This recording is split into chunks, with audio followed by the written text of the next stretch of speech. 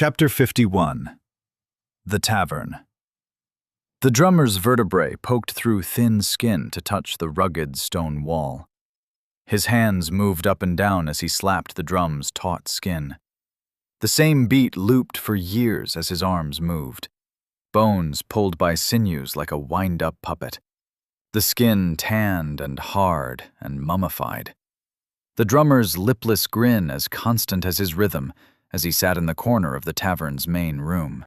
Around him the tavern splayed, and Zoe walked in through the entrance, her eyes widening, roaming, as the dead beat played on and became the pace of her footsteps and the beating of her heart. "Do not dance to the music," Oriz said, as a guitarist slouched on stage to join the drummer.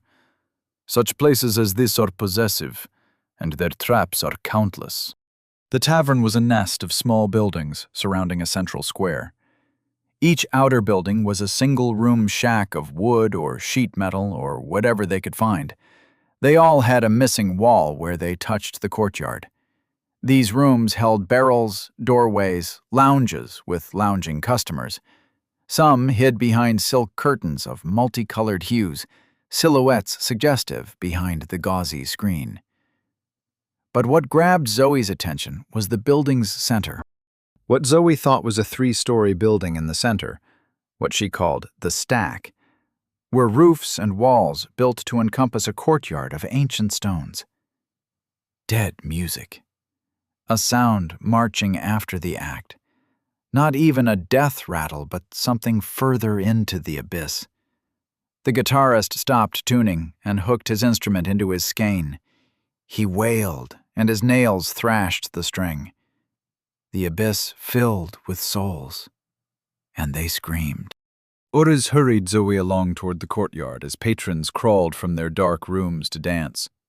All kinds of aliens, mostly humanoid, their skin colors a drab riot, their clothes stained by decades of survival, their eyes gleaming with the softest blue light.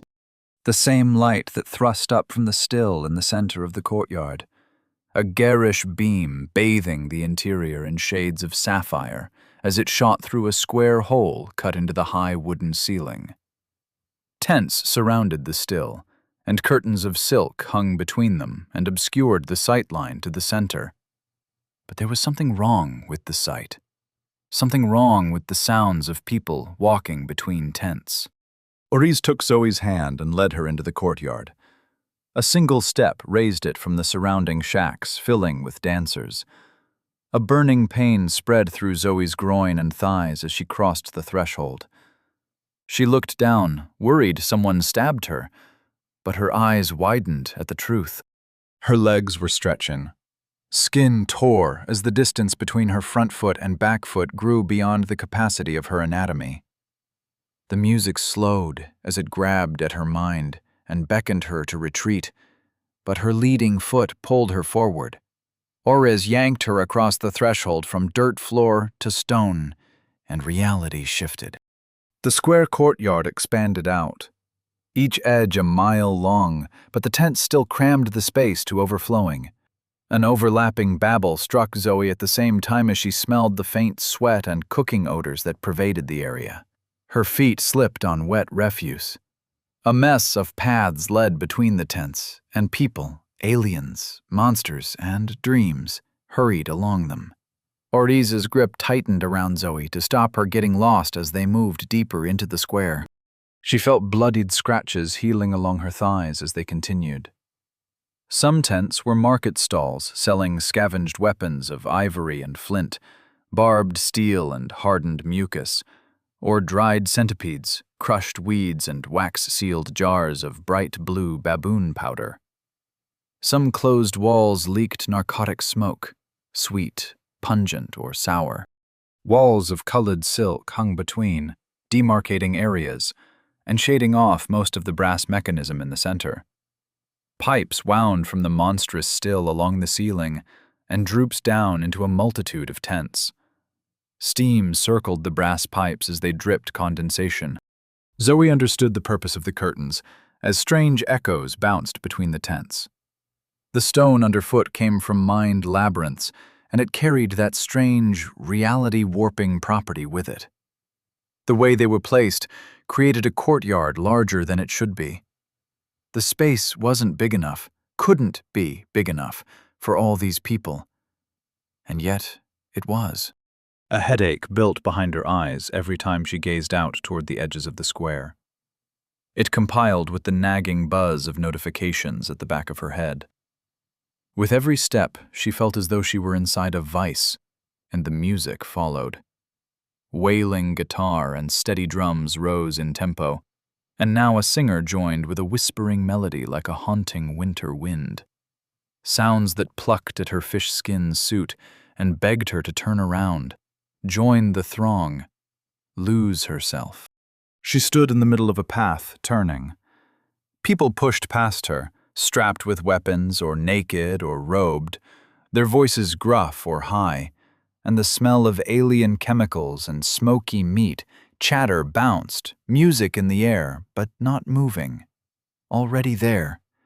She felt reality rising, walls surrounding her, waves rearing, filled with a cacophonous reality. Why couldn't anyone else see it? Bearing down upon her head to the beat of an undead rhythm, she opened her mouth and... Oriz pushed her into a tent. Zoe stumbled and fell onto a pile of soft cushions. The tent was tall, conical, with padded seating surrounding a brass pipe in the center. The pipe led from the ceiling down to about a foot off the ground. It did not seem structural, but the tent hung from it like a water drop from a tap. The brass pipe ended in a nozzle, and a clear fluid beaded from the tip. Prince sat in the room, but she stood when Zoe entered. Before Zoe could react, the green-haired woman wrapped her up in a furry-fingered hug. The salt water smell of her fur filled Zoe's nose. "I'm glad you're alive," Prince said. Me too?" Prince stepped back and looked away as she lit her pipe. When a black cloud dripped to the floor, she turned to Oriz. "Is Trinch here?" "He said he would meet us here." Prince nodded, still not looking at Zoe, and gestured toward the closed tent flap. "Creek is out getting us something to eat." "I don't know how you can eat right now." Prince took a long puff of her pipe and let the smoke dribble down her chin. "In times such as these, the little pleasures are all we have."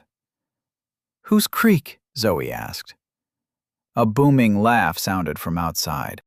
"That's him," Oriz said as she got comfortable on a pillow. "Might as well sit.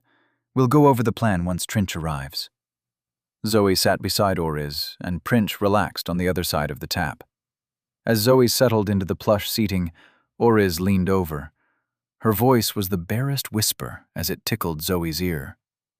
"You are about to see the other reason you shouldn't burn skein." The tent flap burst in, and a man stumbled in ass backwards. His yellow hair buzzed short, his body as emaciated as the mummified drummer whose beat still ransacked Zoe's mind. The new arrival, Crick, appeared the same gray-skinned race as Oriz, but where her skin was smooth and flawless with the youthful promise of a high-level vitality, Crick was covered in sores. Deep, gnarled, puckering pustules coated his skin as though he were a waxen figure sprinkled with coals. He carried a silver tray of delicate pastries and leaned down to hand them out to the ladies. With every movement, his skin stretched, relaxed, and the glowing sores changed. The burning holes in his flesh formed faces, chewing maws, reaching fingers, as though demons born in his skin chewed at him from the inside out. He popped a pastry into his mouth and groaned when he caught Zoe staring at the leaking wound on his cheek. "Oh yes," he said, "high and treacherous are the paths of the warrior. Long is the fall. Beware, ye young'un, beware the shortcut, for you shall find it is just as high and just as treacherous, and the fall is just as long." Zoe took a pastry and looked away. "I'm sorry." And she was. As a doctor, she had seen so much worse, but some part of her had assumed that vitality could cure all, though the twitching scars upon her lips should have been evidence enough. The pastry was buttery, and the filling tasted like Nutella. It was the best thing she could remember eating in years. She licked her fingers and reached up to take another. Crick balanced the platter on his head as he filled brass mugs with the clear fluid from the tap in the center of the tent. Loud snickers crept from him, though his lips didn't move. The laughter came from his wounds. "You were at the labyrinth," Zoe said for something to say, to break the silence she felt crushing down. "You were the third camper. I heard your laugh when I was hiding from you all." "Guilty, guilty," he grinned. "And I suppose you are the one who will get us home?" "Say it louder," Prince hissed. "Why don't we tell everyone?" "Exactly." Crick handed out the brass mugs. "Why don't we tell everyone? I know the big boss of the tavern likes his petty kingdom, but surely, if we can open a way home, shouldn't more come?" "First," Oriz held up a finger, "only those who fell through the Mirabelle dungeon can return with us. And," she said before Crick could interrupt, "Zoe's ability to stabilize the incursion is not infinite. The fewer people we transport, the better chance we have of crossing." Crick shook his mug. "One should never argue sober. A toast to new friends and the burning of dimensions." They clinked their mugs together, and it surprised Zoe to hear Oriz and Prince mutter along to the toast. "To the burning of dimensions." "It's a common enough toast," Prince explained. "You'll understand once you serve the Crimson Armada in war." "You served? I thought the Crimson Armada raided dimensions thousands of years ago." "The war is as wide and constant as the system itself. They grow by consuming each other. Reality is in a constant state of conflict because reality cannot share." Prince refilled her empty mug. "I like to think I would be different if I had that much power, but nobody makes it that far down the path without an appetite for destruction." Zoe sipped the drink. Warmth flowed down from her tongue to her toes, like dipping into a pool of honey. Above her, Crick waved his mug and argued with Oriz. "You're only giving excuses. Everyone in this dimension knows the risks of the path we walk. We should present them with the option and let them decide for themselves. None of you can convince me otherwise." He stood, suddenly incensed. "I'm going to do nothing," Trench growled. The green-furred behemoth stood in the tent. His furry, peaked hair brushed the tall ceiling. Chains rattled as his presence pressed upon them. The tent walls pushed inward. The poles groaned. Zoe couldn't breathe. It was as though her lungs were frozen. Prince and Oriz wheezed, but Crick had it worst of all. His knees wobbled. Burning, smoking blood leaked from his wounds. Spit foamed out the corner of his mouth as his eyes rolled into the back of his head. Trench leaned down close, lice crawling through his smile, and whispered for all to hear. "We will tell nobody, because they are all scum. None are worthy of our favor. None are worthy of freedom. Everyone in this wretched tavern has wronged me. Everyone deserves a long and agonizing demise." He glowered, and the tent creaked on the verge of collapsing. "Except for you four, of course." The tent returned to its original form. Zoe fell over and gasped for air. Her pastry rolled out of her hand and brushed Trench's foot. He glanced down and scooped up the pastry with a chain. It vanished between his crooked gray teeth. Bugs clawed at the food before it even touched his tongue. He swallowed and smiled. "As much as the cook here is a dog-souled bastard. He is good with butter." He clapped his hands and smiled, though it did nothing for the tension in the room. At his feet, Crick sobbed. "Now, shall we discuss my plan?" Chapter 52. The Plan and the Plan. Trench luxuriated on a pile of cushions, taking up a whole side of the tent to himself. He couldn't stop smiling as he explained his plan. The tavern's boss, Miserable Henry, keeps the fragment in a locked underground vault. It is one of 7 other fragments, all taken from adventurers who fell from other dungeons. He collects them. This vault is located directly under the still, and the only way to access the vault is to climb down through the still. That makes no sense, Zoe said. Why do we have to climb through the still? The fragments power the still, and they're the source of the blue beam emitted by the pressure release valve. We need to shut down the still to safely move through it. Oriz shook her head. Even if it's shut down, the residual vapors and heat will be deadly for Zoe. That's why I'm here, Prince said as she handed out a set of uniforms that looked like baggy gray hazmat suits. I got some uniforms from the maintenance crew. How did you do that? Prince batted her eyelashes. I'm a master of seduction. Zoe couldn't help laughing. Trinch continued. How is not important, but since we have the suits, we can get past the guard. But to get into the vault, we need the key. Only the guard has the key. Oriz, you'll take care of that. Oriz's gray skin paled. I don't kill. Chains clinked as Trinch dismissed her objection with a wave of his massive hand. Killing anybody will bring the attention of the whole tavern down upon us. No. Yeah, Miserable Henry, that miserable bastard, completed his circle of detection. Crick nodded as a silence permeated the others. He ignored Zoe's confused expression as he spoke up, a sob still straining his voice. I saw them complete the circle. It's more of a spiral, at least 7 phases, if not 8. It can't be 8! Who has more time to waste on projects than those damned to purgatory? Crike said.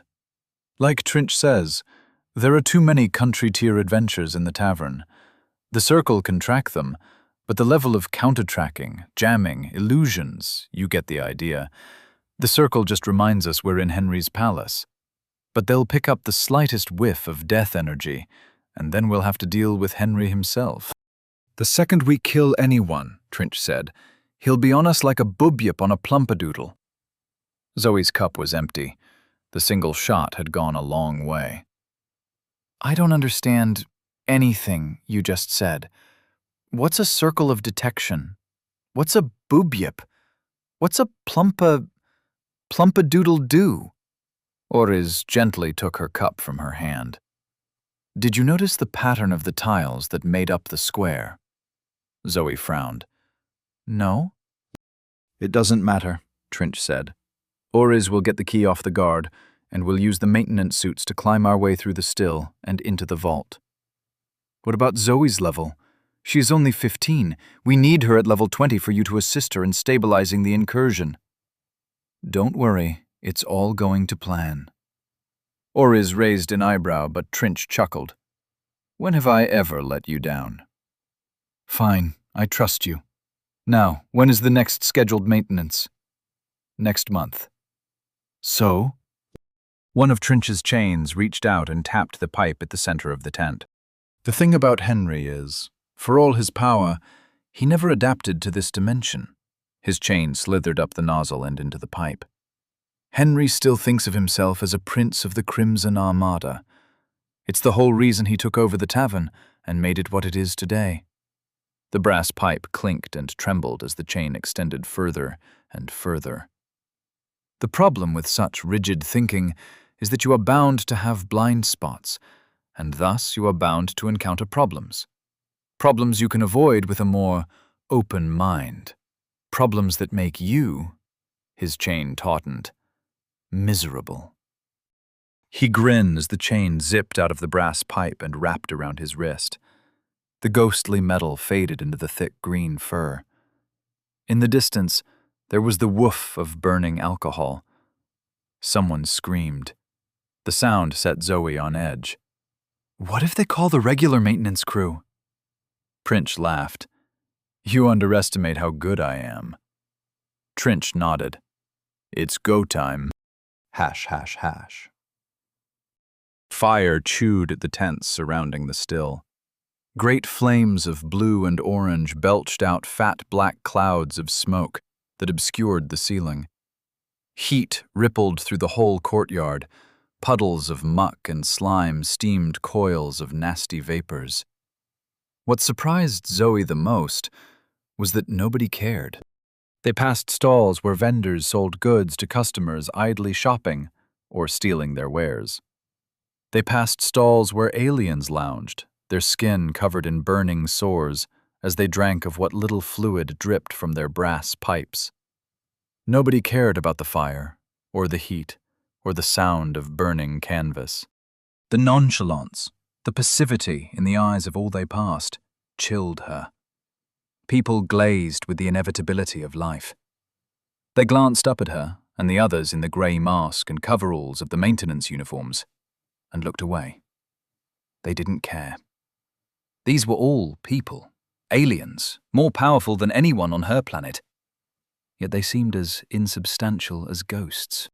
When Zoe worked in the hospital, she had seen people die. She had seen beds of patients waiting for the weekend and knowing they wouldn't see Friday. There is a taste to the air in the back of the throat, something felt when surrounded by... Apathy is not the word, but it is a pale shadow, a cousin of that more morbid finality.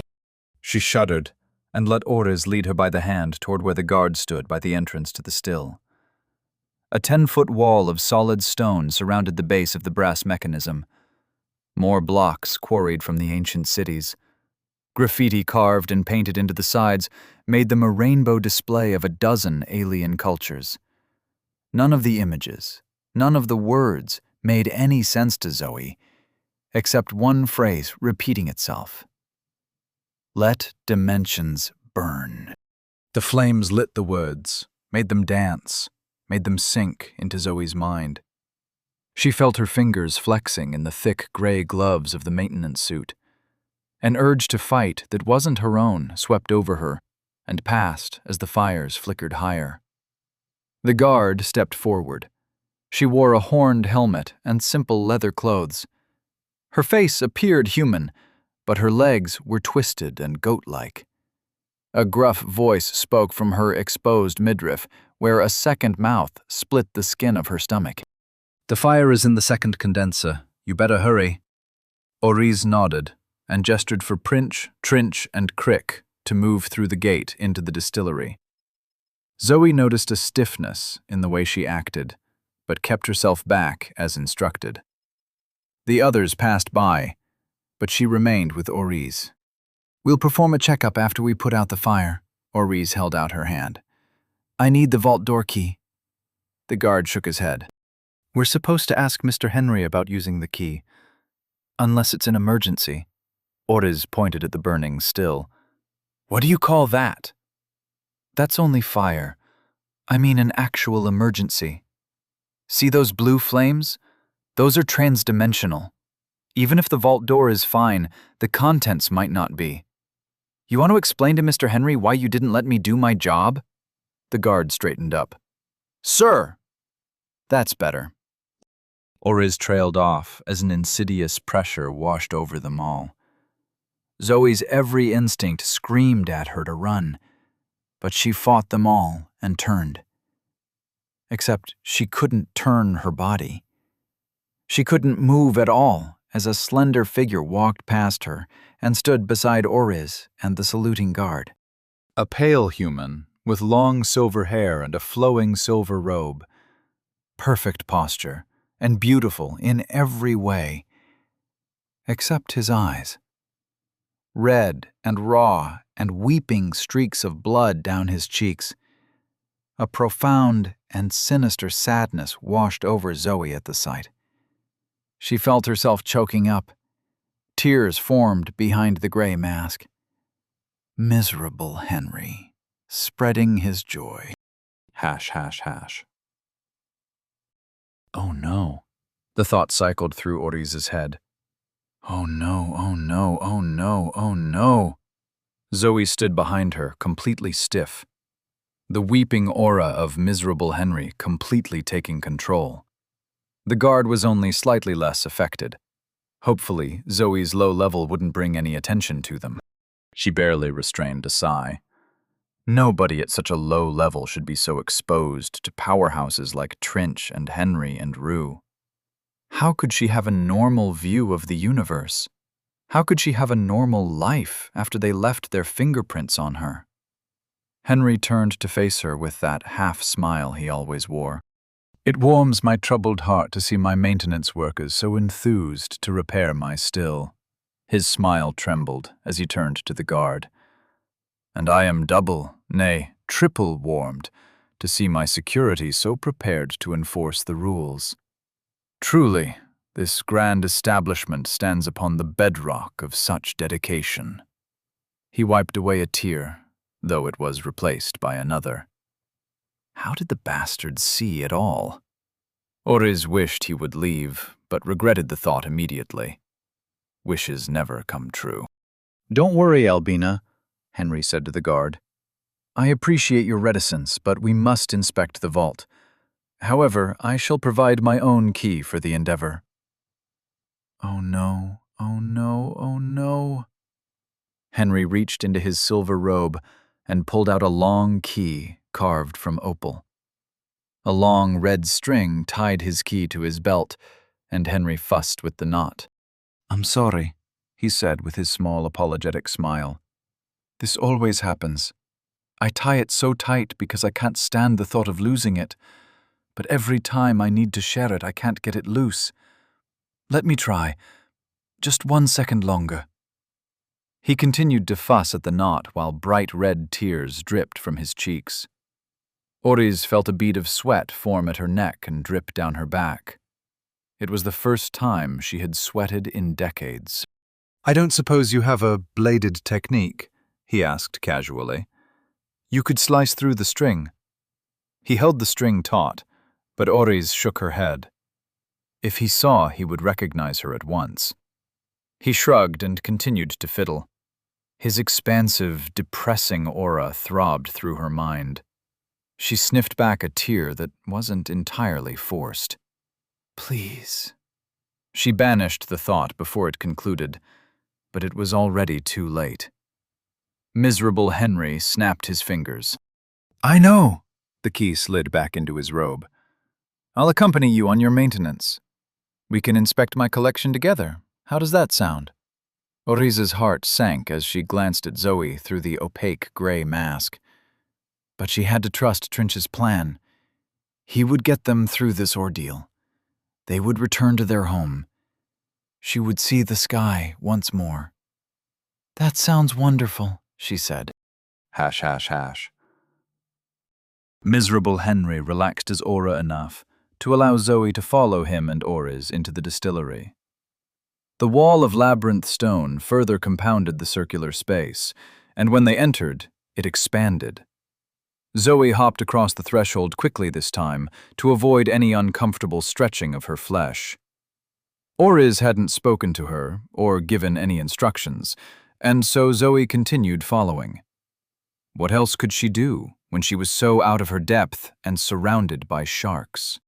They passed large vats of fermenting mash as they approached a monstrous thing of brass, all wheels and chambers and pipes. Several pots boiled at once, each a chamber as large as any tent beyond the wall, and all the evaporating vapors passed through pipes toward a single tower. Windows into the brass tower showed the ominous blue glow. From a distance, as a beacon, it had been welcoming. Now, Zoe saw only the glint of light upon a surgeon's blade. She wanted to be anywhere but here. But she followed Oriz, who followed miserable Henry. On the other side of the still, the others used hoses to put out the fire. Trinch, ridiculous in his gray suit, stiffened at the sight of Henry, but when he approached after the fire was out, he simply waved. "Hello, sir," Trinch disguised his voice. "We were about to begin the inspection and make sure the fire damaged nothing else." "Wonderful." Miserable Henry's smile trembled as he wept. "Let's start with the vault." Chapter 53. Impending Doom. There was no tension in the air, no feeling of bloodlust, no sense of death. A pure absence of aura as Miserable Henry led Trinch, Oriz, Princh, and Crick through the distillery. Nobody let slip an inch of willpower. Nobody let their dexterity play with things as they passed. There was no sign of insight scanning, no trace of might. Even vitality, the purest expression of life, was gone. They walked like ghosts, and Zoe trailed behind, filled with a sense of impending doom. She did her best to keep her skein under control, but every step felt as though she were going to burst open. Why was this charade even going on? She knew Miserable Henry knew they were imposters, but he said nothing. The ruse was done before it began, but nobody addressed this. Did the others truly believe they were getting away with this? She felt sick to her stomach. At any second, the entire plan would collapse. Miserable Henry pointed out various new components of the still and mumbled self-deprecating jokes as they approached the still's main pot. Couldn't run this place without the help of such fine employees as yourselves. I wouldn't even have a reason to live. He sobbed out a light laugh as bloody tears dripped from his chin. Might as well jump out a window if I have to run this place on my own. No, nobody is as important to me as people like you. They reached the main pot, a large spherical chamber of dimpled brass that could house an elephant. Sticky green mash spattered the stone block floor. The mess gave Zoe a shudder. The grains looked like pellets of spinach. They smelled like sour cherries and allspice. Nothing like the nectar that dripped into the tents. What exactly had Zoe drunk? At first, she thought it was alcohol. And though there had been subtle drunkenness in the tent, all such feelings had passed. Now she floated like a balloon behind her body, knowing that at any second Miserable Henry would turn around and snip that tether and send her floating away into the abyss. Cold sweat pooled in the gray boots of her suit. She couldn't figure out why this kept going. Was this some sick joke between him and Trinch? Some kind of game? Miserable Henry turned around and faced her. His bloodshot eyes bored into hers, even through the opaque gray mask. She barely suppressed a scream. He stepped close to her. His silver robe flowed down from his shoulders, and he extended a voluminous sleeve. A pale, slender figure pointed at Zoe. That finger contained judgment, the end of worlds. A groaning pressure squeezed her bones, but this was no aura. It was her own pure fear leaking from her pores. She closed her eyes and waited for death. "You," he said. "Open the chute and drain the pot." Zoe dared to open her eyes. Maybe they had convinced him otherwise? Tears dripped down his face as he watched her, and she hurried to obey. He pointed at various wheels, at levers, and she hurried to obey. Nobody else moved to help her. Nobody said a word. Only the ungainly squelching of the strange gray material as she hurried back and forth across the damp floor. At last, the pipe beside her glowed with heat as the hot mash poured down through a grate in the floor. It seemed like florid vomit as it vanished into the depths below. Zoe watched it vanish with a strange sympathy. How many times now had she fallen through the void to some strange destination? A sudden smile tugged her lips. She was about to do it all again. Steam billowed from the open still door. Miserable Henry beckoned with a small, sad smile. "Please, after you." Oriz led, stiff-backed, and Trinch followed. The green-haired behemoth climbed up into the doorway. It was barely large enough to accommodate him. The gray suit stretched and strained to cover his muscular body.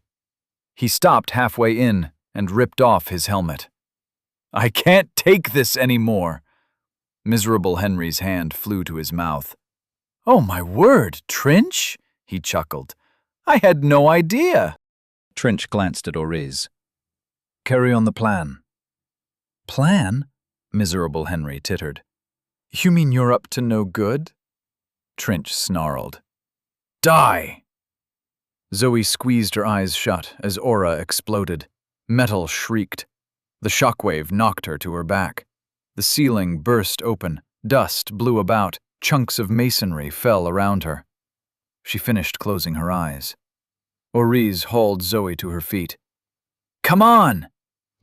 Zoe stumbled on her feet. Bruises bloomed across every inch of her body. She felt blood leaking from her ears, her eyes, tasted it in the back of her throat. It had happened so fast. Her ears rang, her bones ached with a dozen microfractures. She almost collapsed just from the effort of standing. She looked about. Miserable Henry and Trinch were gone. So was the ceiling. And most of the still. The colossal brass contraption lay wrecked, torn in places as though it were taffy. New fires sprung up in all the colors of the rainbow. People screamed in the distance, but the sound was muted. She heard again the drummer's insistent beat. Death hung close. Not even the bright blue beam survived the clash between Trinch and miserable Henry. Some parts of the still throbbed garish blue, but without the brilliant beam, the tavern seemed drab and unreal. Zoe looked at her fingers. Was any of this real? She could be asleep right now, on the flight across the Pacific, preparing to confront Ben in Australia.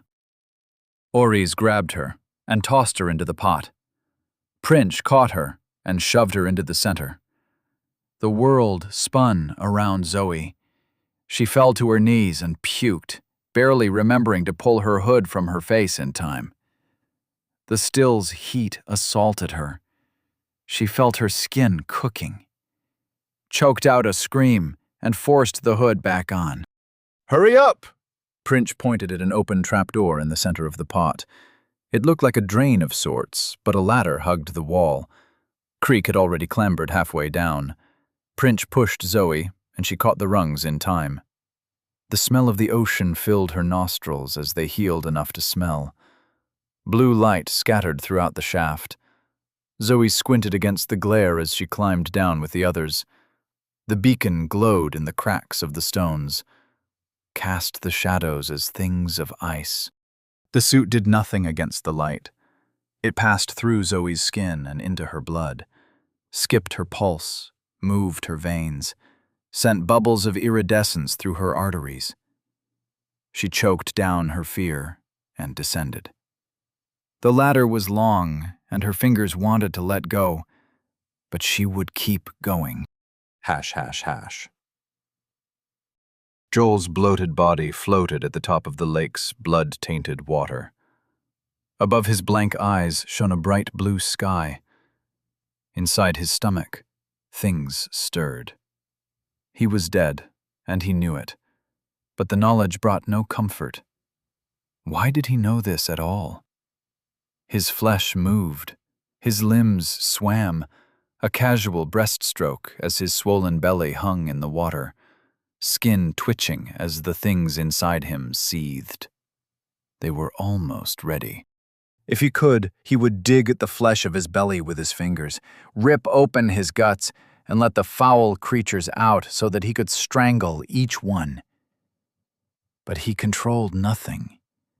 Whatever foul liquid the thing that was Cassie, pumped down his throat, had taken his flesh from him, turned him into an agent of whatever destructive alien force now possessed Cassie. Cassie's body. She was just as dead as him, doomed by an unlucky strike, unable to incorporate an element, unable to engage with the new reality forced upon them. She could have chosen an element on the plane, but he insisted she wait. Everything had been so strange. It had been so unreal. Anything could have happened if she chose an element. If she incorporated essence into her body. He couldn't have known what it really meant. The others were crazy for performing such an action when they had no information. Reckless fools. It was their fault, not his. How could he have known she would have survived if she had essence inside her? He couldn't have. It couldn't be his fault. It wasn't his fault. But she was still dead. His body swam between the spired rooftops of submerged houses. A mirrored yacht cut through the water and steered around him, just as the marching dead under the bloody water ignored him. What greater sign that evil possessed him than to see the forces of the dungeon treat him as one of their own? He would have sighed if he controlled his mouth. Instead, only a feeling of puppet-like horror as his body climbed through an open window and into the attic of a house. An inch of water connected the floor. Whatever the original occupants stored in here, books, furniture, food, whatever, was long rotted. A trap door led from the attic down into the house. The hinges were rusted apart, the door long rotten and gone. Through the square in the hole, a dark house lived underwater. The sight made Joel shudder, if he could have shuddered. As it was, his body crawled into the corner and gripped the walls. His fingers dug into the soft wood. Fingernails split, and splinters pierced his tender flesh.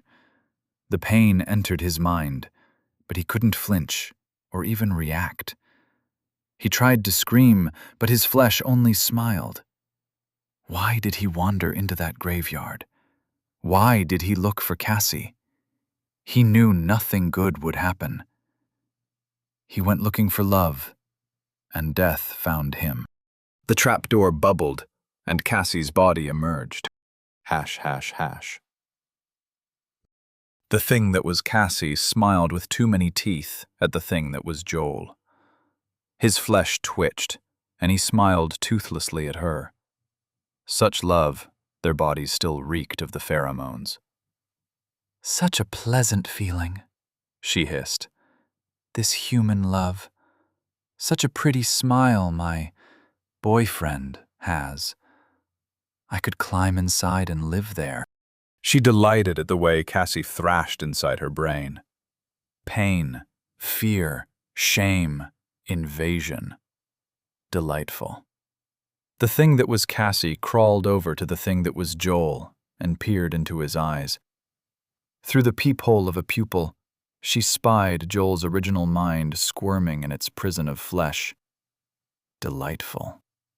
Yet its pain was so minor. Splinters, humiliation, possession. So minor. They would fix that. Cassie and Joel would suffer such agonies when they emerged from the dungeon. This flesh would enter battle, and all that entailed.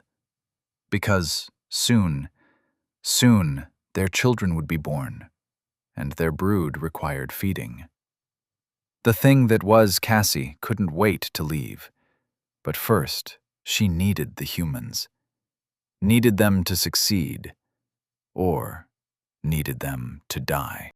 Their petty fate meant nothing, just as the thoughts of a key mean nothing to the holder. She knew all this, with the deep knowledge of her origin. The black, grasping ichor smeared between dimensions. She felt the connection, deep in her guts, a fleshy tube that led from her navel to the edge of reality and beyond. Soon, the humans would die, and the dungeon gate would reset, and she could exit. Cassie's brain held images of a world of people. So many vessels. And how many must have felt fear when the system arrived? So many who said no, and now waited for her. She needed the reunion, craved it with every fiber of the body she wore. She would start with the town that Cassie saw from the plane, the one aflame in the middle of the sky. In the memories of Cassie's brain, a golden barrier surrounded the town. This safe zone kept it free of monsters, kept it free of people. The true people. Like the thing that was Cassie and the thing that was Joel. But she knew, with a deep knowledge of what she was, the safe zone would fall. The divide between civilization and the wild would fall, and she would step across that threshold with her brood in tow. Mother and children. Together they would feed. Chapter 54. The Vault. Zoe reached the small, stone-lined chamber at the bottom of the ladder. Creek stood there already. 3 of the walls were blue-veined stone, but the 4th was a wheeled vault door taller than even Trinch. A small keyhole locked the wheel mechanism in place. Above them, the chute extended for 300 feet. The square of light at the top dimpled as guards poked their heads into the hole. A spear rushed down without warning, black streak of metal seeking blood. Ores cut it from the air with a swipe of a grass blade that grew from her hand. She leaned a foot against the far wall of the chute, almost doing the splits as she pulled out a key with her free hand. Miserable Henry's opalescent key that she had cut from his cord the moment before Trinch tackled him out of the still. She tossed the key down as the halved spear clattered against the wall and fell. "Open the door!" she cried. The opal key flashed in the blue light as it fell. Crick caught it in a gloved hand with a booming laugh. He hurried and inserted the key into the lock as Ores cut down another spear. The key turned. Tumblers clicked with a resounding thump that Zoe felt deep within the metaphor of her body. And then they clicked again. Backward. Crick shrieked as opalescent light flashed from the keyhole. The lock spat the key onto the ground. Zoe dove for it, but wasn't fast enough. It clattered upon the stone before she scooped it up. She needn't have bothered. A deep crack ran down the length of the once flawless gem, but this had happened before it struck the ground. Crike tore off his hood and gloves. Red-laced steam billowed up from his festering skin. Bloody tears flowed from his eyes like a horrible caricature of miserable Henry. "It burns," he sobbed. "I can't turn the key. My skein." Zoe didn't know what to say. She felt the key in her hand, heavy as anything she had carried, like a piece of a mountain. But there was no strain in her muscles. The key let her lift it from the floor, but would it let her unlock the door? She felt locked in a prison of fate. The world closed in, walls of reality, ripples full of stone and allies, choices spiraling down a drain of nothingness. All paths led to death, and some were faster. Princh landed amongst them. She had stripped the suit and stood in her green-furred glory. Lapis lazuli pipe clamped between her teeth, and black smoke dribbled down. "Let me see the key," she said. Zoe placed it into her hand and breathed easier. Princh turned it, inspecting, and ran a furry finger down the length of the crack. She spat a glob of black phlegm toward the corner as the splinters of a spear rained down around them. "The key looks like it stores skein, but it steals it," she explained. "You didn't have enough, Craig." Shame filled Creek's eyes.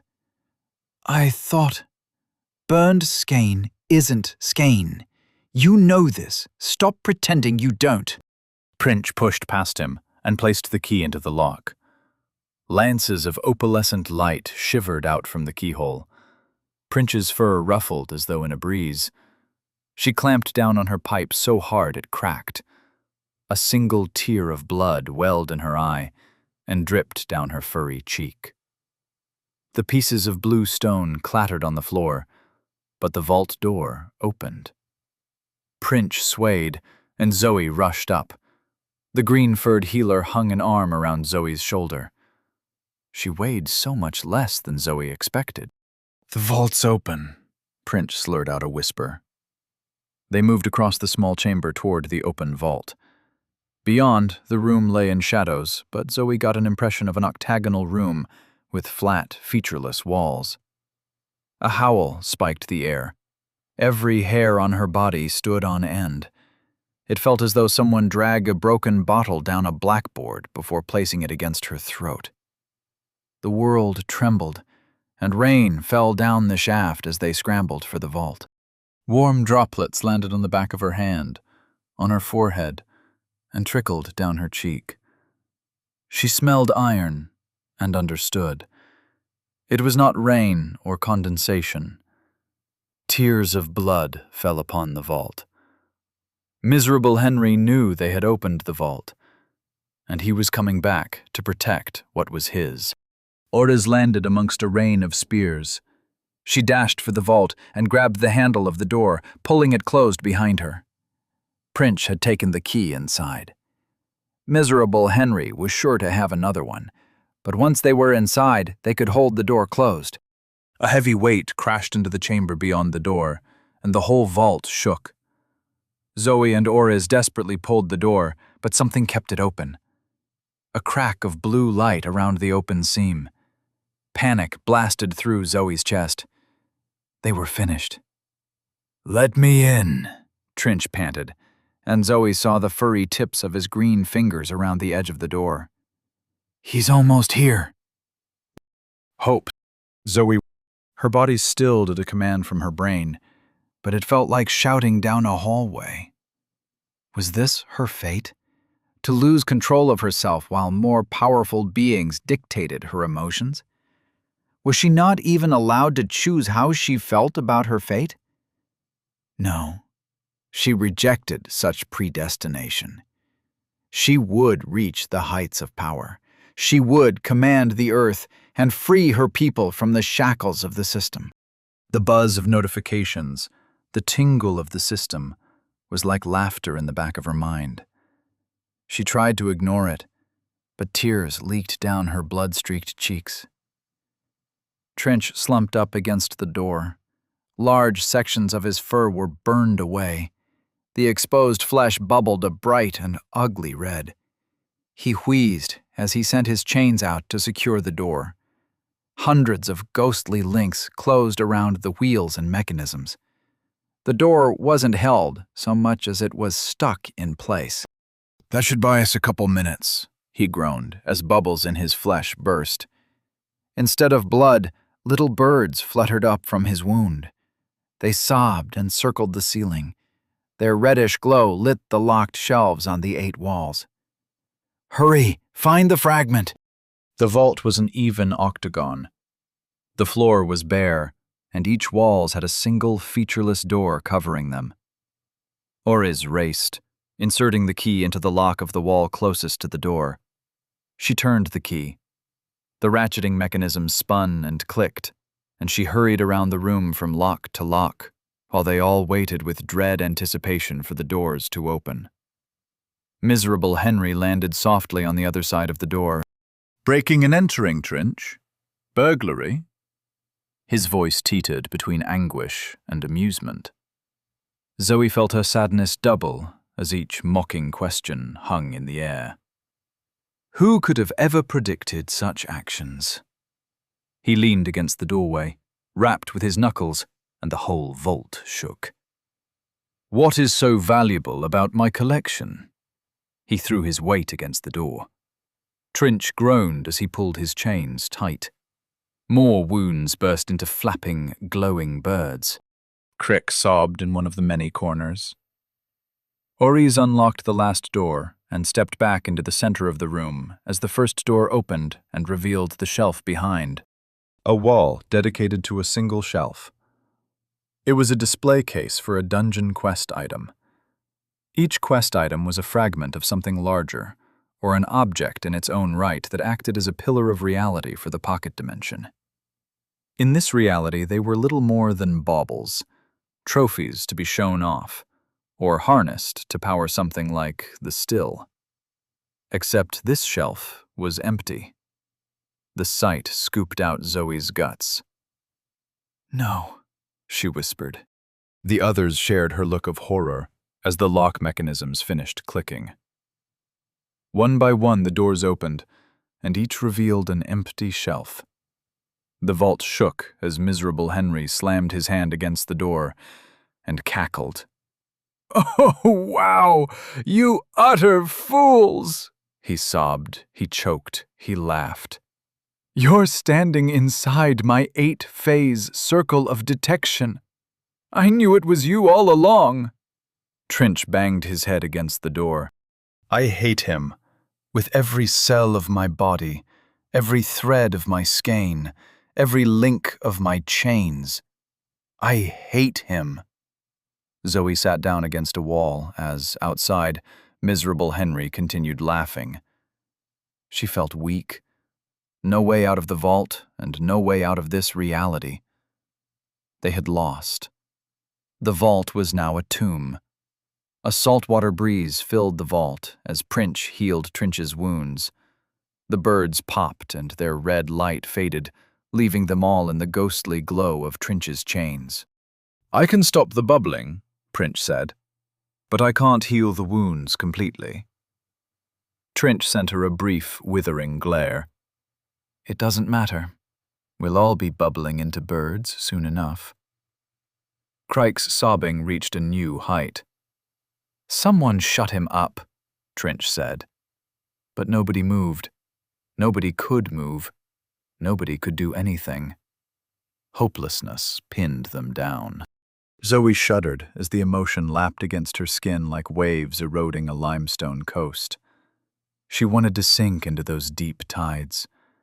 She saw the same desire echoed in the faces of the others. Creek had already surrendered. The others were close. Why shouldn't she? Why should she? The voice in her mind was small. It trembled, high-pitched, young, afraid. And underneath it, the baying of hounds in the woods. Why should she surrender? The hopelessness was deep, but it had no answer, and so she stood.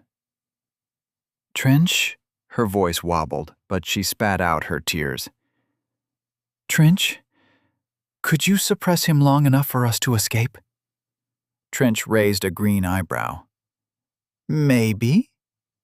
"Zoe," Oriz said, "Miserable Henry has many followers, many customers addicted to his products.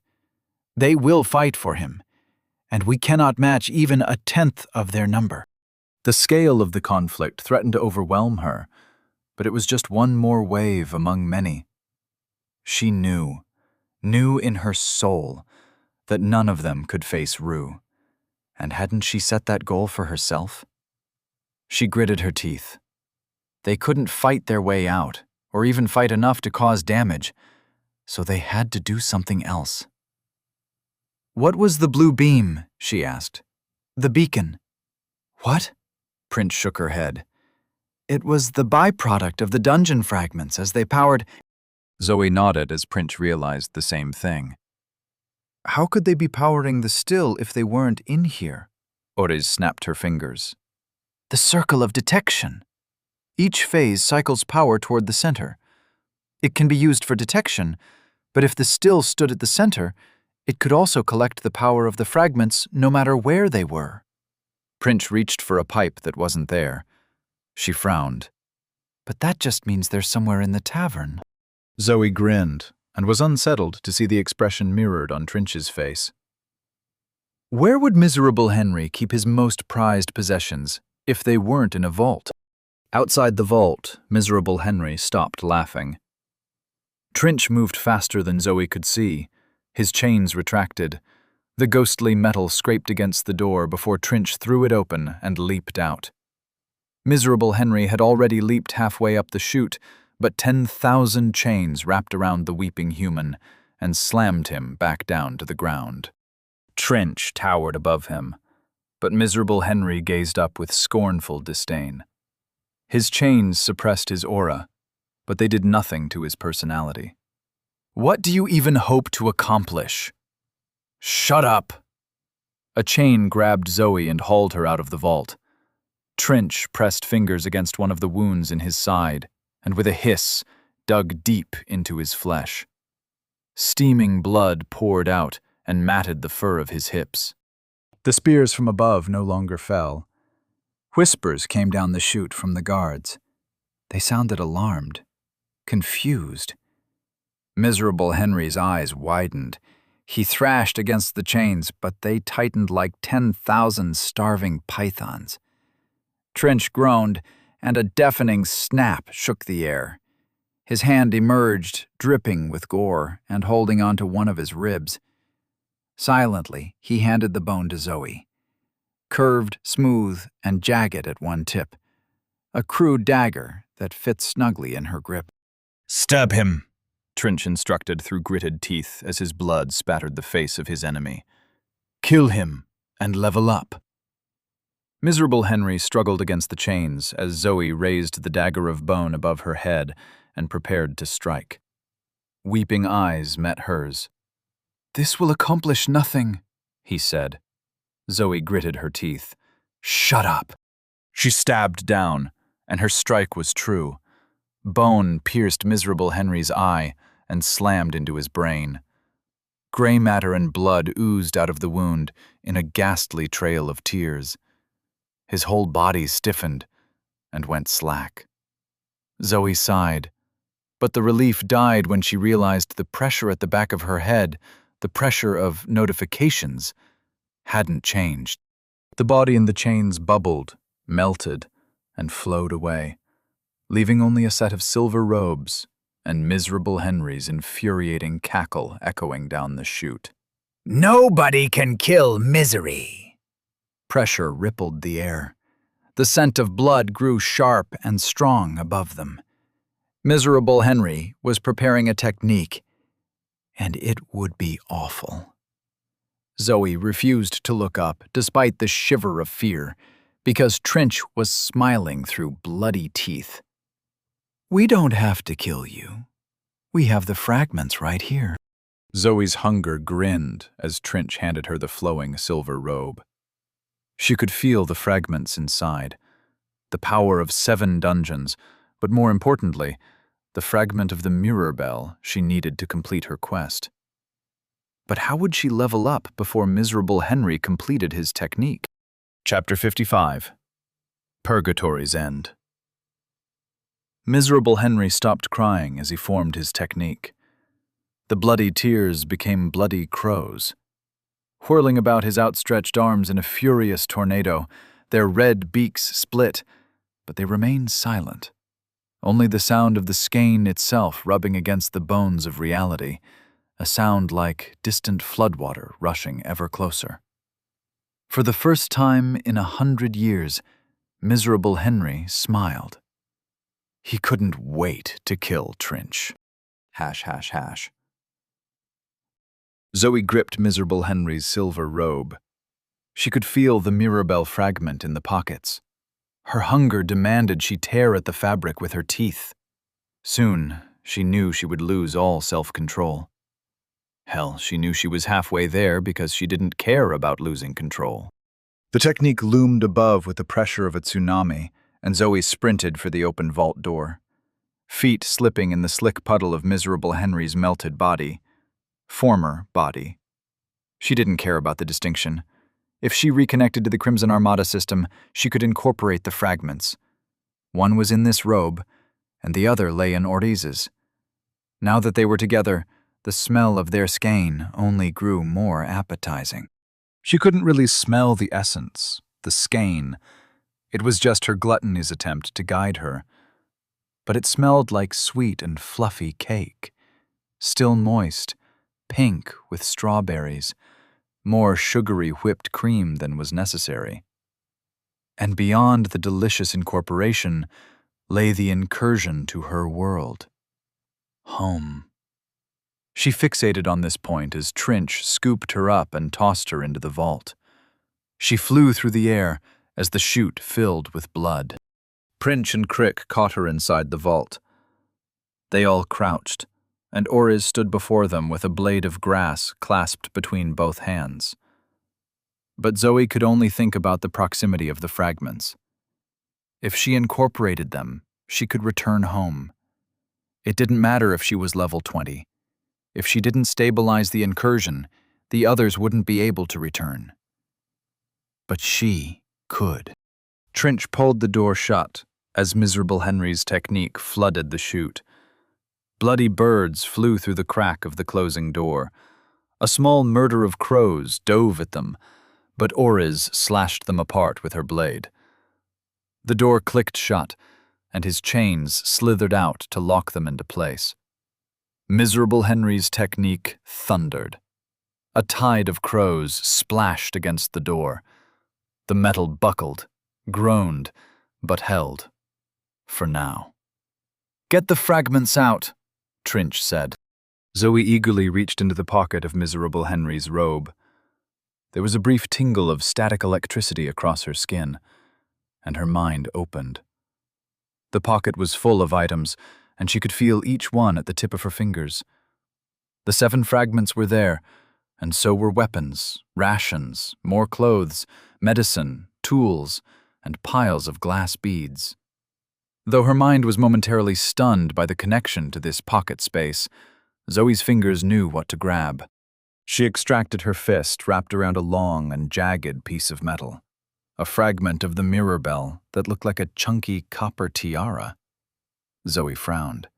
"This looks the same as the fragment I already incorporated." "Of course it does," Oriz said distractedly. "It's the first fragment of the dungeon. Every time someone enters the dungeon, the quest resets and more fragments are created. It's a drain on the system, but—" "Trinch?" The effort of propping up the door strained Trinch's voice. "Yes?" How will she level up? The question left a coldness in the dark, blood-spattered room. Beyond the door, the technique faded away. Silence reigned. "You think that's all I have?" Miserable Henry called out. "Get ready for another blast, you fools." Skane trembled as Miserable Henry prepared his technique once more. Inside the vault, nobody said anything. Trinch smiled and eased himself away from the door. His chains still held it close, but they were not as taut. "I didn't think it would come to this," he said. "But I hoped." Oriz leaped for him. Her blade swung out for his throat. Razor grass snipped Trinch's fur and touched his skin. But chains rattled, and in an instant, Trinch bound them all. Zoe couldn't even struggle. Her body and her chains were wrapped up like a fly in a spider's larder. She still gripped Miserable Henry's robe in one hand and Trinch's bone in the other. Chains wrapped around her hands and kept them closed. Trinch crouched in the center of the room. Blood poured from the wound in his side. Bugs crawled through his grin as he lifted Zoe with his chains and guided her over to Crick. "Crick will provide the levels you need." His voice shuddered with glee. Zoe shook her head. "No." Sick emptiness filled her. "I can't. I'm a doctor. I can't kill him." "You killed Miserable Henry easy enough." No, she didn't kill him. But she tried. The bone dripped blood, but still, it nestled in her grip, waiting to be used again. Crike sobbed as Trinch's chains brought him within reach of Zoe. Chains lifted Zoe's arm. Her eyes widened. She strained against the chains, tearing her muscles, cracking her bones with the effort of her enhanced body. The chains held her firm. "No!" Zoe cried out. "Stop this!" Trinch's grin faded. "Crick failed to hold off the dungeon boss. He got us stuck in this dimension. It's his fault. He deserves to die." "That's not what happened," Oriz shouted. "Stop this!" "We can escape," Trinch said. "We can fight them. There's another way." Trinch snarled, and chains wrapped around their mouths. Zoe thrashed. "I won't let you use me." "You?" Trinch spat out a bug. "You are nothing but a tool." His chains lifted her arm as they exposed Crike's throat. He brought her arm down in a familiar swing. She activated her willpower. She reached out to the system, but it was not there. The muted static remained, the buzz of notifications, but she could not reach them. Trinch smiled. "Tools do not decide their fate." And he brought her hand down, and with it the jagged bone, and stabbed Crike's jugular. Blood welled, bubbled, flowed as Crike's eyes rolled into the back of his head. Trinch's chains released him, and he fell to the floor. "It's quite ingenious," Trinch said.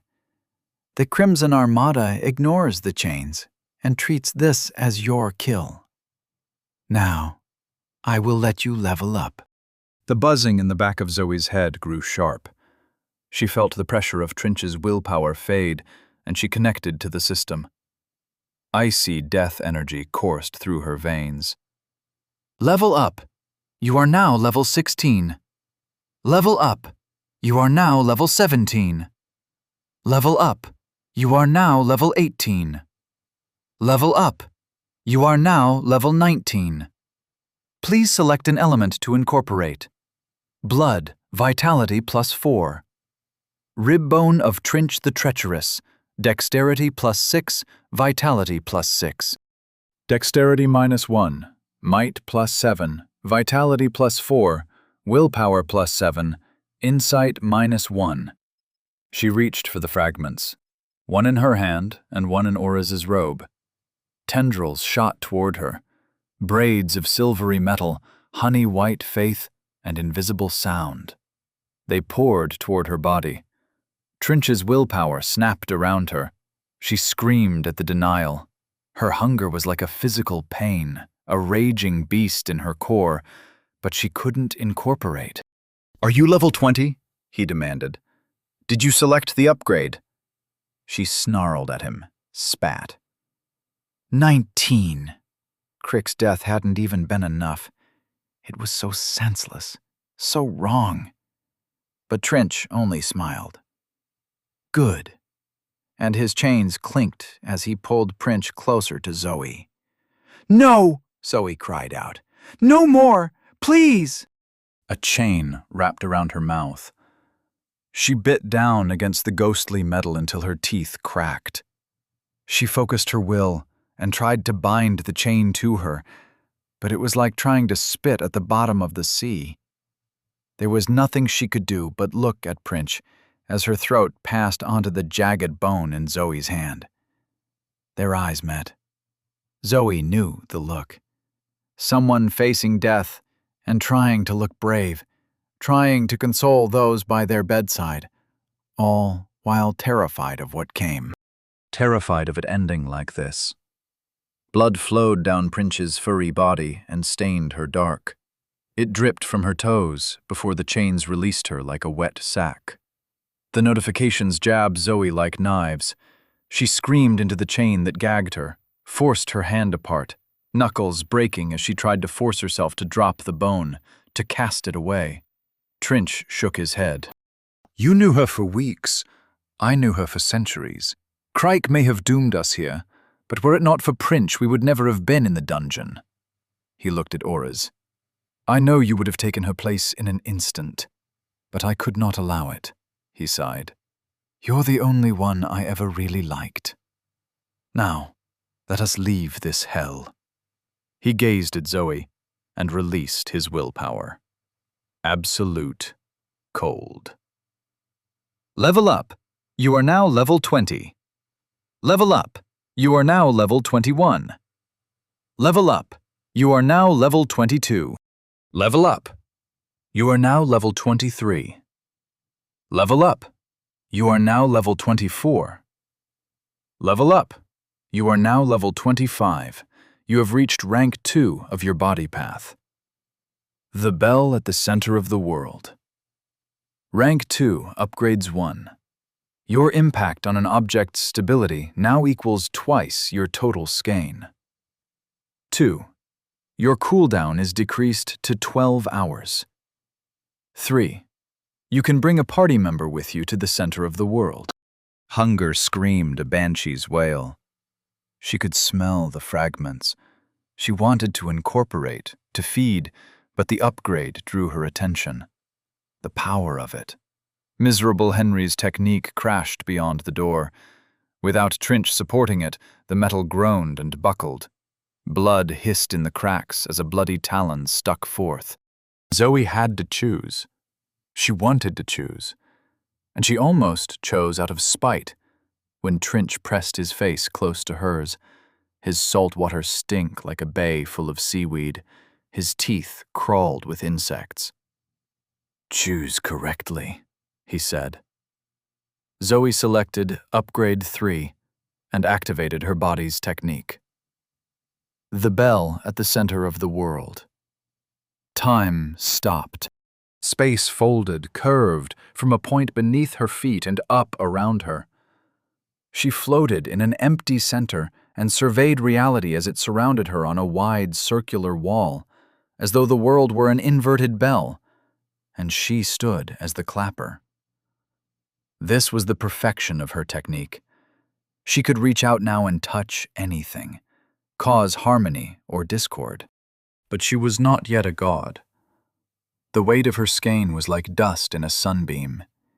She needed more. With a thought, she reached for Trinch and brought him into the center with her. He gazed for a moment at the technique before nodding to her. "Now you may feed." She reached for the fragments, and they reached for her. In an instant, she devoured them. It was not enough. She needed more. But the world split, pulsed. A gash of garish light glared at them, screaming in color. Trinch leaned back with a mighty fist. With all of his skein, he slammed Zoe's technique into the incursion. The walls of reality vanished. They stood once more in the vault, and before them the incursion rippled, stilled, and hung open in the air. Trinch and Oriz stared, weeping. But Zoe couldn't think. She reached out for the metal door. Hunger consumed her, and she consumed in turn. The door split into 1,000 fragments that swam like snakes through the air toward her outstretched arms. It wouldn't be enough. Not even the world would be enough for her hunger. Metal poured into her, and the door disintegrated. Bloody crows flooded the vault, swept up the three of them, and poured into the incursion. Hash, hash, hash. They fell through rainbow space. Pink and blue skies pressed together, and Zoe skipped between them like ice on a hot stove. Light passed through her in a sensation like growing crystals, and she passed through light. A feeling of rising. Smell of refracting droplets arcing through the air. Pulled up against gravity. No darkness in sight, not even when she closed her eyes. She had no eyes to close. Where were the others? No sight, no memory of sight. Only color, and the pressure of speed, of movement, faster, racing toward a pinprick at the end of a tunnel without walls, like a bullet aimed at God until... She sat in an uncomfortable chair in a dusty office. Across a desk from her sat a man she had never seen. He dipped a wide-brimmed white hat and smiled with teeth of gold. "Hello," he said. "Terribly sorry to stop you on your way back to your beloved home, but I believe it's time we had a little chinwag." He glanced at a piece of paper on his desk. "You are Zoe Chambers, correct?" Zoe blinked and nodded. "Wonderful." He reached a manicured hand across the desk. "I am the gambler. It is a pleasure to make your acquaintance." Chapter 56. Importance of a Drink. Zoe blinked and looked at the outstretched hand. She shook it, his slender fingers dry in hers, a sure grip, strong but not oppressive. But she never moved her hand to take it, and this puzzled her. She slapped it away before it ever touched her. The contact felt bizarrely mundane compared to the conflict haunting her recent memory. The gambler only smiled. She ran away from the desk. As the gambler leaned over her shoulder with a pitcher to pour her a glass of water, apologizing about the dust, while bourbon flowed from the crystal decanter. The office was her office in L.A. before Ben defiled it. The office where she spoke to a kind university administrator about which internship she should use. Familiar dust in the air taking her back all these years. She had never seen this office before. Blood trickled down her nose. She swooned. Something came to her attention like a tugging on her shirt. Pain. Unimaginable levels of... She sat in the chair opposite the gambler. He leaned his chin on his fist and gazed at her. Her nose no longer bled. The blood was gone. Her nose never bled. The gambler smiled like a doctor at the bedside. How many probable futures do you usually occupy at once? Zoe didn't respond. She still felt it in her skin. The pressure of a handshake combined with the stinging slap of her knuckles against his wrist. Her hand trembled as those sensations squirmed. Her eyes widened. Her other hand held a glass of bourbon with 2 ice cubes. The cubes crinkled when she glanced at them, as though they were just then placed in the glass. "I know you understand me," he said. "Please, take a sip. Refresh yourself. We have more than enough time." Zoe blinked, looked around the room. The walls showed various photos of this same man shaking hands with people she didn't know. His grin grew progressively more golden in each photo. She tried to speak, but her parched throat choked her words.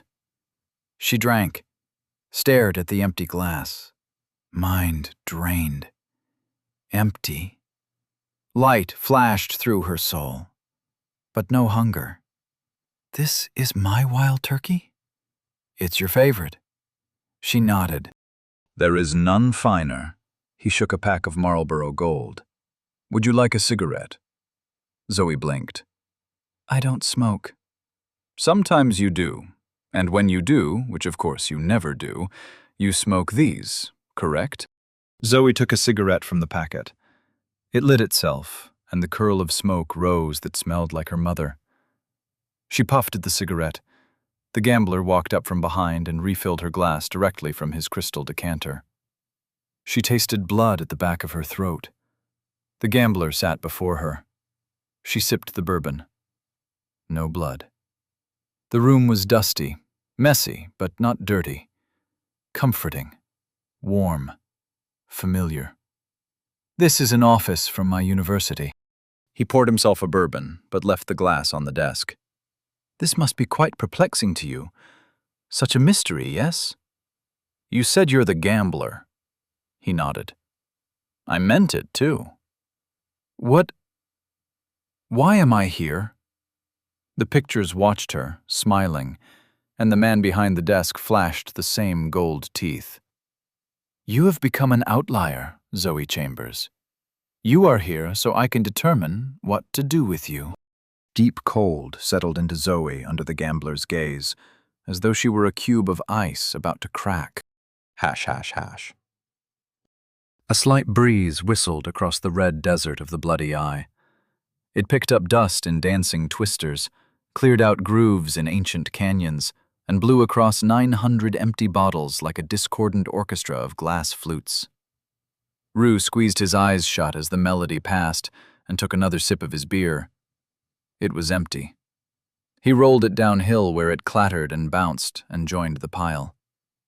You know what I don't get?" he asked Esme. She shook her head stiffly and finished her beer. Her bottle rolled down to clink against the others. Rue handed her a fresh brew. "What?" she slurred. "Why?" Rue gestured up at the remade earth and the stars beyond. "Why are we here?" "This planet?" she shrugged. "You want to die in a sad, unnecessary battle?" "No, I meant here in this universe." "Oh, then just to die." "That's bleak." Esme nodded, stiffly, and drank. The beer sank into the shadows of her body. Though they were deep, they were not bottomless. "Yeah," she said. Rue nodded and drank. He swallowed and gave the bottle an appreciative glance. His handwritten label marked it as a batch bottled almost a year ago. "This ale is pretty good." Esme nodded. "Do you think—" Rue sniffed the bottle. "Does beer get better as it ages? I know it does, I mean, like wine, right? But how do I know if it's getting better or spoiling?" He gazed up at Earth. I have a wild idea. Would it be wrong to pull up a brewer and ask them? Esme finished her beer and extended an empty hand for another. Define wrong, Rue laughed. Yeah. He handed Esme another beer and set down his own.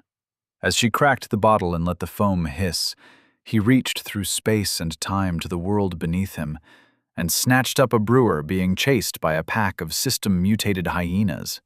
The fat, middle-aged man stumbled onto the red ground, eyes wide. His scream died off as he looked around. He brandished a machete taped to a broom handle. Sarah? He looked around.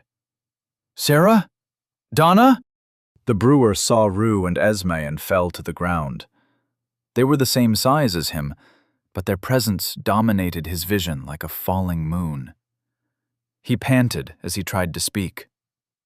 Am I dead? No, Esme sipped her drink. We have a question. He got onto his knees and clasped his hands. You are gods? You are the system? He paused, mumbling, eyes darting about. You saved me? Please, save my family. They are being chased by monsters. Please, you must help them. Rue wiped his face as the brewer continued pleading. This was a bad idea, Rue said. Esme nodded. Lorilla will be upset. Why didn't you talk me out of it? You're the boss. The brewer threw himself forward in the dust and groveled. Save them, I beg of you. Take my soul, make me your slave. Just save my wife and... Rue sent him back to earth with a wave of his hand. Esme tossed her beer backward over her shoulder. That was cold. The wind swept away the tracks his knees left in the red dust. This isn't fun anymore, Rue said. He pressed his finger against his temple. With a flicker of willpower braided through his vitality, he pulled his finger away from his forehead and drew the alcohol out of his body. The clear liquid floated in a large, trembling ball above his fingertip. With a flick of his hand, he sprayed it across the tracks left by the brewer and revealed hard crystal under the dust. I feel better, he said. You want me to do you? Esme struggled to her feet. I drink to get drunk. You shouldn't say things like that to me, Rue grinned. I'm your boss. I'm on vacation. They shared a laugh on the edge of the canyon while the polyps prepared themselves down below. Rue gazed at the pulsing flesh and the network of psychic roots connecting them to the system. Almost time for Phase 6, Rue said. Couple of hours and they'll be ready. They look ready to me. I want to wait. Want a drink? Rue shook his head, and Esme shrugged. Leave some for me, then. Rue tossed her his malachite robe with its pockets full of beer and leaped away. He shot beyond orbit, into space's empty embrace, and gazed out at the abyss beyond the solar system. Facing such emptiness, he tried to empty his mind, but he failed. Hash, hash, hash. The gambler pushed a plate across the table. A 3-layered slice of cake sat on the plate. Chocolate, vanilla, strawberry. Thick white frosting sparkled with edible glitter. What is the cake for? She asked. For you to fill your belly with something good. Am I in trouble? He tapped his chin. No, this isn't trouble. This isn't a principal's office. It was her office, with the thrum of LA traffic beyond the closed blinds. I want to ask you a few questions, and then I want to offer you a few choices. How does that sound? Zoe peered at him. You seem reasonable. He laughed. Why would I be anything else? The Smith. She shuddered as her brain locked away those memories. He was different. Yes, my brother is enthusiastic about his role, but can you blame him? He works in the heart of stars, forging new matter. He lives in the wombs of animals, in their cells, in the clouds that spew lightning. Without him, the Crimson Armada couldn't touch the world, and for that, I will forgive his more zealous behavior. Zoe didn't know what to say to that. She nodded, feeling a sense of dislocation as she waited for him to get to the point. She knew it was something bad. She'd been trying her best to flail her way through the apocalypse, and now another cosmic being judged her and condemned her to more suffering. It wasn't fair. Lives like hers, like Prince's, like Creek's, Cassie's, Moth's, none of them meant anything. If only all gods would die. I know what you're thinking, by the way. Yes, it's me. No, I won't punish you. I'm just letting you know I can do this. She gritted her teeth. It did nothing. Please get out of my head. That's not strictly possible. He leaned back in his chair. And technically, you're in my head. What do you think it means to be incorporated into the system? Zoe's eyes widened. She stood, trembling. The office was too small. She faced the gambler. Is this real? He leaned back and rapped his knuckles against the dry wall. It's real to me, and I am as real as your thoughts, so that depends upon how real your thoughts are. He stood. You are the keeper of the flame that is Zoe Chambers. How real is she? Would you like to know what she would be like if her mother never left? She stepped forward, flushing as her hands tightened into fists. Wait. He snapped his fingers. Of course, once I make a change, it never needed to be made, so snapping my fingers is purely for theatrical effect. He studied his fingers. Of course, some philosophers argue that I only create the memories. But how could you know which is true while you sit in this room with me? He snapped his fingers a few more times. Zoe tried to copy him as she leaned back in her chair. I never learned how to snap my fingers, she said, but my stepdad would always do it while watching. She stared at her hand and fought down the urge to vomit. What did you do? He snapped his fingers. Zoe glared at him. She never had a stepdad. She wasn't sitting. This is where she should be, standing again at the far wall of the office. This is how she would react, not that other version of her. She gripped a vase and thought about tossing it. Don't! That's the actual vase from this office. I don't want to ask my brother to replace it. Leave me alone. You Earthlings have a very constrained sense of time. He rolled his eyes. That's wonderful data, but not what we're here for right now. No, we're here for the survey. A binder sat on the desk. He opened it, licked his finger, and turned a page. I designed this survey to further improve the relationship between the Crimson Armada system and its users. The smith, the witch, and the gambler, that's me, he winked, have approved its use. Answer each question honestly. You may find that some of your answers provide insight into yourself. There are no wrong answers. There are no right answers. At the end of this, I'll give you a gift. Are you ready? Zoe sat down. Do I have a choice? He rolled a pen between his fingers. Treat this like a job interview. Do you have a choice? Of course you do. There's a door over there, he pointed. But I am being sincere when I say that I didn't pluck you from an incursion to punish you. So, if you wish to forego my reward and leave my office forever, please leave. He closed the folder, straightened it, and stared at Zoe. His eyes were pale blue, watery, old. He couldn't be as human as his eyes appeared. She hated it, hated the whole situation. It felt wrong. But she sat down. I will take the interview. Wonderful! He opened the folder.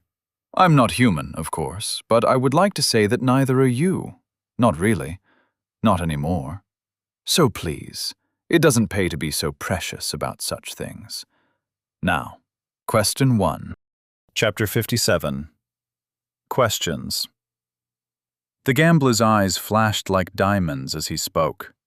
When you accepted the system, I received access to your brain and memories. Everything that was you is now in me. However, for the sake of modeling accuracy, can you tell me in your own words why you accepted the system? Zoe reeled. No wonder the creature in front of her could manipulate her memories with a snap of her fingers. The flimsiness of her existence made it hard to focus on the question. If the world is ending, she said, what's the point of living in denial? Please don't answer my questions with questions. Zoe frowned. I didn't want to live in denial. Life is hard, but you can't ignore the difficulty. Didn't you choose to join the system because you saw someone's eyes melt out of their head when they refused? Zoe remembered the man on the airplane. His skin flushed before his eyes bulged and popped. Gore spewed down his cheeks as he slumped to the floor. She shuddered. I didn't want to die. He nodded and made a mark in the binder. Survival is a powerful motivator in humans. Now, question 2.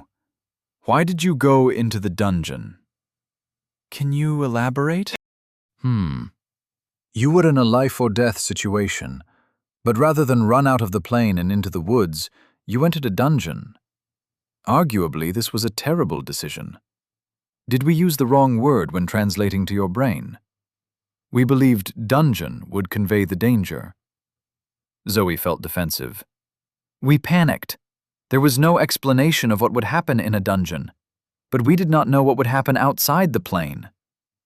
Do you think it is accurate to say fear motivated you? Yes. Fear of the time you spent with the dogs in the forest? An icy finger trailed down Zoe's spine, but she met the gambler's inhumanly human gaze. Yes. If you could go back and do it again, would you enter the dungeon? I don't know what that ice mantis would have done. I survived the dungeon. Certain survivability is worth more than uncertain death. He nodded. What changes would you make to the dungeon door design? You're asking me? Yes. Zoe gazed at the bourbon. Rue told me that nobody enters a dungeon before level 10 before they meet the smith. Can you put a lock on the dungeon? The gambler shook his head. It goes against the system to implement such a change. I am in charge of rewards, and I reward risk-taking. Look at your growth. Without the dungeon, you would be like most remaining humans, dead or boring. Instead, you have become a paragon of your species. Most humans are dead? Of course they are, but we have big hopes for those who survived the first few waves.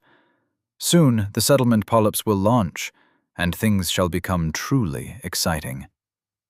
Zoe bit back the rage and horror rising within her. There was nothing she could do. Nothing she could say. I have a question. He looked up from his notes with excitement. Please, ask away. Is it the goal of the system for me to become like you? No. It is for me to become like you. Now, my next question. What is Bella into? What? He double-checked his notes. You are in a party with Isabella Moore? Yes. Well, what are her hobbies, her interests? What do you think would make a good gift? The oddity of the question made Zoe feel as though she were turning inside out. You're the one who gave her the charm of the monsoon fairy, which she re-gifted straight away. I also gave her the rune blade, but she doesn't seem grateful for that either. Why did you give her that blade? You never gave the rest of us any items. That's a fair question. He slid a piece of paper across the desk. This is the Maelstrom Mubilashi Cursed Collection. The paper showed 7 items: a helmet, a shield, a suit of armor, a spear, a necklace, a cloak, and a sword. This is a collection of world-ending items gathered from 7 dead worlds. It's an interesting collection because none of the items have anything in common.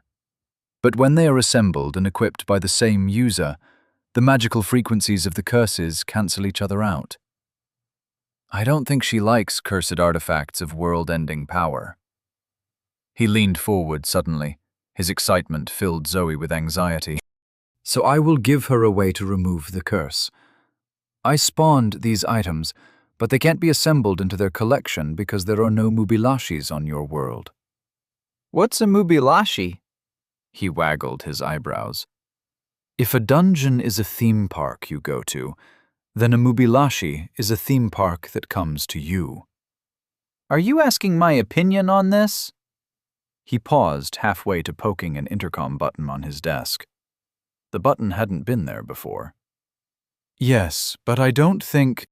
Please stop changing my world. She placed her hands together.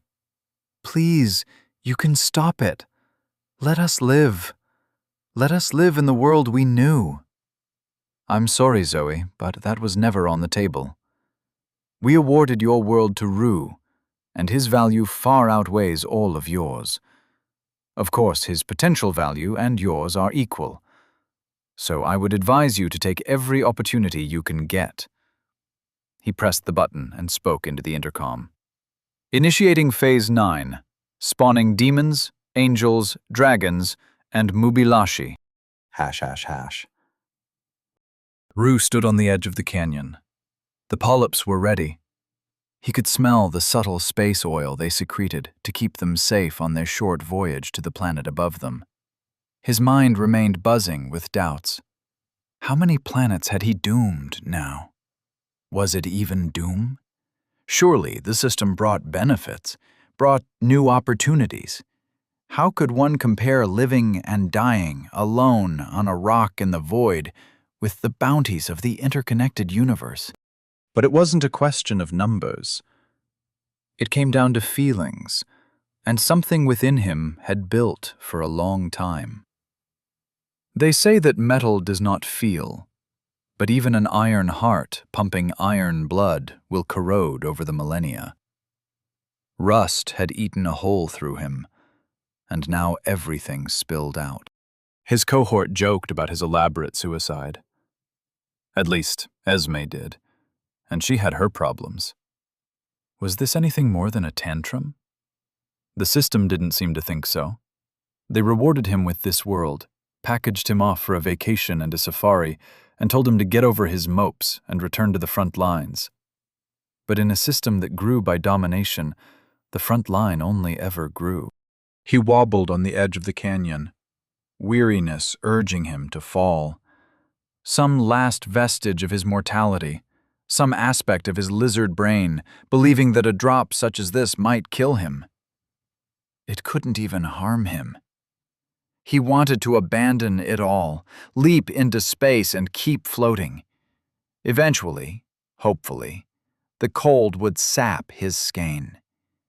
He might even float into a star. Surely that would kill him. But what a waste of a glorious warrior. He sighed again, louder, longer, and a wind blew dust through the polyp canyon as he tried to exhale the negativity, as though it were a phlegm he could simply cough up. But there was no such luck. At least out here on the edge of the system, he had a chance to collect his thoughts. If not today, then soon, he could figure out what it was he truly wanted. Without the constant intervention of the system, without the constant attention one felt in the core worlds or the active battle sites, he could think for himself. And so he returned to the path he set himself upon. Time to announce Phase 6. Time to release the polyps and truly welcome Earth into the Crimson Armada system. The poor bastards. He connected his mind to the system with the ease of centuries. For these following seconds, he could announce himself to the world. Attention, Earthlings. I have incorporated your world into the Crimson Armada system, and now you have a genuine chance to join our civilization. Settlement polyps will launch toward your planet. They will land within 12 hours. By accessing these polyps, you will build safety and order amongst the chaos of the system's other changes. I will disable all safe zones upon the launch of the polyps. Should you find a polyp and activate it, you will generate new safe zones. Good luck. He had debated whether to announce his true goal, to raise a warrior that could kill him, but he decided to wait. Let them find their polyps first. Better not to give them too much to think about. His mind drifted to Zoe. She was still alive, somewhere beyond the fabric of this reality. Had he pushed too hard? What was it within him that made him pin his hopes on a singular individual? It completely went against the whole point of hijacking a planet. He should try to find more of them. There had to be more worthy humans. There just had to be. Esme threw a bottle at his head. A blade whipped out and sliced it into atoms as he turned to face her. Her eyeless grin infuriated him. What right did she have to be happy after the things she had done? Though drinking that much wasn't exactly a sign of happiness. "I'm not in the mood," he said. "I offered to remove your alcohol. You forgot to announce the phase." He pinched his nose. "Damn, sorry about my tone." "It's all right." He cleared his throat and connected to the system. Initiating Phase 9, spawning demons, angels, dragons, and Mubilashi.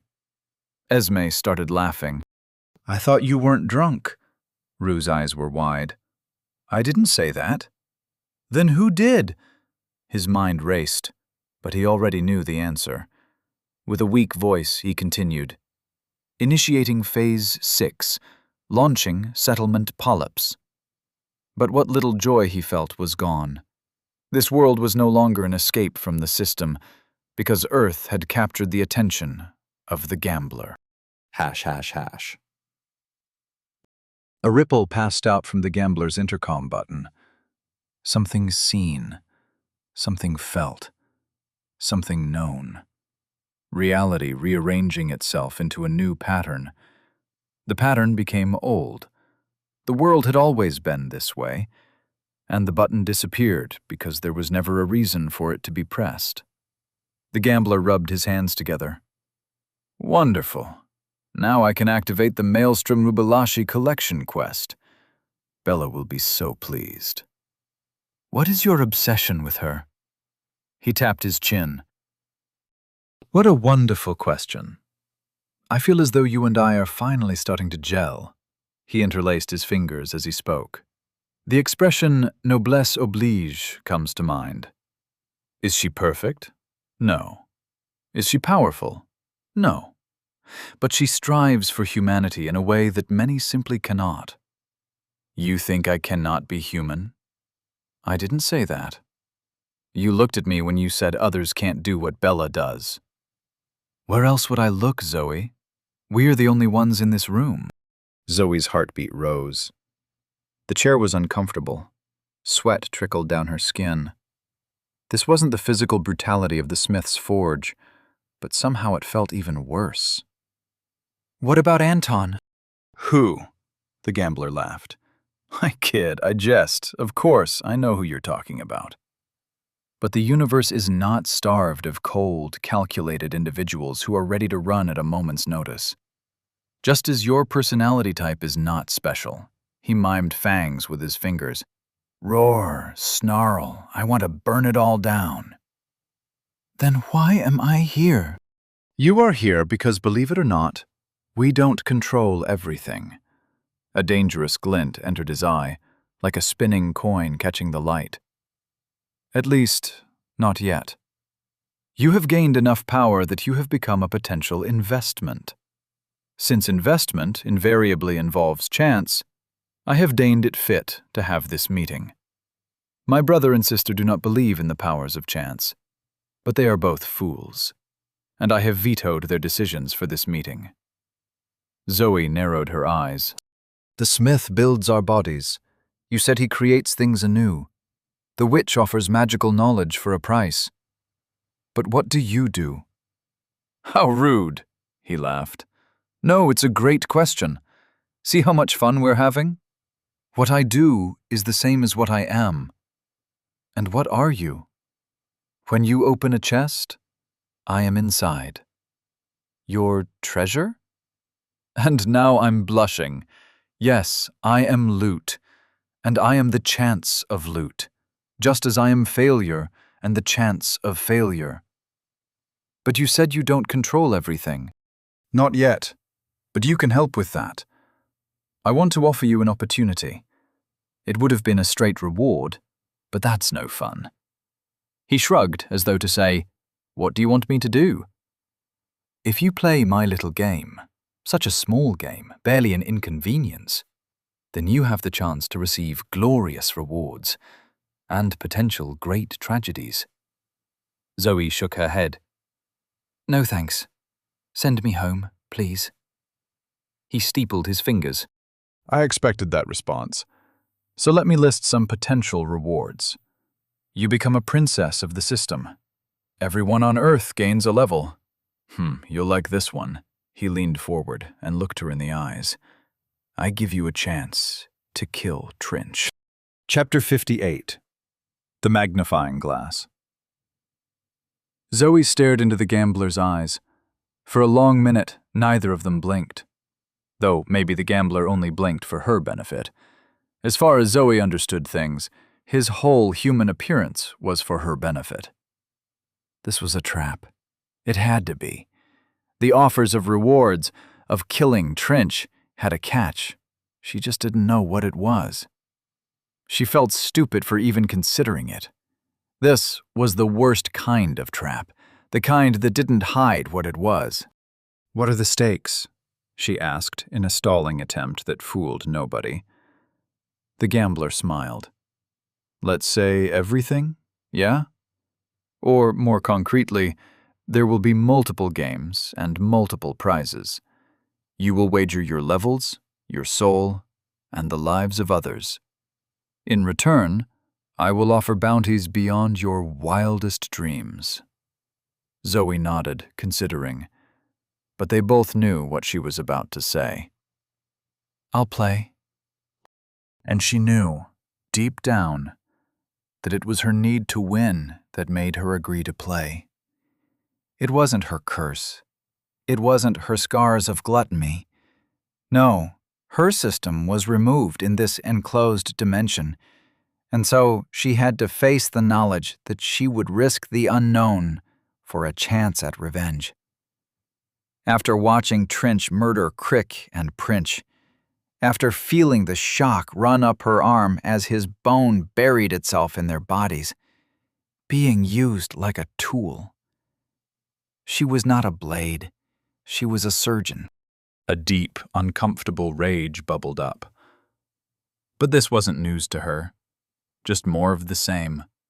And she felt her mood sour. Change was difficult, and enlightenment was difficult. But it felt like she had made no progress since the system first rang her head like a bell. The gambler snapped his fingers, and the office went dark. The complete darkness of a room removed from all light. She couldn't breathe, couldn't think, couldn't be. For a single slice of time, and then she was somewhere else.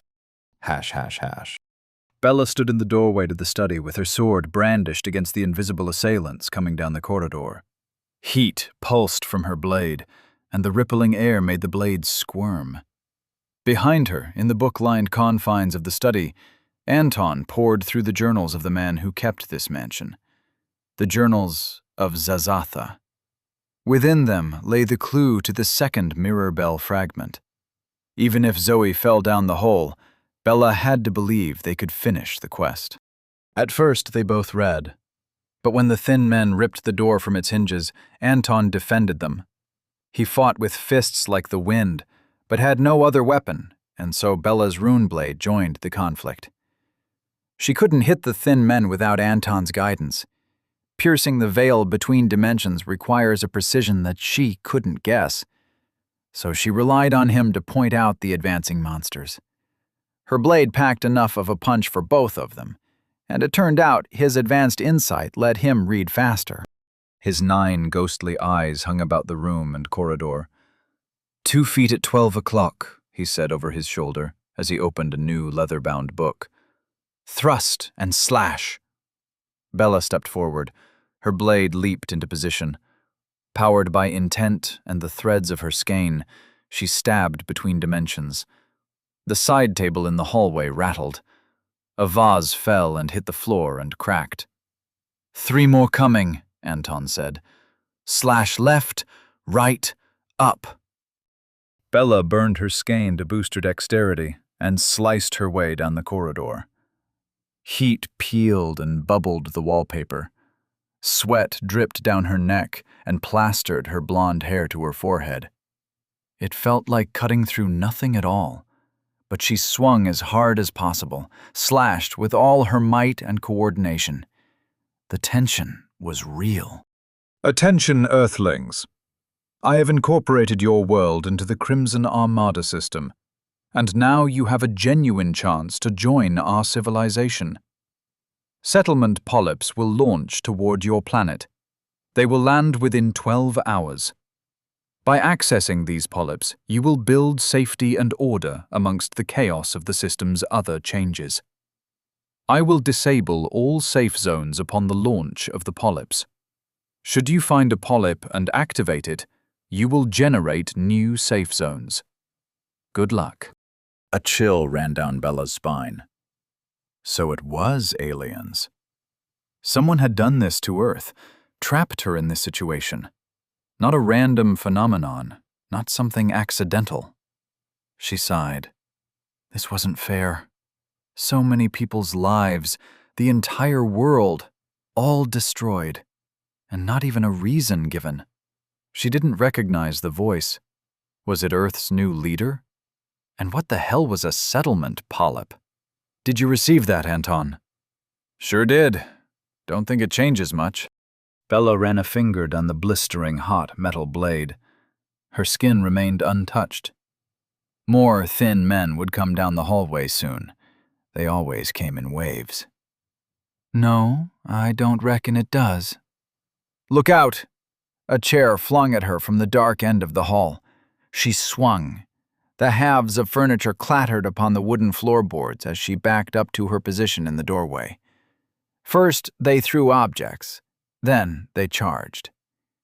Initiating Phase 9. Spawning demons, angels, dragons, and Mubilashi. What? The voice was not the usual system voice, but it still sounded familiar. And hadn't the last phase been 5? Initiating Phase 6. Launching settlement polyps. That's concerning, Anton said as he compared 2 pages of similar handwriting. You think it's in our favor or not? Stab at 2 o'clock. Bella stabbed. The unlit chandelier shook as ghostly blood sprayed across it in another dimension. What do you mean? If the system mixes up its phases, then it means that it's not an organized machine. It can make mistakes. But whether that's good or bad... Oh, I think I found it. Bella shook her head. If Earth was being hacked apart because of some mistakes in the cosmic gears, did that make it more tragic? Or less? What did you find? Anton pulled a bookshelf aside. The heavy timber crashed into the floor and sent books and scrolls spilling.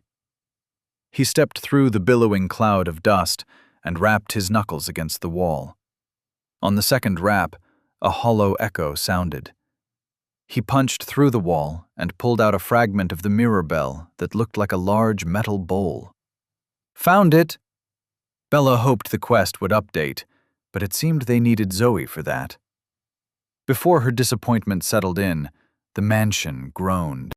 You have triggered a trap.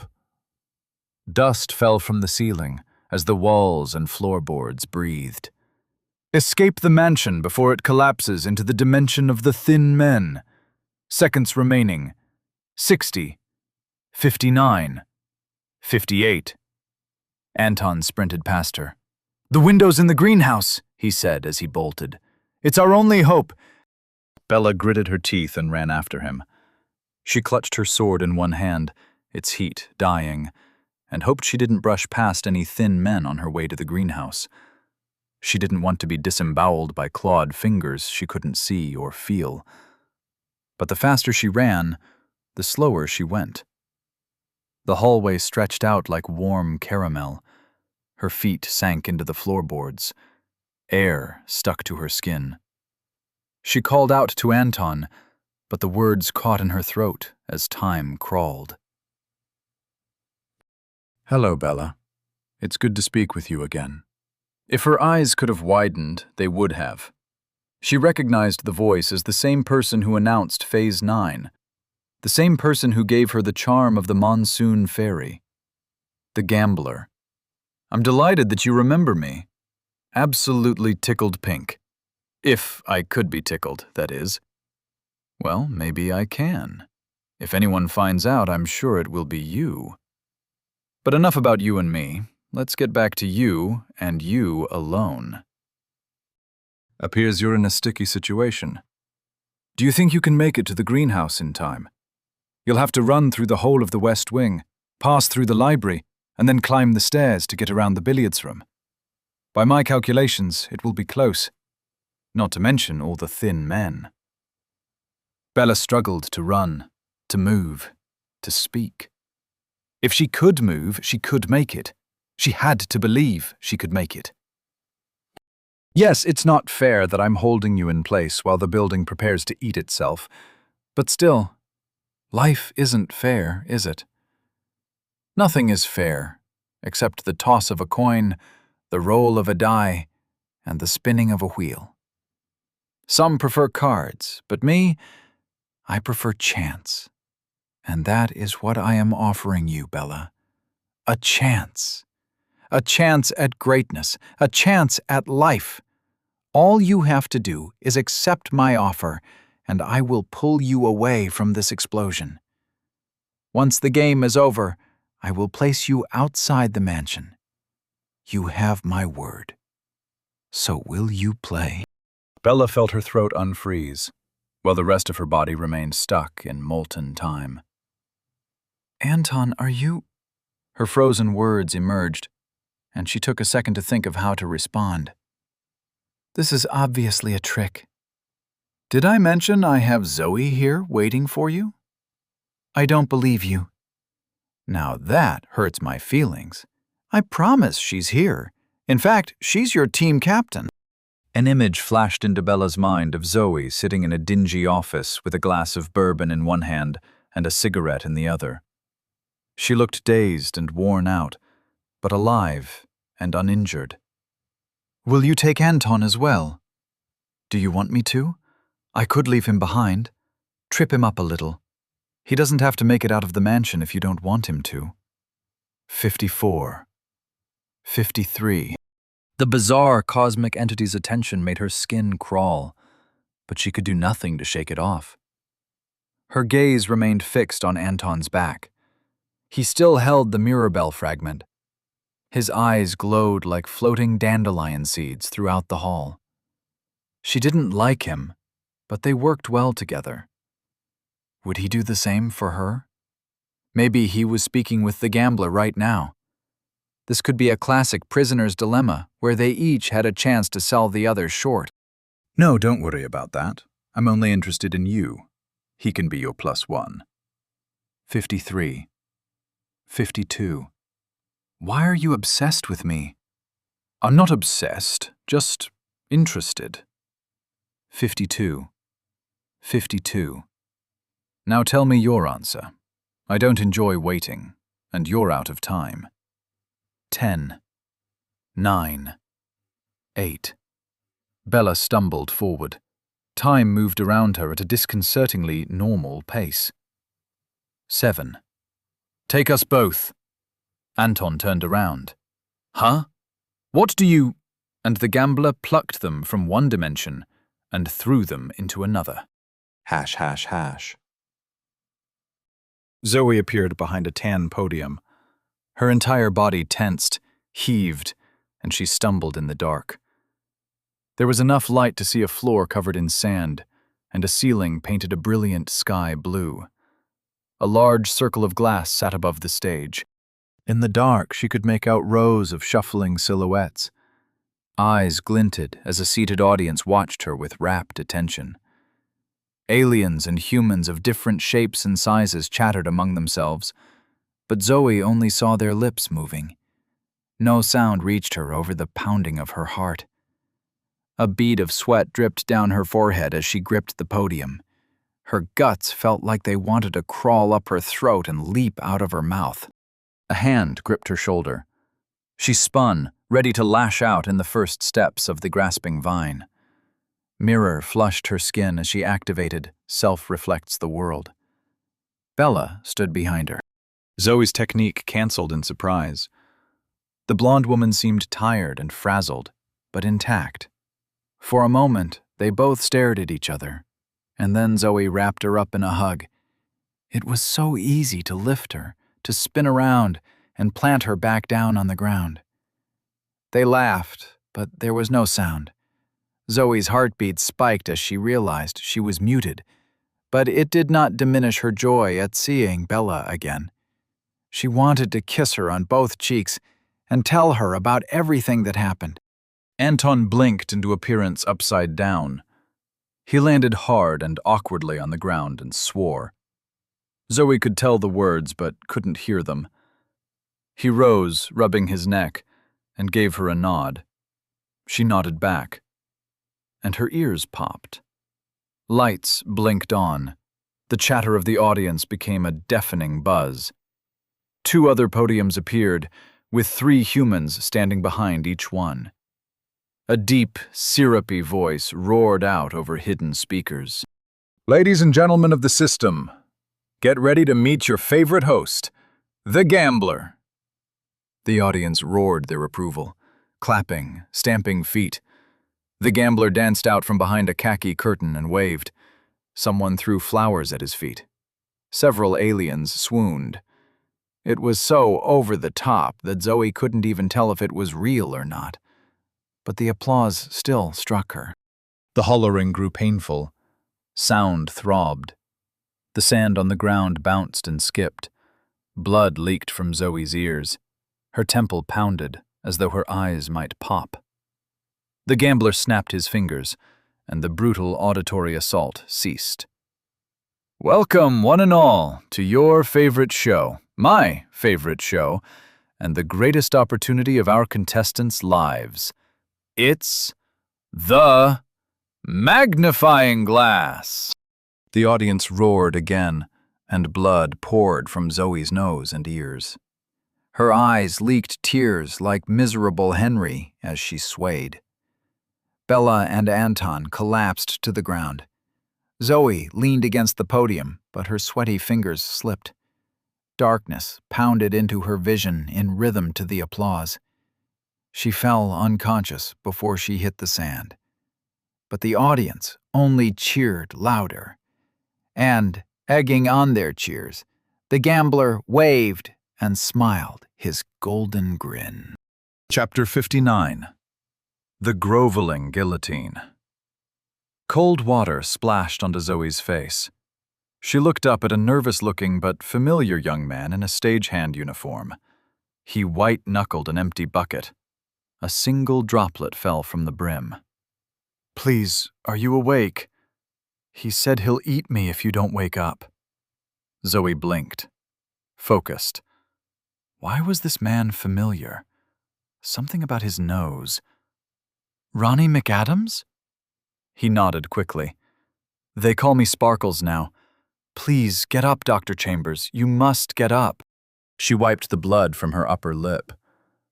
The cacophony had died, but she still felt woozy. She held out her hand. "Can you help me up?" Ronnie shook his head. "I'm not allowed to touch you." "He said he'd eat you, right?" Zoe sat up. "Who's going to eat you?" "The Gambler. I'm one of his pets." Ronnie picked up another bucket of water and dumped it on the unconscious Anton. In the distance, another stagehand did the same to the other contestants. "I'm lucky. My neighbor came with me to the tutorial, and he ended up—" "That's enough, Sparkles," said the Gambler as he moseyed over and leaned on the tan, grit-covered podium. "My audience is enthusiastic, that's for sure, but that just goes to show what a quality show I run." He offered Zoe a hand, and she let him haul her to her feet. She swayed, unsteady, and leaned against the podium. At the other two podiums, marked 2 and 3 respectively, other people leaned. The three of them were the only humans alert and awake while their companions lay in the sand. The man at podium 2 was bald, with a large beard dyed the color of hot Cheetos. He wrung the water from it with thick-knuckled hands and nodded at Zoe. "Howdy," he drawled. "Who did you piss off?" Zoe shrugged. "Just one of those days." He laughed. "I'm Xavier." He thumbed over his shoulder at the young woman and middle-aged man rising behind him. "This is Stella, my girlfriend, and Trent, my boss. You're American?" "I'm Zoe, and yeah, Los Angeles." "Houston." "That's Bella and Anton. We were on a plane." "You a pilot?" "Plastic surgeon." Xavier whistled. "Congrats on making it this far." "And you?" They eyed each other for a moment, a sense of mutual appreciation passing between them, before a short, matronly woman shook her head over at podium 3. Water dripped from her gray hair. She eyed Xavier and Zoe. "My name is Yvonne Berg." Her accent was faintly Nordic. "I was a cruise ship captain." She gestured to the two people rising behind her, an old couple, perhaps husband and wife. "This is Mark and Leela Rosenthorn. We are the only survivors of the allure of the seas." Her voice trembled, and she gazed out at the hungry eyes of the audience. "We are in hell." Actually, the gambler strode into the middle of the stage as the final contestants wobbled to their feet. "Your idea of hell does not exist. Your god was not powerful enough to create pocket realms, though he could certainly lie about them." Zoe blinked. "Our God was real? Did that mean the system killed God?" The gambler laughed, as though he could read the question in her mind, which, Zoe realized, he could. Yes, I can. But let's speak aloud for the sake of the audience." Zoe Chambers with an excellently pointed question. Exactly the behavior we expect from someone with the burden of being interesting resting on their shoulders. "I would answer your question, but that would spoil round 4, and I've already said too much." He winked at the audience, who rolled in their seats with laughter. "Let me ask you, Zoe, how have you dealt with the quest Rue gave you?" Yvonne gave her a sharp look at the question. Xavier mouthed the word Rue under his breath, but he looked like he knew at least something of the beings who now ruled Earth. But how was Zoe supposed to answer a question like that? "I'm not sure I can put it into words." "Please, try," the gambler grinned gold. "Do not worry about the consequences. While we cannot guarantee your party's lives beyond this show, I am more than capable of protecting them from Rue's little quest." Bella leaned close to Zoe's ear. "What is he talking about?" A hidden microphone picked up her words and played them out for all to hear. Bella stepped back, blushing, but Zoe turned to her. "It's been hard," she said. "The hardest part was keeping the secret. Because I picked Metal, the alien god who took over our world, Rue decided I was interesting. He gave me a quest to reach level 20 within a week, or you would die." She gestured to Anton. "Both of you. Joel and Cassie as well, but I guess that doesn't matter." Saying the quest aloud, it felt so small. The pressure burned at the back of her mind for so long that now she felt it was so pointless. Just another meaningless horror stacked on top of the apocalypse. "Why didn't you tell us?" Bella asked. "If I did, you would have died. It was the consequences of the quest." Anton rolled his eyes. "She would have if she could. Is Zoe a bull in a china shop? Yes. Is she two-faced? No." "It's good to see you too, Anton." He gave her a mocking salute. "Boss?" Zoe opened her arms to give him a hug when the gambler snapped his fingers. Nothing happened, but she flinched and froze out of instinct. Well, we've all woken up and said hello. The lights are on, the cameras are rolling, and it is time to play. Who's ready for round one? The audience screamed, and the horror began. Hash, hash, hash. The three teams of humans stood behind their podiums like children cowering behind mothers. There was a fear that passed beyond the flesh and blood and into the ontological. Do people fear the dark because it holds tigers? Or is it the dark that grows claws and snatches friends away? Do not ask the soul, because it does not know. And this deep, rankling fear settled upon the nine as they faced the gambler's golden smile. Why did he choose to appear like that? Why did he pluck them from their life or death struggles only to put them in another? The show, the game, the thrill of chance. He strutted before his audience. Who knew if the crowd in the stands was real or just another conjuration of the cosmic trickster? And he crowed and cajoled. The nine stood with their hearts pounding as round one rolled over their fates like a steamroller over an egg. Hash, hash, hash. A desk stood at the far end of the stage. It was an elegant, retro-futuristic thing of pearl and gold, shaped like a swooping piano. The gambler placed his boots atop the surface. They were albino snakeskin with gilded spurs. He tapped his toes, and sand fell from the soles. Now, round one. The first round. The alpha. The beginning. Some say the Big Bang was merely the ringing of a bell before the universe tore itself apart in a grand battle royale. But how demented, how disturbed, how vain and insecure to think that conflict is the root of all the madness in our lives. No, I put to you that fun is the key and the lock. All we want is fun, and what is more fun than uncertainty? Well, some might say certainty is more fun, but those people will encounter the actual hell I have spent countless millennia perfecting. He tittered, and the audience laughed like parrots. I get away from myself. For a second his body ballooned out, clothes tearing, gaping holes in his skin lined with fangs and eyes in the dark maws. But he snapped his fingers, and all was as it was. But, getting back to the point at hand, round one is about uncertainty. Round one is, in honor of Zoe Chambers, the first person on earth to receive an invitation to the Mountain of Faith, a game of salvation. Are you ready for the groveling guillotine? Applause washed over Zoe like a coliseum's worth of rage and love. She felt sick, but forced herself to listen closely as the gambler explained the rules. Listen up, contestants, because I won't explain this twice. He smiled as the humans leaned forward.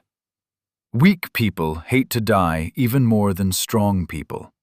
Unfortunately, the weak cannot save themselves. That is where beings such as us come in. On the screens before you, he snapped his fingers, and a screen appeared in front of each podium.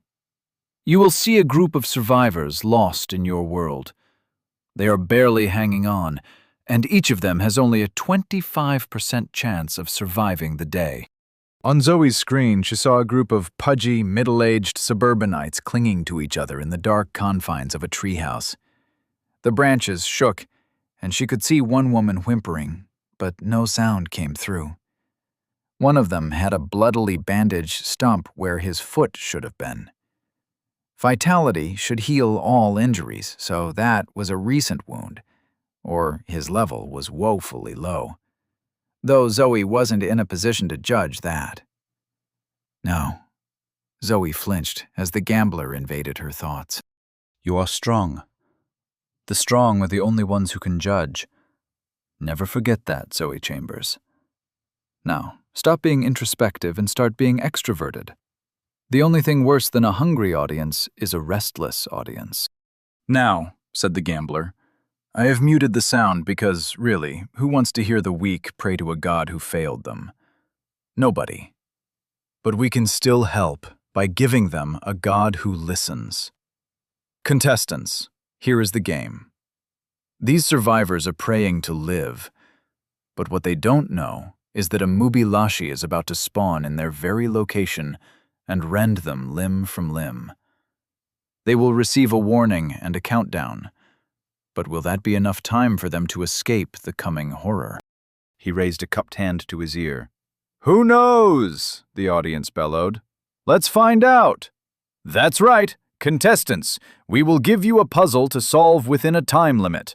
The faster you solve the problem, the more time the survivors on your screen will have to escape their coming doom. He snapped his fingers, and a gilded box appeared on each of the podiums. It was the size of a soccer ball, six-sided, with intricate carvings and patterns that defied all senses of logic. Dried blood marked the edges of the grooves. Don't touch the boxes just yet, the gambler laughed. First, we need to know the prizes, so let's go over to the loveliest lady luck you'll ever lay your eyes on. Me! Zoe felt her eyes yanked from one side of the stage to the other. Her neck clicked with the force. If she was a mundane human, it would have snapped her neck. She saw the old woman with Ivan wince with pain. The far side of the stage lit up, though it was more accurate to say it suddenly came into being. There, in front of a long table, stood a female gambler. She wore a shining gold and white bikini, a matching cowboy hat, and spurred heels. Her grin was rubies and pearls, like a mouth full of bloody teeth, and she gestured to the table behind her as a spotlight turned on overhead. Out first prize. Her voice was atrociously seductive. Is a unique title. As yet unnamed, we will award it to every human currently on Earth and grant them a single level. You all know how much one level can change things, she winked. And what's more, we will name the title after the winning team. So everyone you encounter will have you to thank for the level that may very well have saved their lives. The gambler gave polite applause. Wonderful! I'm sure everyone wants that prize. Let's see how badly they want it. Your time starts now, 3 minutes before we announce death and doom to the survivors under your care. 3 o'clock. 2:59. Zoe grabbed the box. It was heavy in her hand, the weight of 4 lives, and it refused to budge. She turned, feeling a panic rise as a countdown ticked inside her mind. 2:58. 2:57. Chapter 60. Unraveling. Zoe turned the cube in her hands. It had multiple slots, like an esoteric Rubik's Cube. Each side showed a face composed of heavy brass and iron plates. Zoe tried an experimental twist to line up brass lips with some brass horns. Nothing. She turned with all her strength. Her shoulders burned as the edges of the cube cut into her fingers. Air groaned past her scarred lips as she strained. Nothing moved except the ticking clock. How the hell would she solve this thing? Anton tapped her shoulder. Let me look, he grinned. Zoe handed him the cube, and a little of the tension faded from her shoulders. She wasn't alone anymore. How can you be calm? She asked. He held the cube up to his eye. I've been in stickier situations. Zoe couldn't help sharing a smile with Bella at Anton's cavalier attitude. It helped that at least one of them was calm. Oh, the gambler cried. I almost forgot to reactivate your skein. He raised his finger as though to snap them, but paused. Should I do it? What do you think, audience? The audience dissolved into warring choruses of cheers and boos. Anton rolled his eyes. What's the point of this if we can't use our skein? The gambler's eyes snapped to Anton. A wonderful point from our lowest level contestant. He snapped his fingers, and Zoe let out a sigh of relief as her skein flowed through her body. It felt as though training weights had evaporated, which was curious, as she was now once more aware of the chain wrapped around her neck. The gambler spread his hands and turned to address them all. "This is all about Skane, isn't it? Anton is full of such wonderful insights. He's one of the few people to figure out how to change his name for his user status. Just Anton, and nothing else, isn't that right? Of course, I know your last name," he leered at Anton. "Should I share your secret shame with the others?" Pearlescent orbs floated away from Anton's eyes as he shrugged. "Do your worst." The gambler cackled. "I love big balls." He wiped away a tear. "You could even say I'm in the big ball business. Let's detract 15 seconds from Team 1 for insolence." Zoe's heart skipped a beat as her clock dropped. 2:30. Stella, Trent's red-headed girlfriend, cast Zoe a sympathetic look, but nobody else spared her team any attention as they crowded around their respective cubes. Zoe didn't know what was on the other screens, but she imagined it was more of the same.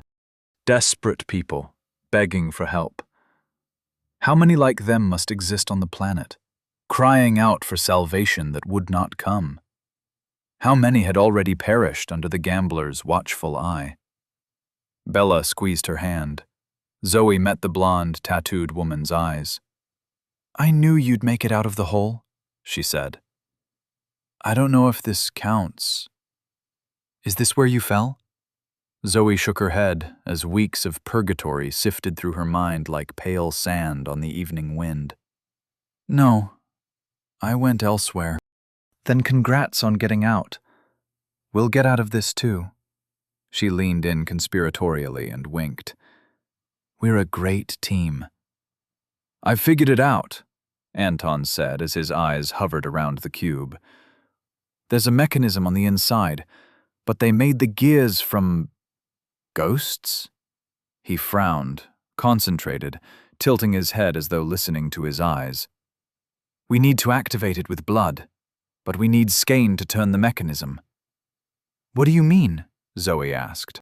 Bella placed her hand against the cube's side. The grooves puckered at her touch. Bella shivered. Her fingers twitched. "It's like my rune blade," she said. "It wants to connect to us, but it's so hungry." She drew her hand away. "It would drain our Skane dry."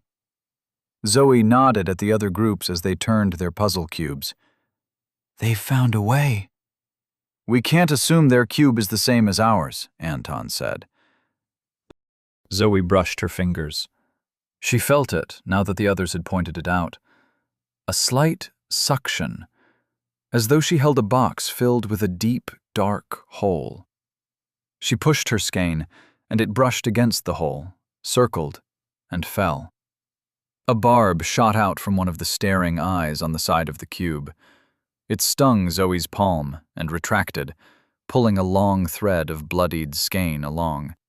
The grooves bubbled and burbled as blood lubed the tracks. Zoe grimaced at the sensation, like pulling on a loose thread if she was the shirt.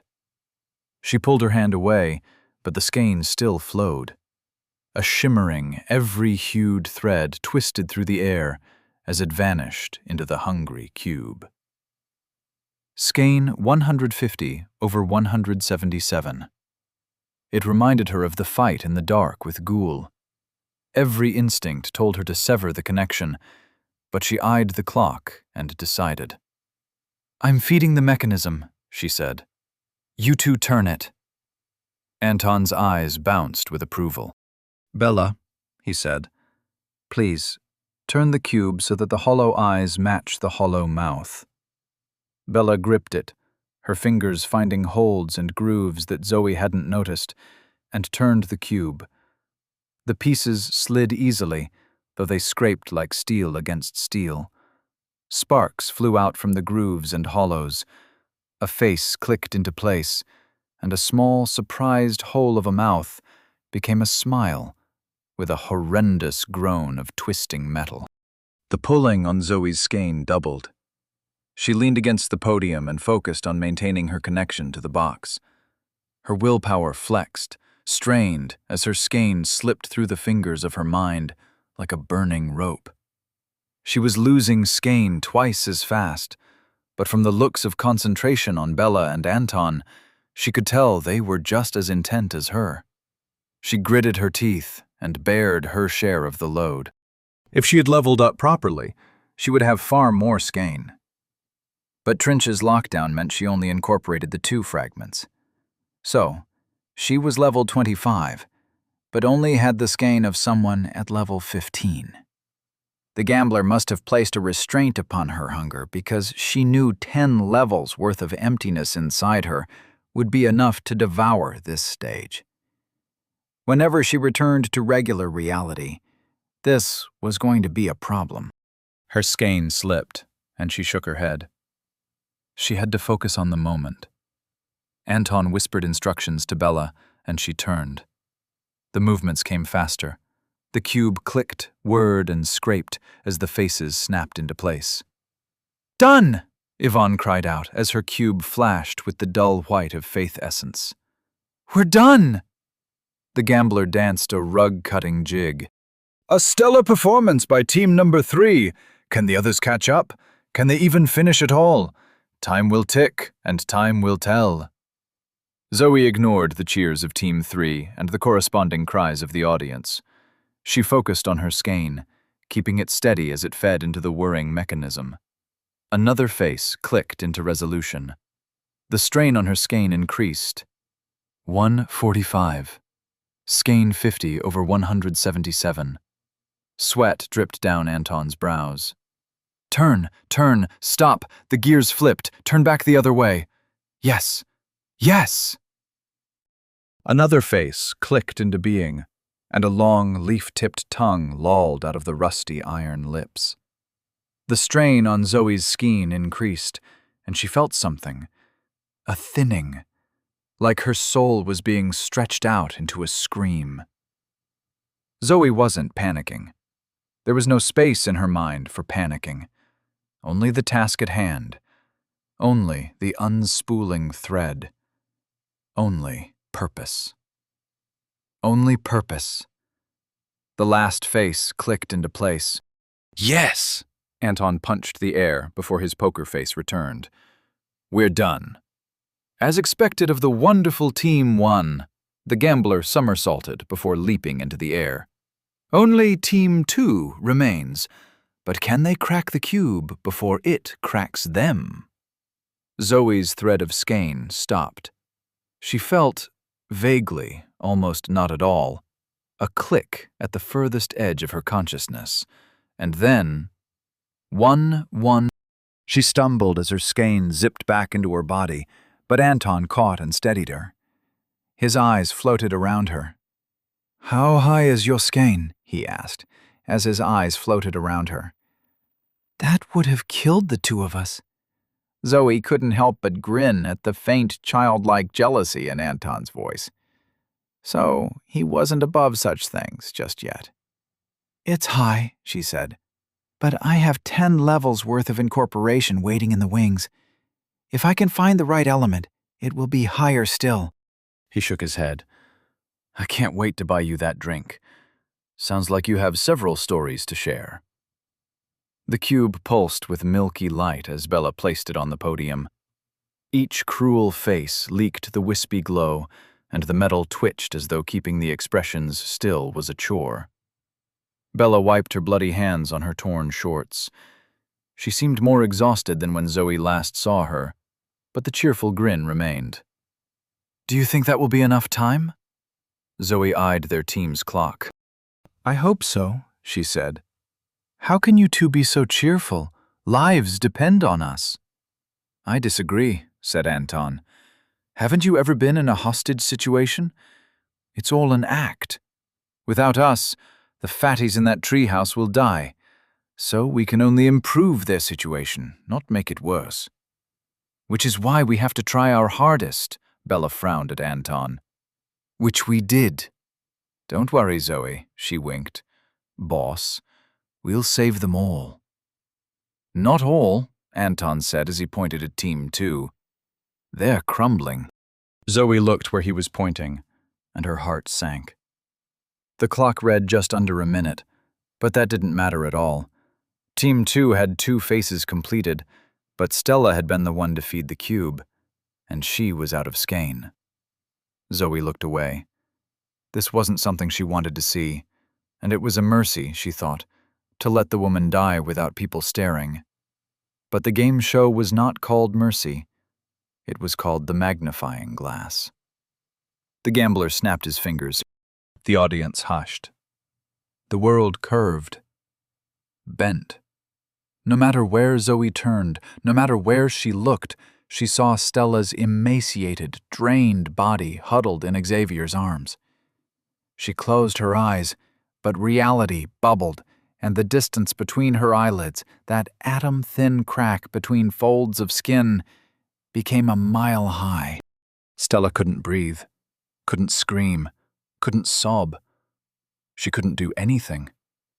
Her skein emptied, and the thread kept pulling. The line of skein became blood, became flesh and skin and hair. She unraveled as she shivered. Tears rolled down her cheeks until her cheeks were gone. The tears fell to the sandy floor, and then they fell no more. Xavier howled as Stella vanished from his arms. The box fell and clattered onto the ground. No glowing light. The faces whirred and clicked, and the box returned to its starting state. The clock ran down. Trent looked at the cube with sick, dull horror. He reached out but did not touch it, and kept staring. Xavier did nothing. He stared at his scarred hands. How much had he and Stella been through since the system arrived, only for things to end like this? The world unbuckled, and Zoe's head swam as her vision returned to normal. The gambler danced and counted down the last seconds of round 1. 3, 2, ba-ba-ba-bam! Round 1 is over, and let's see how we did. Looks like Team 3 took the lead at 1 minute and 52 seconds. Team 1 was close behind with 1 minute and 36, and, oh no, it breaks my heart, he grinned like a dragon's horde. Team 2 did not complete the challenge. Their survivors, really a misnomer at this point, will have absolutely no warning. In the spirit of ripping off the Band-Aid, let us go now to the survivors of Team 2 as their Mubilashi spawns. He snapped his fingers and the stage disappeared. Zoe's consciousness floated above a small town on the edge of a sweltering jungle. She had no body, only sight, but she felt others brush against her consciousness like the fluttering of moths. Moth. Her heartache continued as she spiraled down on the tracks of the gambler's control. He brought them to a car park in the center of the town. Bugs screeched against the humidity, but no lights shone in the buildings. No people on the streets. A dead town. Zoe kept moving. A rusted, yellow school bus sat in a parking lot. No, please, no. 4 children sat huddled in the center aisle of the school bus. The youngest seemed about 6. The oldest couldn't have been over 14.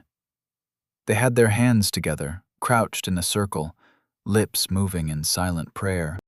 Above them, in the sky that Zoe floated through, a spiral emerged.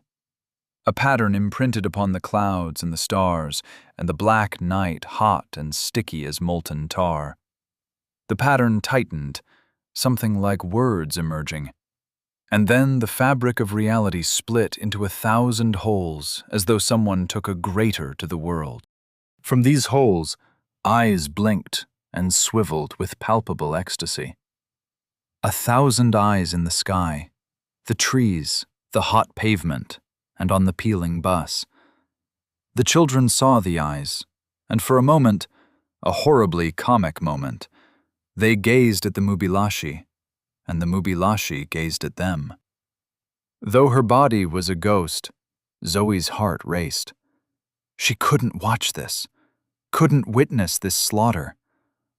But then the children screamed, and the Mubilashi attacked. Chapter 61. The Mubilashi. The Mubilashi seethed and bubbled up through the tears in reality. Eyes gave way to mouths. Fangs slid from cracks in the world, stretching and splitting, dividing like ivory kaleidoscopes into grasping hands of bone. White-clawed fingers twitched as they prepared to rend the children limb from limb. "Wait!" Zoe's voice surprised her. But what surprised her more was the weight of attention that turned to her as the world froze. "Yes?" whispered the gambler in a wind blowing through the trees. The Mubilashi twitched. The world stuttered. "Best hurry, Zoe Chambers. Time waits for no woman. Not for long, at least." "Give them 30 seconds to run," Zoe said. "Take it from the time we saved up after round 1. "That wasn't part of the rules." The gambler's voice circled her. "But you have the Questbreaker title, and wouldn't I be remiss for ignoring the title I handed out? But I am the gambler. I have a reputation to uphold." His voice lost all playfulness. "You may grant them half your time, 48 seconds, which will give your other survivors the same. What do you say?" Zoe would not haggle over the lives of children. "Do it." "Very well. Half your time goes to the wee children. Let's see how they do." The gambler snapped his fingers, and time unfroze. The 4 children flinched and scrambled, screaming, but stopped when they gazed at the frozen fangs outstretched like tiny white hands. "You're lucky you're even getting this warning. Consider it proof that prayer really works. A Mubilashi will spawn in your vicinity. If you are within the circumference of the Mubilashi, it will... Best not to find out, but unless you make it to the tree line, you will find out firsthand." 48 seconds. 47 seconds. The kids looked around, confused, as the Mubilashi twitched against its restraints. "Run!" The children sprinted for the bus door and pushed it open. Their shoes slapped the tarmac, and they ran. The seconds ticked down, and Zoe's eyes ached as she watched them run down the short, straight road leading to the jungle. They were so slow, and the Mubilashi was everywhere. Its claws extended from buildings, from the pavement, from holes in the night itself. Long hands like the pale roots of mushrooms. The children sprinted, puffing, panting, and then the youngest fell behind. "No, no!" The eldest girl pushed on ahead, sprinting with all her might for the welcoming dark of the jungle. There was no guarantee that it was safe in the trees, but the Mubilashi was not there, so it had to be better. The youngest tried to stand, a little 6-year-old boy. Blood poured from his skinned knee. He wiped away tears and limped after the others. He called out to them, but they did not even turn. The eldest reached the jungle. She was sobbing, but she darted into the trees with a gasp of relief. The other 2 were almost to the trees, but the youngest was far down the road. Only days into the apocalypse, and it had reduced them to this. Zoe wanted to turn away, but she didn't. Even knowing she could not, for she was not flesh as she observed, she watched. Someone had to witness the cruelty of the system. Someone had to hold them accountable. And the gambler laughed inside her mind. "You are not the first to judge us. You are not the first to shake your fist with rage." His laughter grew in pitch, like the shrieking of a kettle. "The Crimson Armada sails an ocean of shaking fists. We will conquer the infinite. Join us. Defy us. The result will be the same." The timer hit 0, and the Mubilashi sprung free. Pale hands crisscrossed the town like a spider's web. They pounced on the youngest child first and dragged him back from the tree line. The other 2 reached the trees, their hands over their ears as they ran into the jungle. The youngest struggled. No longer screaming, he kicked at the hands, flailed, wriggled free from an ivory grip, and stood. limped a pace before the hands pushed him down, rolled him over the tarmac, and dragged him back toward the bus. Slower this time, waiting for him to struggle free again. Zoe wanted to give up more time, but that would mean dooming the other survivors. The Mubilashi flung him into the air like a killer whale playing with a seal. We give half our time, Yvonne's voice called out. The world froze, and Zoe's mind spun. She hadn't realized everyone heard her earlier, but it gave her hope. Maybe they could work together. They could all win. The child hung red-faced and screaming 20 feet above the tarmac road. White, bony hands reached for him from holes in the world. Eyes slit the hard white exterior. They glared up at her. The witch promised us a world, gambler. Let us play. Oh, hush! A sound like a dripping tap. Soft, insistent, as the mind of the gambler tapped a mental finger against a mental chin. Zoe could almost feel him pacing. I feel caught in a trap. His voice shrank as he moved further away. If I grant one person the ability to give time, then to refuse another's offer would be cheating of the highest order. His voice grew. And I borrowed these Mubilashi from my dearest mother, and you don't want to see her mad. Zoe stared down at the scrunched-up face of the child. Wasn't he all of them right now, trapped in a situation beyond control? The gambler snapped his fingers. I shall take half your time, he announced. It's not against the rules, so why should I forbid it? No reason. The world unfroze, and the child fell. He landed poorly on his ankle and wailed as it snapped. Due to the grace of people you shall never... Actually, credit where credit is due. 2 women saved you, Zoe Chambers and Yvonne Berg. They gave you the time to escape this abomination of a failed god. Run, little broken child. Run for the trees. Find purpose in your life until the end of your days, for God deemed you unworthy, but humans rescued you. 56 seconds. 55 seconds. The child dragged himself down the road. He crawled under the Mubilashi's outstretched hands. The ivory fingers twitched. They fought against their restraints. Snatching air, clawing concrete into thin, sobbing gashes. But they didn't touch the boy. The child left a trail of blood. He was 100 feet from the tree line, going slower. Would he make it? The older children emerged from the trees, running. Tears streaked their faces. The eldest led the charge to the youngest, and she lifted him from the ground. With enhanced might, she secured him on her back and ran for the trees. 20 seconds. Red in the face, she puffed as the youngest sobbed into her hair. His hands wrapped around her neck. The other 2 ran alongside, calling encouragement. 18 seconds. All 4 of the children entered the tree line.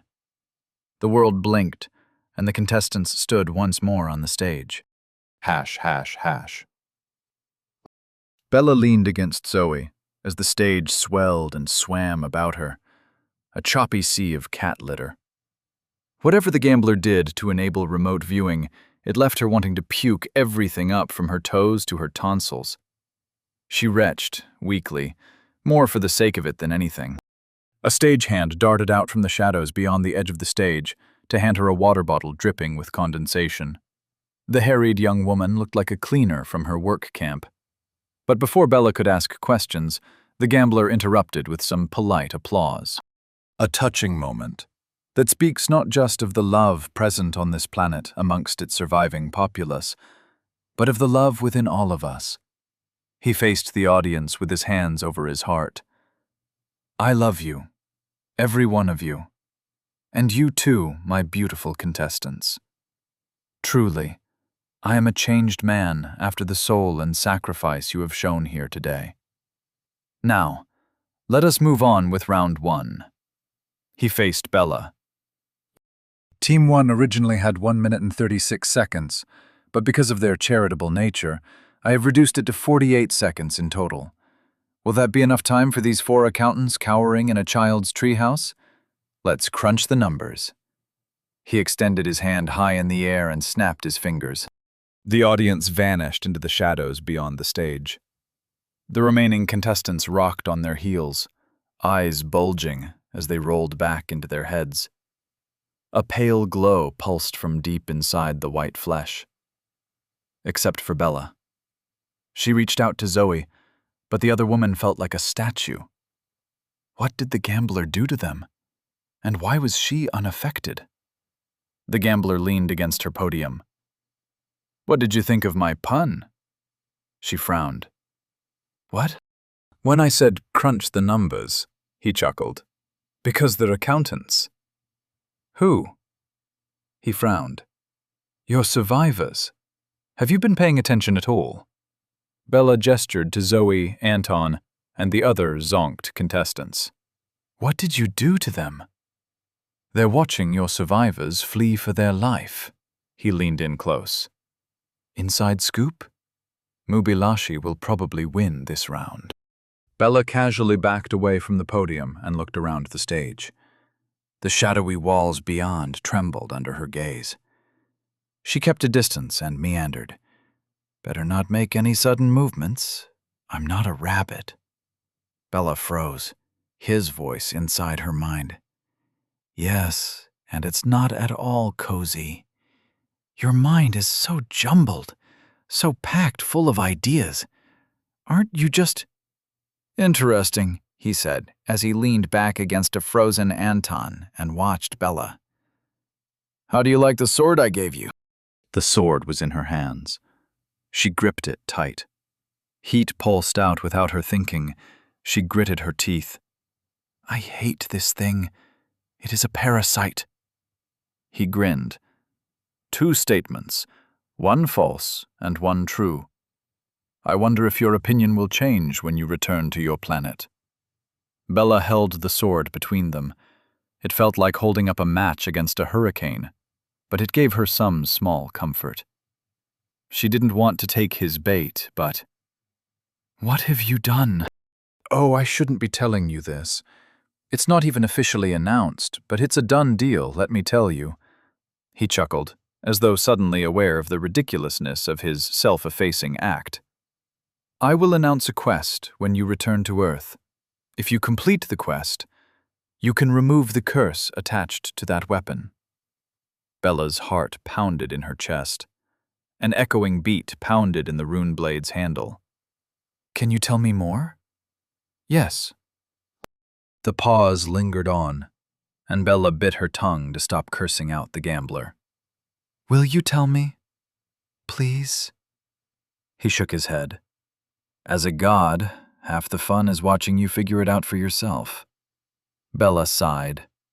The heat from her blade wicked away. She tapped her chest with the cooling tip. "What do you want from me? Honestly?" His eyes hardened, and she flinched. She thought he might snap into a tirade and kill her, kill them all. But he smiled. The first genuine smile she saw on his face. "This," he gestured between the 2 of them, "this gulf between us is what you must cross. Stop living as a mortal and embrace the path to apotheosis." There was an allure to his words. If Bella was a god, maybe she could cut off this asshole's head. He smiled and tapped his temple. An echoing tap sounded inside her mind. She shuddered and flipped him off. "If you're going to wipe me out, do it. Because if I make it to your level, it won't be your level for very long." He tittered. "It's all a grand game, and this round is almost over." He snapped his fingers, and Bella was back behind the podium, supporting a nauseous Zoe and Anton. "Well, ladies and gentlemen, that was a close call. Who'd have thought he could hop to the top of that hill? 2 survivors for Team 1 is not a bad score at all, considering the halved time. But will 2 survivors be enough to win them the round? Let's watch Team 3 to find out." He snapped his fingers. Bella remained in the room. What? I didn't do a pun that time. It felt more natural, less forced. He snapped his fingers, and Bella fell into the sky over a rocky shore where a houseboat bobbed on the surface of a cruel and indifferent sea. Chapter 62. The Green Room. The sunset behind lit up the weed-strewn reef encircling the choppy bay. Rocks jutted up from the deep blue surf like drowning fingers. A small houseboat bobbed on the waves. The hanging light inside the cabin rocked back and forth and cast a wild yellow light out on the water. 4 silhouettes danced and drank and partied as though the world were ending. They froze as the gambler's announcement rolled out. Warning! Attention! Hello! A Mubalashi will spawn in your vicinity in 56 seconds. If you can navigate your boat beyond the reef or reach the shore, you will find salvation. If you don't, let's just say that Mubalashis like playing with their food. 56 seconds. 55 seconds. The occupants of the boat were 4 young men, college-aged and college-drunk. 2 of them climbed up on top of the roof. "We don't care!" one yelled as he waved a bottle of vodka. "Take your countdown and shove it up your ass!" His friend laughed, and a third climbed up with a funnel and hose tucked under his arm. They started chugging beer. The laughing friend, still laughing, pulled down his pants and mooned the darkening sky. The 4th figure ignored them all and dove over the side of the boat.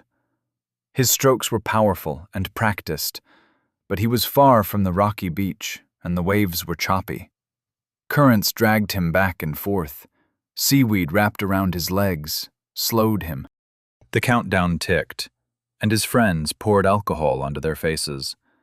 Vodka and rum and orange juice spilled down their necks and chests, washed away the tears. They flicked lit cigarettes at the pools around their feet, and one of them caught fire. Flames spread, and the countdown hit 0. The ocean ran black. No light glinted in the choppy water. The burning boat sank. The young men screamed.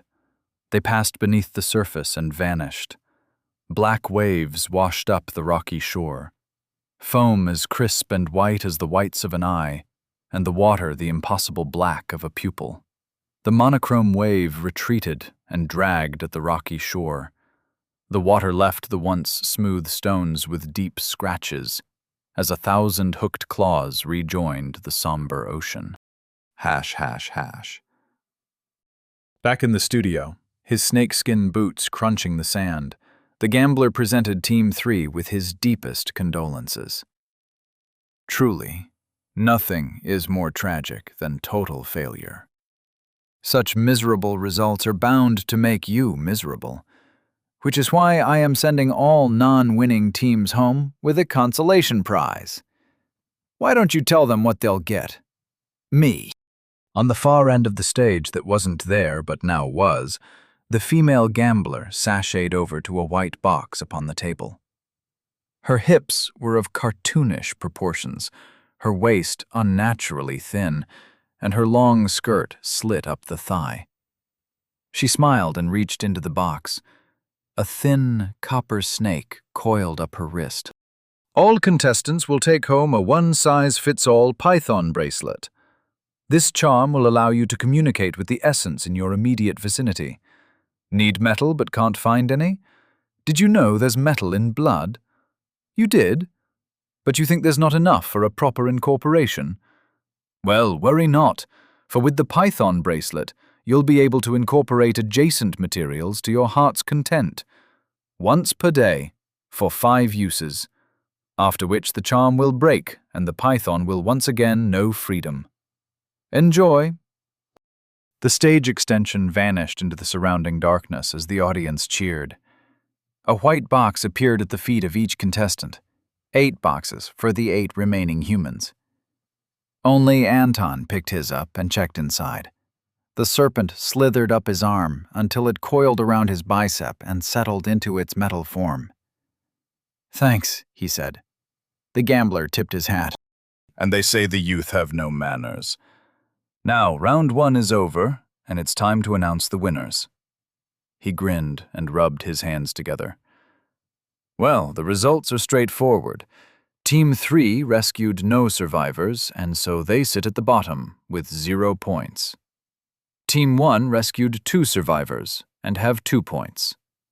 Team 2, relying on the help of their betters, rescued all 4 survivors and lead with a whopping 4 points. Can we get a round of applause?" The audience cheered and hollered, but Anton stuck up his hand. "Excuse me?" "Yes," said the gambler. "You have a question?" "You counted the points wrong." The audience hushed. "Please, explain," said the gambler. "Where did I go wrong?" "Team 2 didn't save anyone. They relied upon our time. If it wasn't for Zoe, none of those kids would have lived. We should get Team 2's points." The gambler stroked his chin as though in deep thought. "And you would then win with 6 points. Is that why you bring this up?" "Oh, is that so?" Anton shrugged. "I hadn't thought about that. I just believe credit should go where it is due." "We should split the points," Yvonne spoke up. "Without the time from our team, most of the children would have died." "Fine by me," said Anton. "You'll still lose. But we won't come last, and our points will continue to the next round." She addressed this point toward the gambler. "Correct?" The gambler nodded, but his eyes fixed on Zoe. So we have a few options." He pointed at Team 2's podium. "What do you think, Xavier?" Xavier slumped down to his knees. "Can you bring her back?" His hands clasped together. "We went through so much." The gambler shook his head. "Sorry, that wasn't the question. Trent, any opinions on what should happen with your points?" Trent, pale, trembling, shook his head. "Well," said the gambler, "that's too bad. Looks like we'll have to take your points away and give them to… I have an idea that could make this even more interesting." The gambler held out his fist for inspection and then opened his hand. On his palm lay a large silver coin. It glinted in the light like a Hollywood prop. "I'll flip this coin.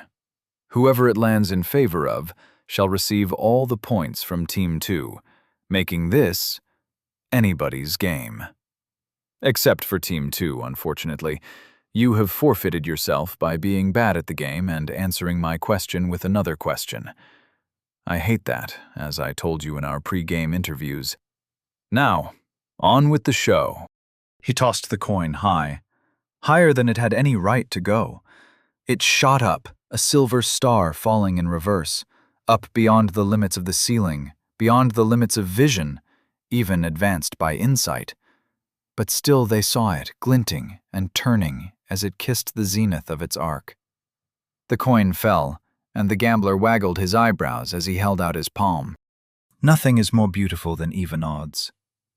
Now, in honor of our Team 1 captain and the decisions she has made by tossing a coin, why don't you call it, Zoe? Zoe flinched as he said her name, but she never stopped watching the falling coin.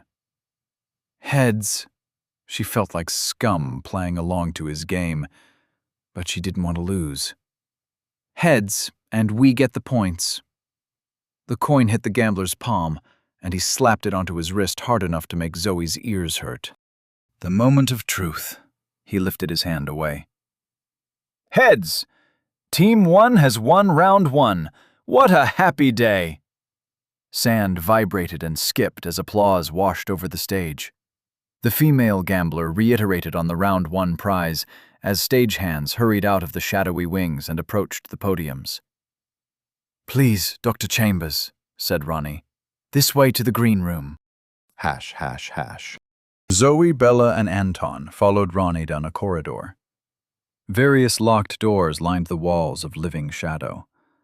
When asked, Ronnie denied any knowledge of what lay behind them. He flinched at such questions with the shiftiness of a rat in a maze. He led them to a glowing open doorway. Beyond, faintly visible through the bloom, was a bright blue sky. rolling green hills, and the swaying of flowering trees. Birds chirped, and soft music lilted. "The green room," Ronnie announced with a bow. "We were let inside on our first day, and I have to say, it's amazing." He seemed on the verge of tears with his recollection. "Almost anything you could want is inside." "Thanks, Ronnie." Zoe looked him up and down. "What happened to you? You said you're a pet?" I can't talk about it. But, well, those of us who made it to the tutorial received several options. Some of us chose not to fight. He looked up and met Zoe's stare. "I don't know how you do it, Dr. Chambers. I really don't. Now, please, head inside and get comfortable. We'll call you when it's time for round 2. Zoe wanted to ask more questions, but she could read how much Ronnie wished them to drop the subject. She gave him a nod. "It's good to see you alive. And you as well." Zoe entered the glowing doorway, and Bella followed. Anton paused and poked the stagehand in the chest. "They cut off your dick and balls, huh?" Ronnie's eyes widened. "No, just my balls," he sobbed. "They treat us like animals." Anton nodded. "You'd think for all the choices this system gives us, there'd be a right one." "Oh well." Anton clapped Ronnie on the shoulder. "Sorry about your balls." And he walked through the glowing doorway. ###. Zoe emerged under the shade of a weeping willow.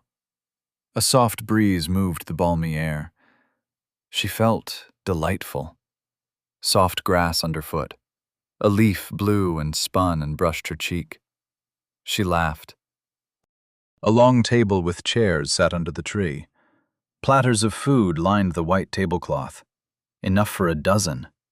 Roasted meats, golden pastries, fresh fruit sliced and glistening, cakes stiff with frosting, bain-maries filled with vegetables, stir-fries, spaghetti and meatballs, fried strips of chicken, even a platter of hamburgers. With soft pops, Bella and Anton appeared behind her. White butterflies flittered up from the swaying grass as the three of them looked around the Elysian paradise. In the distance, on other hills and under other trees, Team 2 and Team 3 examined their tables. They all shared a space, but they were all separate. Zoe waved and Yvonne waved back. Xavier saw her, she thought, but he just sat against the trunk of his tree, a majestic oak, and wept. Sadness brushed her heart like the flutter of a moth's wings. "We can't forget what happened in that round," she said, "no matter what they bribe us with." "I agree," Bella said from the end of the table where a cooler sat. "The gambler will get his, but for now, I'm going to enjoy this beer. I've earned it, and I don't want to think about how long it will be before I can enjoy one in the real world." Anton nodded and moseyed over to her. "What do they have?" "Corona, fruity ciders, IPAs, some kind of goose." "Gosa? Pass me one." Bella tossed him a white can. He caught it, cracked it, and sipped the rising foam. "Yeah," he said before taking another sip. "Yeah, that's all right." Bella lifted a Corona and watched how it sparkled in the sunlight. "This might be the most beautiful thing I've ever seen." She cast a glance at Zoe. "You all right?" "No." Zoe leaned against the table with a white-knuckled grip, bunching up the pure white tablecloth.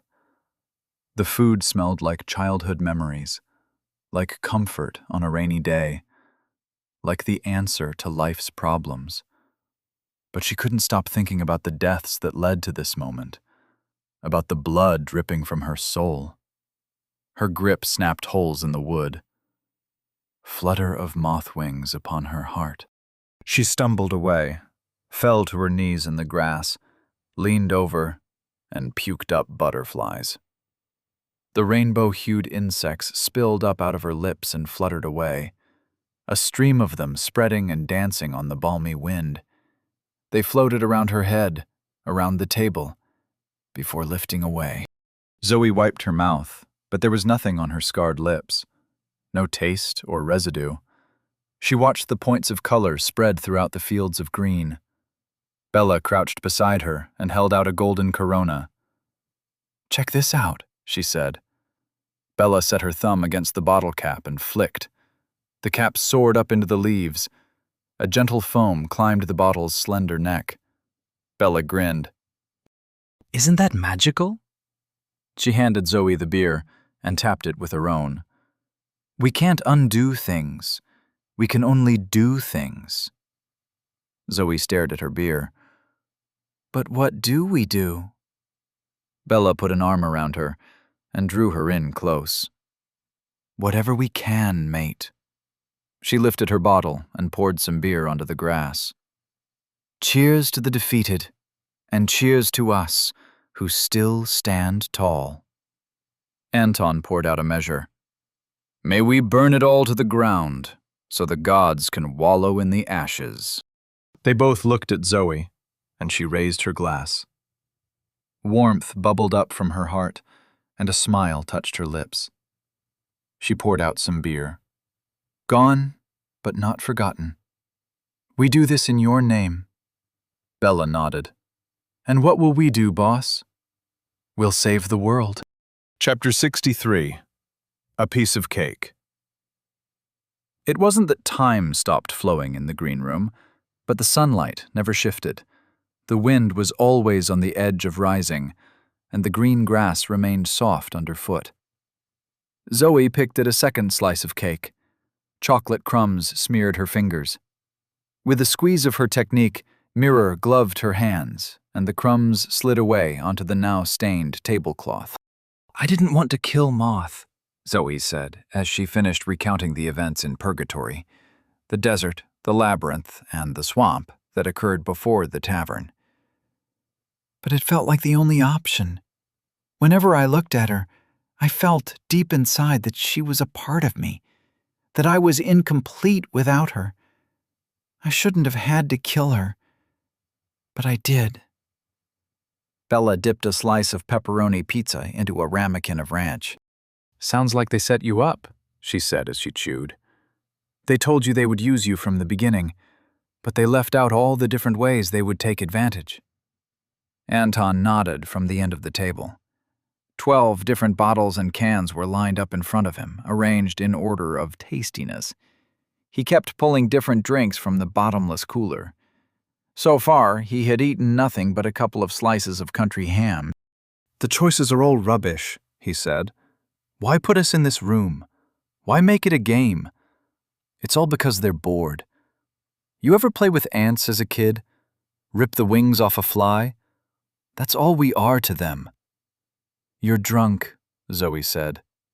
It wasn't easy, but I finally got there. Zoe nodded and gazed out beyond the shade of the willow to where the other teams sat.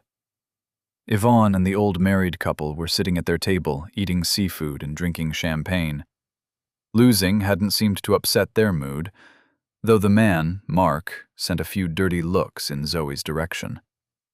Team 2, however, hadn't moved from the base of the tree. They didn't eat, didn't drink, just sat in the shade and spoke to each other. Xavier hadn't stopped crying since they arrived. Why do you think the gambler chose them? Zoe asked, as she gestured at the other teams. I know he has a thing for Bella, which might be why he brought me here. I'm still not sure, but what do you think about the others? 2 reasons, said Anton, as he sat up straighter. Levels, for one. You're higher than Bella and I combined. I can feel your skein from over here. And the other reason is stupid. What? Aesthetics. Xavier, Yvonne, and Zoe. X, Y, Z. Maybe it means something, maybe it doesn't, but that's number 2 as far as I can tell. Zoe pushed aside her plate of cake. That's dumb. Yeah. Bella walked down the table to where a family-sized meat pie sat on a bed of crispy fries. She sliced into the golden pastry, and deep brown gravy spilled out. Steam escaped the pie as a sigh escaped her lips. I can see myself never leaving here, she said. Is it supposed to make up for the depravity of the show? I wonder. She looked up at Zoe. We found a fragment, by the way. There are 2 more hidden in the dungeon, but we'll find them. Though it sounds like we should be worried about generating an incursion. Zoe smiled. It won't be a problem. Well, not like that. I produced an incursion from the other side, and how much are you going to eat? Bella piled her plate with pie. All of it. Bella patted her stomach. So, an incursion in the dungeon. What is that exactly? It's like a corridor between worlds, full of light and sensation. It hurt as I traveled. Will the others you told us about make it through? Princh and Oriz and Trinch? Zoe shook her head as a coldness settled over her mood. Princh died. She would tell the story of how she escaped, of the vault, of Trinch's betrayal. But not now. But I expect the other 2 to be there, unless they figure out a way to leave. Anton shook his head. I can't believe you had weeks of training while we fought invisible assholes in a haunted mansion. Ghosts? No, Bella burped. Invisible assholes is much more accurate. Zoe smiled as the conversation drifted away from purgatory and into what the others had learned in the dungeon. Once the gambler's game was over, they would return. Hopefully, with her levels, the dungeon would be a piece of cake. She really shouldn't let herself hope like that. But she reached for her plate and scooped up chocolate icing with her fingers.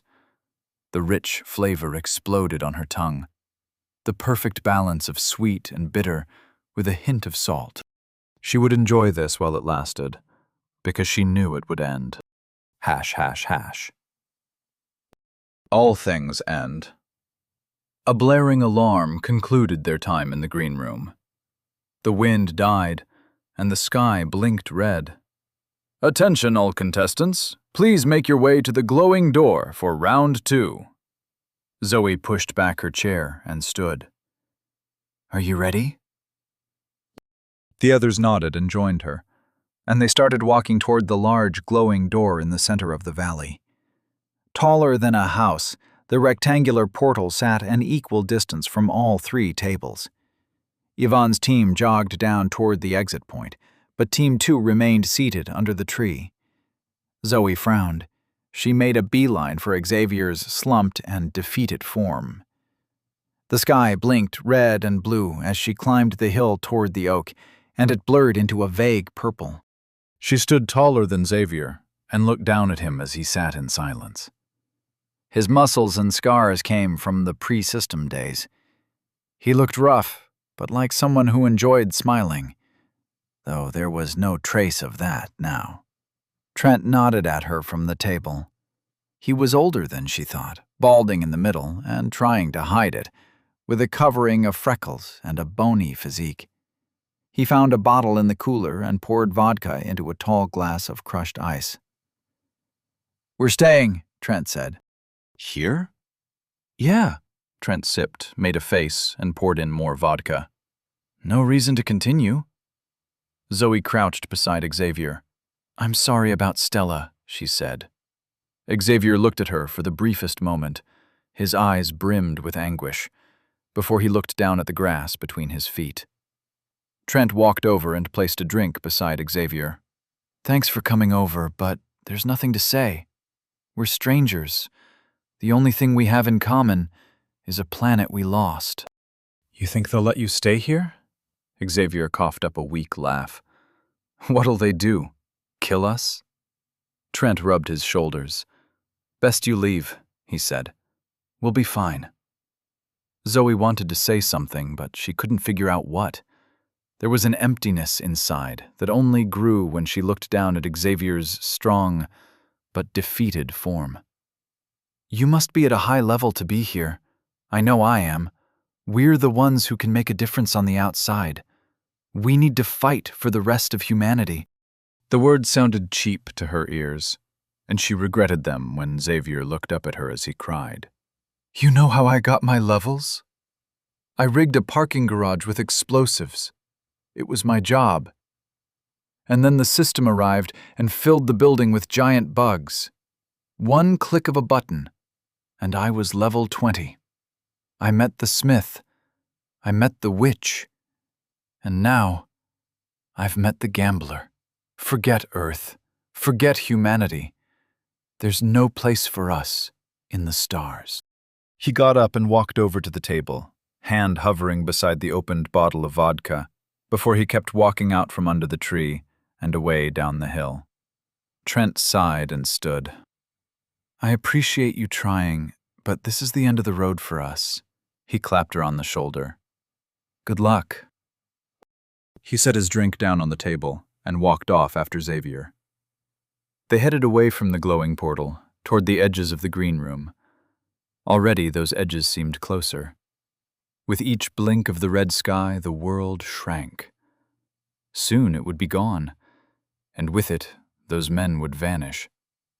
Zoe could probably drag them through the portal, save them by force. She looked at her hands for a moment. Flesh, metal, mirror. Which one represented who she was? She turned and walked down the hill, to where Bella waited beside the large, glowing doorway. You tried, Bella said. Sure. What did they say? Bella asked, as they walked through the portal together. They wished us luck. .. The portal was quick and clean, and deposited them on the sandy stage. Zoe leaned against the podium as her stomach settled. Bella and Anton leaned against her. Maybe eating all the cake wasn't the best idea before teleporting, but she didn't know if she would ever eat cake again. No regrets. Yvonne's team emerged and walked over to their podium. The older people looked unsteady, but they were all straight-backed and serious. What had they done to earn their place here? Zoe waited, eyes gazing at podium 2, but nobody else arrived. That's disappointing, the gambler muttered. I didn't realize they were so attached. How will we continue now? The audience murmured amongst themselves. The strange, shadowy figures in the stands sounded disturbed. Does it matter? Anton asked. They didn't have any points, so... It's the rule of 3! The gambler snapped his fingers, and Anton's face split into 3 versions of itself. Do you understand now? The beauty, the sheer necessity. Do you? He leaned into Anton's pale, quivering, trisected face and screamed until spit flew from his open mouth. Does your monkey brain understand numbers and odds and stakes, or do I have to scoop it out and replace it with a calculator? The audience, the contestants, remained dead silent as the unhinged god took a deep breath and stepped back. I'm sorry. He looked at Bella. That was unbecoming and extremely unusual. I'm never like that. He snapped his fingers, and a healthy flush returned to Anton's singular face. Needless to say, the game cannot continue until I replace Team 2. There were only 3 viable teams to begin with. He bit off his temper. None of you can see me like this. The game will resume in 1 week. Do me the courtesy of staying alive until then. Goodbye. He snapped his fingers, and the stage vanished. The world vanished. Zoe vanished. .. The mirror-lined yacht sailed between the mirror-tiled houses. Bloody water lapped against the hull. Zazatha stood in his place, feet firm upon the planks, the only place he stood for centuries now. Ever since the system tore him from the land he conquered, turned his followers into monsters, sealed him in a dungeon for adventurers to come and raid over and over again. He smiled at the silence. The only sound was his boat cutting through the water. He could smell the lack of humans, the lack of adventures. Soon, his world would reset, his ear would heal, and his earring would return. He didn't enjoy these moments of lucidity. When the adventures took days or weeks to close the dungeon, he started remembering. remembering the looks of betrayal on his followers, the look on his face as he gazed up at the displeased heavens as they shattered his unholy bell. Gray fingers stroked the fragment around his neck. Soon it would all reset, and his mind would run smooth once more, like waves lapping at footprints in the... A blue and pink gash split the sky. 2 figures tumbled out. One hulking and coated in green hair. The other was slender, gray-skinned like him, and broken by immeasurable sadness. The dungeon groaned at their presence. It rumbled with displeasure as it shifted. These people were not new. They had been here before, and they dragged with them an unbroken quest, like a length of barbed wire flossing the dungeon's teeth. Zazatha felt the agony as his own. For this world was his shell, and he the pearl. Something would have to be. A heavy chain splattered his brains upon the deck of his boat. His headless body twitched, staggered, and tumbled overboard. The corpse sank beneath the bloody water as the dungeon rumbled and rearranged. Chapter 64. Return. Trent shook the blood from his chains as he paced along the craggy shore of the island. "This place seems the same," he said. Oriz nodded as thunder echoed from somewhere far overhead. "Not for long," she said. "It seems our arrival has upset the dungeon." "Who cares?" Trinch snorted. "It can't contain us." "We can't escape until we complete the quest. You are still thinking within the rules they hand down to us. That's why I'm in charge." Oriz narrowed her eyes. Her skein flowed, restless within her, but she did nothing. What could she do against a monster such as Trinch? Grass may crack the concrete eventually, but time was not on her side, and Trinch was a mountain.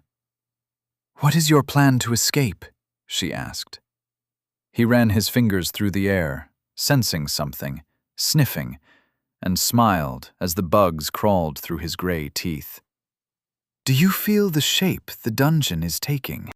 Oriz reached out with her mind. Her power was not as great as Trinch's, but she didn't need to do something as crude as touch the dungeon's skein with her hand. Whenever a dungeon opens, it assesses the adventurers and molds itself around their actions. It doesn't change itself, but listens to them and reacts to fulfill its function. The dungeon's shape is like a pearl formed by an oyster. A system takes incursions, wounds, and aspects of other systems and bundles them up with space-time ripped from its own body. It is a painful process, but a dungeon is a place of pain.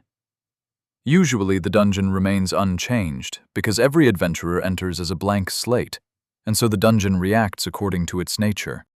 But Trinch and Oriz had been here before, and they dragged behind them the broken nets of the Mirabelle quest. The dungeon read them, and found instructions at odds with its current situation. They had not come in through the door, but through an incursion. And the incursion remained, growing, as energy bled in and out through the rift between dimensions. Oriz felt the dungeon gnashing its teeth and grinding its bones as it sought a way to consolidate these new variables. It would make things harder, like an immune system overreacting to cleanse itself of intruders. For one, the boss would change. She could feel it already, skein gathering around Zazatha's sinking corpse. The remaining fragments, too, if she guessed correctly, were pulsing. The dungeon had already changed once to accommodate Zoe's naive actions, but now Zoe was not here, and neither was her party. Oriz raised an eyebrow at that. Zoe hasn't arrived yet, and her friends are gone. So, we're the only 2 adventurers in the Mirabelle dungeon. But the dungeon doesn't know what to do with that information. "It knows," said Trinch. "It's going to reform Zazatha. Bigger, stronger, crueler." He sighed, staring across the water at the cruising, mirror-clad yacht and seeing a simpler time. "I used to think all bosses were to be fought. I suppose such hubris led me to purgatory. But I'm not in purgatory anymore. I thought you blamed Creek. He played his part. Oriz shook her head. What's your plan? Are we going to wait for Zoe to come through the incursion and finish the quest? Things might be harder with the dungeon-changing Zazatha, but... Trinch ignored her and watched the incursion. A gash in reality of scintillating pink and blue and pulsing white. It rose from the rocky beach shore up toward the sky, 70 feet tall and growing. It's stable, but it's growing. Soon it will pierce the dungeon's shell, and we can escape to Zoe's planet. She called it Earth. Like dirt? Oriz shrugged. So your plan is... Trinch lay himself down on a bed of chains. I plan to relax and enjoy myself while I wait for my first plan, using Zoe, to reach fruition. Oriz stared at him. You're a monster. He shrugged. Don't blame me. Blame the system.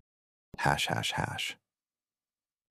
From nothing, Zoe blinked into being. She lay on her back as the world groaned, dusty stone firm beneath her fish-skin suit. A wooden room enclosed her, familiar ancient planks covered in brilliant green moss. Beams of sunlight leaked through the ceiling and lit the swirling dust. She breathed the air and tasted the dryness, the familiar spice. She knew where she lay, and her breath escaped the cage of her lungs in a relieved sigh. She lay once more in the church of the Mirabelle. She was back in the Mirabelle dungeon. After all her ordeals in purgatory, she finally made it back. A smile cracked her face as she stretched out her arms wide. Her fingers brushed a white box, the python amulet from the gambler's show. So it hadn't been a dream. She knew it hadn't. But one can always hope. Dust danced above her, and she wondered where Oriz and Trinch ended up. Were they standing somewhere in the dungeon and waiting for her? Or were they sent elsewhere? She couldn't really find it in herself to be worried, so she sat up to look for Bella and Anton. System notifications slammed into her brain. Quest received. A meeting at a crossroads. You are part of a timed event. Return to the magnifying glass in 6 days, 23 hours, 45 minutes. Title awarded, The Magnifying Glass. Due to the efforts of Anton, Bella Moore, and Zoe Chambers, you have received 1 free level. Level up! You are now level 26. The void grows sick with hunger. Please select an element to incorporate. Wood, Dexterity +2, Vitality +2. Mirror, Insight +4. Sun, Might +2, Vitality +1, Insight +1. She felt the hunger squirm inside her. 11 levels of emptiness. She felt scooped out, and the hole sucked at the world. Devour. Everything. There were metal weapons outside. They called to her. But she fought down the urges. She knew she had to take this opportunity to adjust the imbalances in her build. Status name, Zoe Chambers. Level, 26. Body, the bell at the center of the world. Rank 2, progress 6 out of 10. Attributes. Might, 62. Vitality, 20. Dexterity, 13. Willpower, 61. Insight, 21. Skein, 177 over 177. Titles, Intrepid, Lodestone, Fools Rush In, incomplete. Questbreaker, Glutton, True Believer, Magnifying Glass.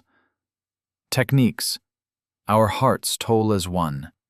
The self reflects the world. If she didn't increase her dexterity, her strength would be useless. Her vitality and insight also lagged behind her other stats. She really had let the bonus that came from the Lodestone title block out all other options. But now wood surrounded her, And with +2 to dexterity and vitality, it could solve her problems. Especially since she had 11 levels worth of elements to incorporate. She relaxed her restraint on her hunger and reached out for the ancient wooden planks of the church. It might be a sacrilegious act, but after surviving a meeting with a real god, she felt as though she earned this. Her hunger reached out, a force of system-empowered willpower, and brushed against the wooden planks. They trembled and groaned in an echo of the thunder in the world beyond these wooden walls. But they did not split. No tendrils formed. Her hunger retracted, sullen, starving. But she received no essence. It was as she feared. The body she chose with the smith, the bell at the center of the world, only admitted mirror, metal, and sound. The wood that surrounded her was useless. Unless... She reached for the python bracelet with a burning hope. The box opened on its own, and the brass-colored serpent slithered free. Its eyes were sapphire beads. As it stretched its jaw, yawning, tasting the air, the pearlescent glass fangs glimmered in the sun-filled room. Zoe outstretched her fingers and forced herself to crawl, her movement slow as she contained her rapacious hunger. "Please," she whispered, as blood leaked from her lips, taste of her own chewed soul on her tongue. "Hurry." The serpent swayed and rose out of the box like a dancing cobra. It watched her, and in those blue gemstone eyes, Zoe saw, perhaps imagined, a dancing figure, the gambler, the mad god who existed in all gifts. Was this just one more taunt from the cruel mind of the universe? The snake lunged for her. She didn't have time to react. Another reason to increase insight and dexterity. Fangs outstretched, the snake wrapped around her hand and slithered up her arm. She expected the needle jab of its fangs, but it closed its mouth and settled around her upper arm. The scales clicked and stiffened. She blinked, and the python bracelet appeared no different from any upscale jewelry. You have received the python bracelet. This item allows you to view expanded essence options. You have 5/5 charges remaining. Her hunger burned one charge instantly. The blue eyes glowed, and information assaulted her. ###. It was a mistake to view the types of essence as discrete. These individual natures, blood, mirror, wood, etc., were but the most surface level. They were expressions, words in the language that was skein. If Zoe looked deeper, she could see how one essence flowed into another, water into wood, blood into metal, earth into shadow. But if she looked deeper still, the expressions flowing into each other were merely the surface. Going beneath, she realized, all essences were already one. She reached out, staring at the single-room church, at the motes of light that truly constructed the wood and sunlight and stone. She reached into that deep layer, and it rebuffed her. Such depths were not yet hers to plumb. The refusal stung as she swam her consciousness back up to the surface world, where essences flowed into each other, composed each other, words and meanings and symbols intermingling. But she couldn't deny the knowledge she saw in those depths, couldn't help but hunger after it, because down where skein was one, she saw another truth. Skein was not all. She knew this from her experience in purgatory. There were other ways of breaking down the universe, other ways of rebuilding reality into the shape of one's desires. The chain around her throat, for instance, spoke of love in all its complexities.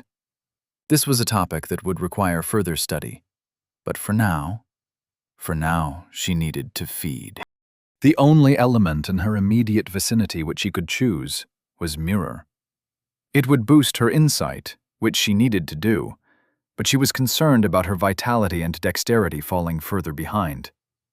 This was a unique situation, where she had many levels to advance at once, and she knew it was because of how Trinch used her to slay the others.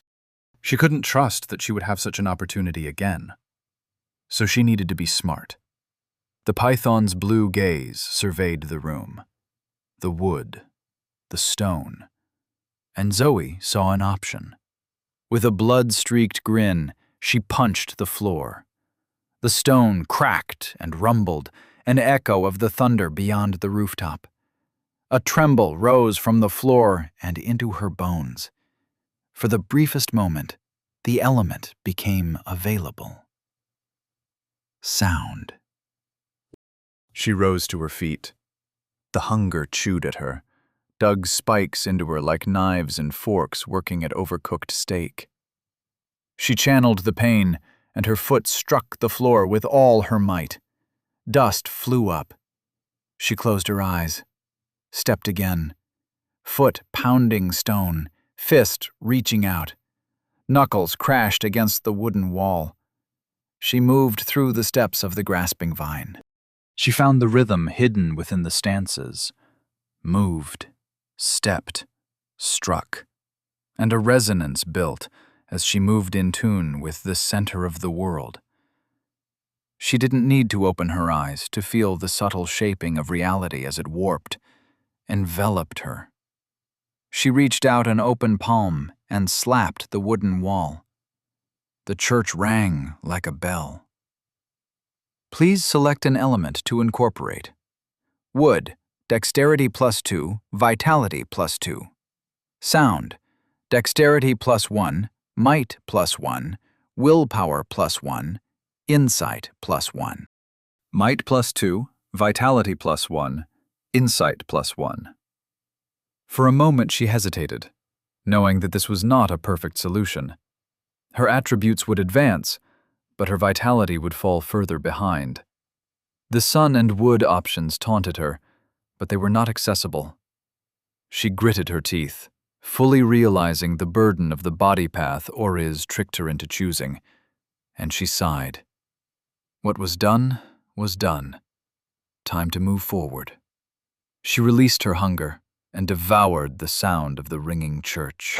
Chapter 65. Stomping Ground. The church was haunting without sound. Zoe's footsteps toward the door stirred the dust, but there was not even the softest whisper of her feet sliding across the gritty stone. The wooden walls swallowed sound, as greedy as Zoe's hunger, and her breathing, her heartbeat, her digestion poured into the silence. Following a childlike urge, she rapped her knuckles against the wood. The impact traveled up her arm, but she heard nothing. Grinning, she flushed her flesh with metal and punched the wall. Her fist went straight through the ancient wood. Sawdust and splinters spilled out onto the floor, but there was no sound. She laughed in sheer delight at the magic of it all, but that too was silent. Still smiling, she moved through the beams of sunlight leaking through the ceiling and found the door. Ancient hinges flaked rust as they opened, but there was no squeak. She stepped beyond the threshold, into the dusty graveyard of the dungeon, and the wind greeted her ears with a gentle song. There was no sign of damage from the fight with the puppeteer of bones. All the graves, the trees, stood intact. Bella and Anton were absent. She stood alone, but she did not care at all. She walked away, and the church creaked in the breeze as sound returned to the structure. For the first time in a long time, her body felt whole, in tune. 11 levels worth of sound essence filled her, and she could feel the balancing of her attributes. It was not much, not enough, especially since sound increased her willpower and her might. In a way, she had changed nothing. The gap between her attributes was still there, but now her body moved with additional grace. She could feel the increase in her dexterity and insight. It wasn't perfect, but she counted this as a step in the right direction. The mirror of the graves flashed in the sunlight. Thunder echoed in the blue sky. She frowned at that, gazing up, and saw a ripple beyond the blue, as though someone was making hasty changes behind a theater's drawn curtains. It hurt her eyes to look, but she stared, trying to determine the machinations of the clockwork universe.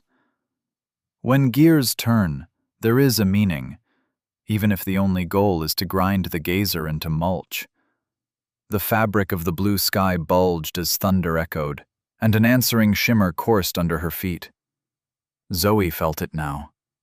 The sound in her body reacted in a sensitivity she never experienced before. What did it mean to have a body full of sound? 44 points of new skein coursed with vibrating power inside her. Invisible sound. But no, not invisible. Because sound must travel through a medium. She saw sound in the world's movement. And the world above moved, just as the dungeon moved. And in the grinding of its bones, she heard an explanation. A rattling of arms. The dungeon hated. What other explanation for such a place? The dungeon hated all intruders, and sought to destroy them within its means. But if its means were not sufficient, it would adapt, as all living things adapt. And what could make the dungeon react in such a way?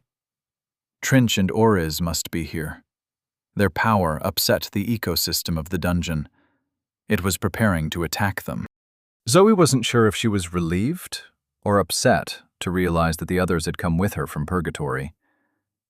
She had mixed feelings about Oriz. Though she had lied, she had betrayed. The older woman had taught her, had guided her, and had not been completely dishonest. Trinch, on the other hand, made her shudder with revulsion. She could hear the insects crawling through his grin. She didn't want to see him again, but she dared not hope Trinch was gone. How useless hope was when the mad gods of the system could read her mind. With these sour thoughts, she walked through the mirrored gravestones toward the pink stone angel. She could feel the skein threads in the air like cobwebs brushing her skin. What must it have been like for Anton to follow these threads when they were fresh from the airplane? It was strange how quickly he adapted to this new reality. She liked to think she adapted, but that wasn't true. She was a fighter, one who clawed their way to the top. Her greatest fear was that there would be no top. Who wants to claw forever? Who wants... Zoe slapped her face with a metal hand. She shook her head, suddenly sickened. Bloody tears marked the edge of her cheeks. Blowback from staring at the blue, crawling sky. She hadn't noticed the pain, the pressure, so obsessed was she with her interiority. But the smarting blow settled her mind.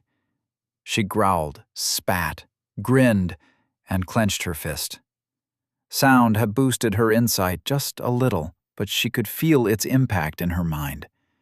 Willpower was like an engine thrusting her in whichever direction she pointed. She had to be careful which direction she chose, and it seemed sound sent her spiraling, thinking about herself and others, how they all intermingled, how everybody was thrumming and humming, each person an instrument in a universal harmony. She slapped her other cheek. Hard. A tooth loosened, and her vitality started securing it once more. She needed to increase her vitality, but that would have to come later. For now, she had a boss to dig up. Hash, hash, hash. Her metal hands made quick work of the puppeteer's grave. It squirmed in the ground like a great leathery brain. A monster if ever she saw one. But this time around her skein was further along. She not only felt its presence, she understood its words. Die, die, die, die, die. Betrayer. Die, die. Abomination. Die, die. I must scourge unholy from the crimson face of the heavens. Die, die, die.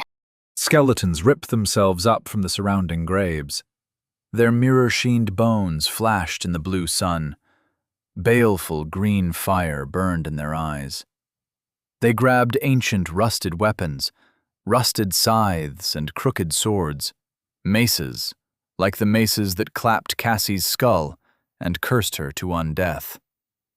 Zoe's metal fists clenched so fast sparks leaked out. She stared down at the pulsating mass of pink flesh. "Keep summoning your bones," she hissed. "None of it will save you." Mirrored skeletons charged her, and she screamed at them, screamed at the world. Weeks of frustration boiled up from deep in her guts. The unfairness of the apocalypse. Months of rage. The unfairness of a relationship she didn't even understand she was trapped inside. Years of spiraling darkness. She never left the woods. And the skeletons surrounded her. Bony hands raised weapons high and brought them down in executioner blows. Mirrored grins reflected her distorted, warbling, silent form as she screamed. Their blows rained down and bounced off her like hail on a car. Her fists crashed out, metal against mirror, and once more, metal won. Her fists shattered skulls, deflected weapons. She kicked out and sent skeletons flying to break against the mirrored headstones. It was all pointless. She knew this wasn't the goal of the fight. The puppeteer would summon the monstrosity of bone if it thought it was in danger. Skeletons surrounded her, and mirror flushed her skin. Her technique reflected their weapons and sent them sailing across the graveyard with bony hands still attached. So pointless. This didn't tire her. She had used no skein besides the activation of self-reflects the world. Hadn't even needed to slip into the stances of the grasping vine. The technique was there, in the back of her head, but she didn't need it for this. It didn't even raise her heart rate enough to be proper venting. Sickened, she walked over to the puppeteer where it sat in its shallow grave. "You were a monster," she said. "You killed people I should have saved. But was that you? Do you remember?" Bones raced across the graveyard toward the puppeteer. "Die, die, die, die, die." Zoe stomped on the creature, and it popped with a wet blue fart.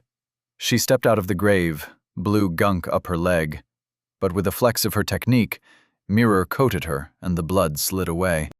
Bones clattered to the ground. Lay still, reflective, glittering in the sun. Cold energy flickered through her veins. She sighed and sighed again, but lungs are a bellows not meant to be empty.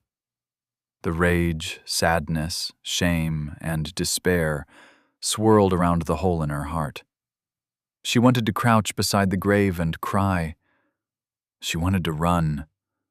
She wanted to bury the puppeteer, and with it all memories of this place.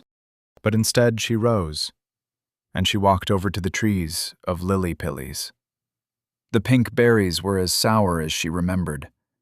She chewed mindlessly as she gathered dry sticks and branches into her arms. Enough for tinder, but not enough for a fire.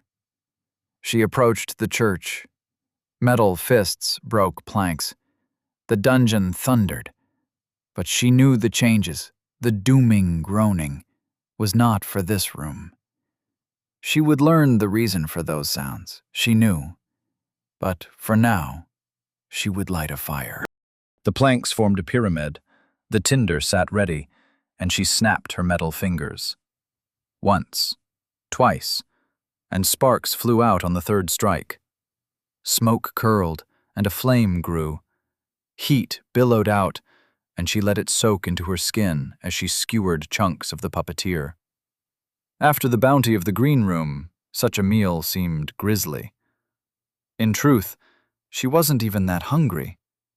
But this was a victory. The pink flesh cooked until it was a pale white, streaked with red. She chomped down on chunk after chunk and told herself it tasted like lobster. Hash, hash, hash. Night came and blew a cold wind against her fire between the gravestones. She kept the flame going by breaking chunks of mirrored headstones into a windbreak. There was no reason to wait in this room alone. The pathway to the next stage of the dungeon lay open. She didn't fear any of the mirror dials or crane tongues. She wasn't even sure that she feared Zazatha anymore. But she sat, numb and warm, as the wind blew against her. She waited for the others to return, and soon, after hours of darkness alone with her thoughts, her hunch was rewarded. On the faintest edge of hearing, a sound she heard with skein and not flesh, the pounding of hammers. There came a flash of something that wasn't light. A smell like singed metal and burning flesh seeped from the space between the air. Reality cracked, and thunder spilled. For the briefest moment, she saw the smith in all his multiple glory. The fire of 1,000 suns slaved to his forge. And then she no longer sat alone. Anton and Bella joined her beside the fire, images of perfection with their new bodies. The crackling flames lit them all, and for a long moment, nobody said anything. They were more than human now. Each now walked on the path toward embodying a metaphor. The first tentative steps were taken, and behind them, sinking into their footsteps, lay their past. What world awaited them on the far side of the dungeon? What would the people be like? If this happened to them in just a week, a few weeks in Zoe's case, then what of the world? In a year, could any of them look around and recognize what they had been? Who are we without a history we can trace to our current selves?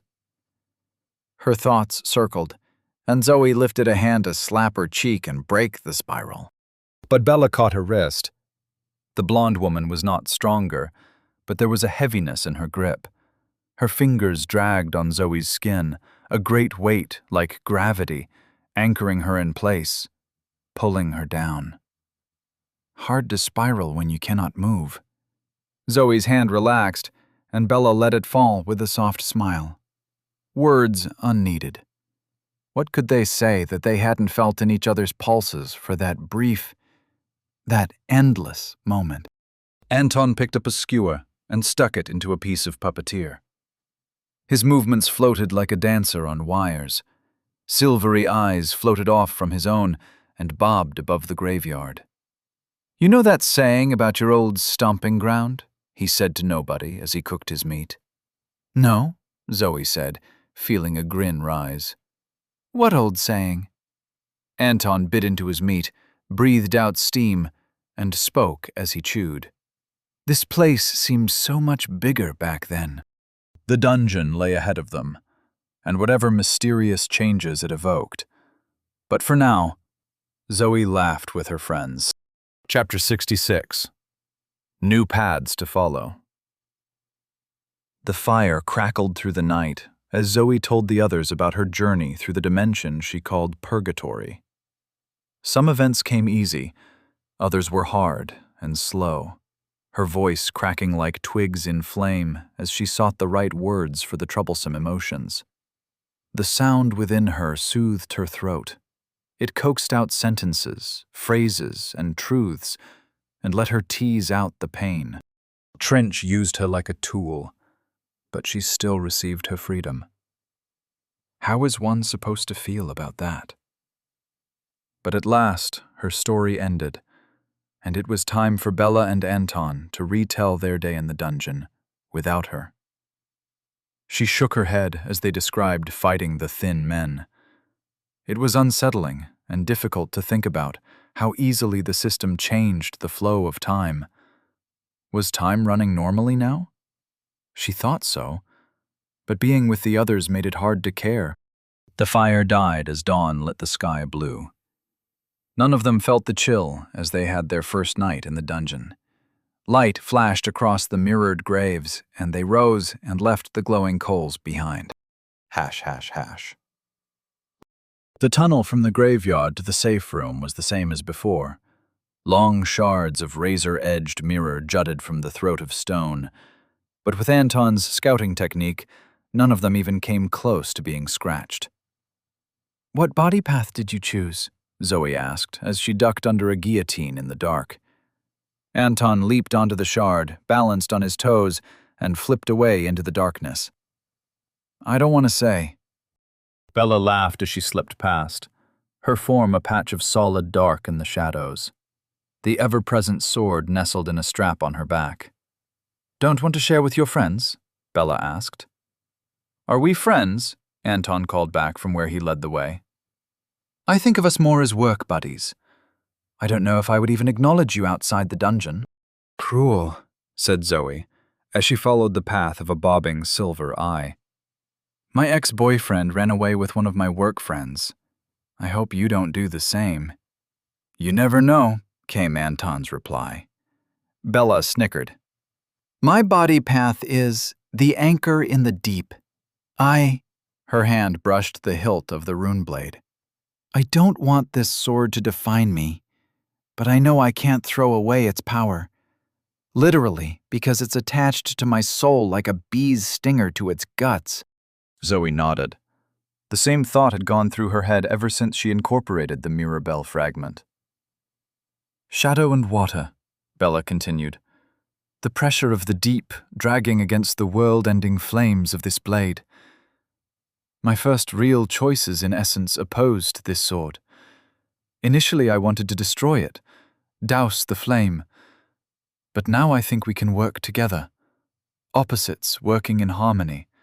Symbiosis. Yes, I know.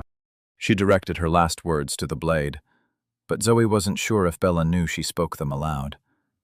She let it go. None of them were the same, and none of them were truly sane. Not anymore. Who was she to begrudge someone speaking to their sword? What do you think of the Gambler's Quest? Zoe asked. Bella groaned. I don't want to go back on that show. But it's not like we have a choice, do we? Oh! Zoe stepped between two shards, the mirror within her body calling out to them. No, I meant about your sword. The Mubilashi Maelstrom quest. Did you get it? What we want, Bella, after a pause, is to reject everything he offers. Everything? But what about the Python bracelet? That's pretty useful. Oh. You're not wearing yours. Bella laughed in the dark, and for a moment the sound was everywhere, as though she were the shadows come alive. You trust anything he gives you? When you were watching our survivors die, he kept me on the stage for a little meeting. The less I have to do with him, the better. And anyway, we don't need the rest of the Mubilashi Maelstrom collection. We're happy on our own. Zoe wasn't sure if she should address it. They walked in silence for a while, dodging through the shards. The path split, and Anton led them without fail. Again and again the path split and wound, but Anton's floating eyes led them on. Soon, Zoe knew, they would find the safe room, and then the lake, and the island, and Zazatha's mirror-clad yacht. Her fist clenched with anticipation at fighting the dungeon boss with her newfound power. They took a break at the base of a slope in the trail. Anton balanced on a long shard as silvery eyes orbited him. Why do you keep saying we? He asked Bella with a grin. They all stopped walking. Bella shuffled for a moment. Heat pulsed from her blade, before she pulled it free and held it out. I picked this up in our first battle with the puppeteer. I wanted to help, and it bonded with me, dug roots into my flesh. I don't feel whole unless I hold this blade. Now it is a part of me, body and mind and soul. If I say we, I mean we. If I say well, I don't know what I means anymore. Certainly not what it used to mean.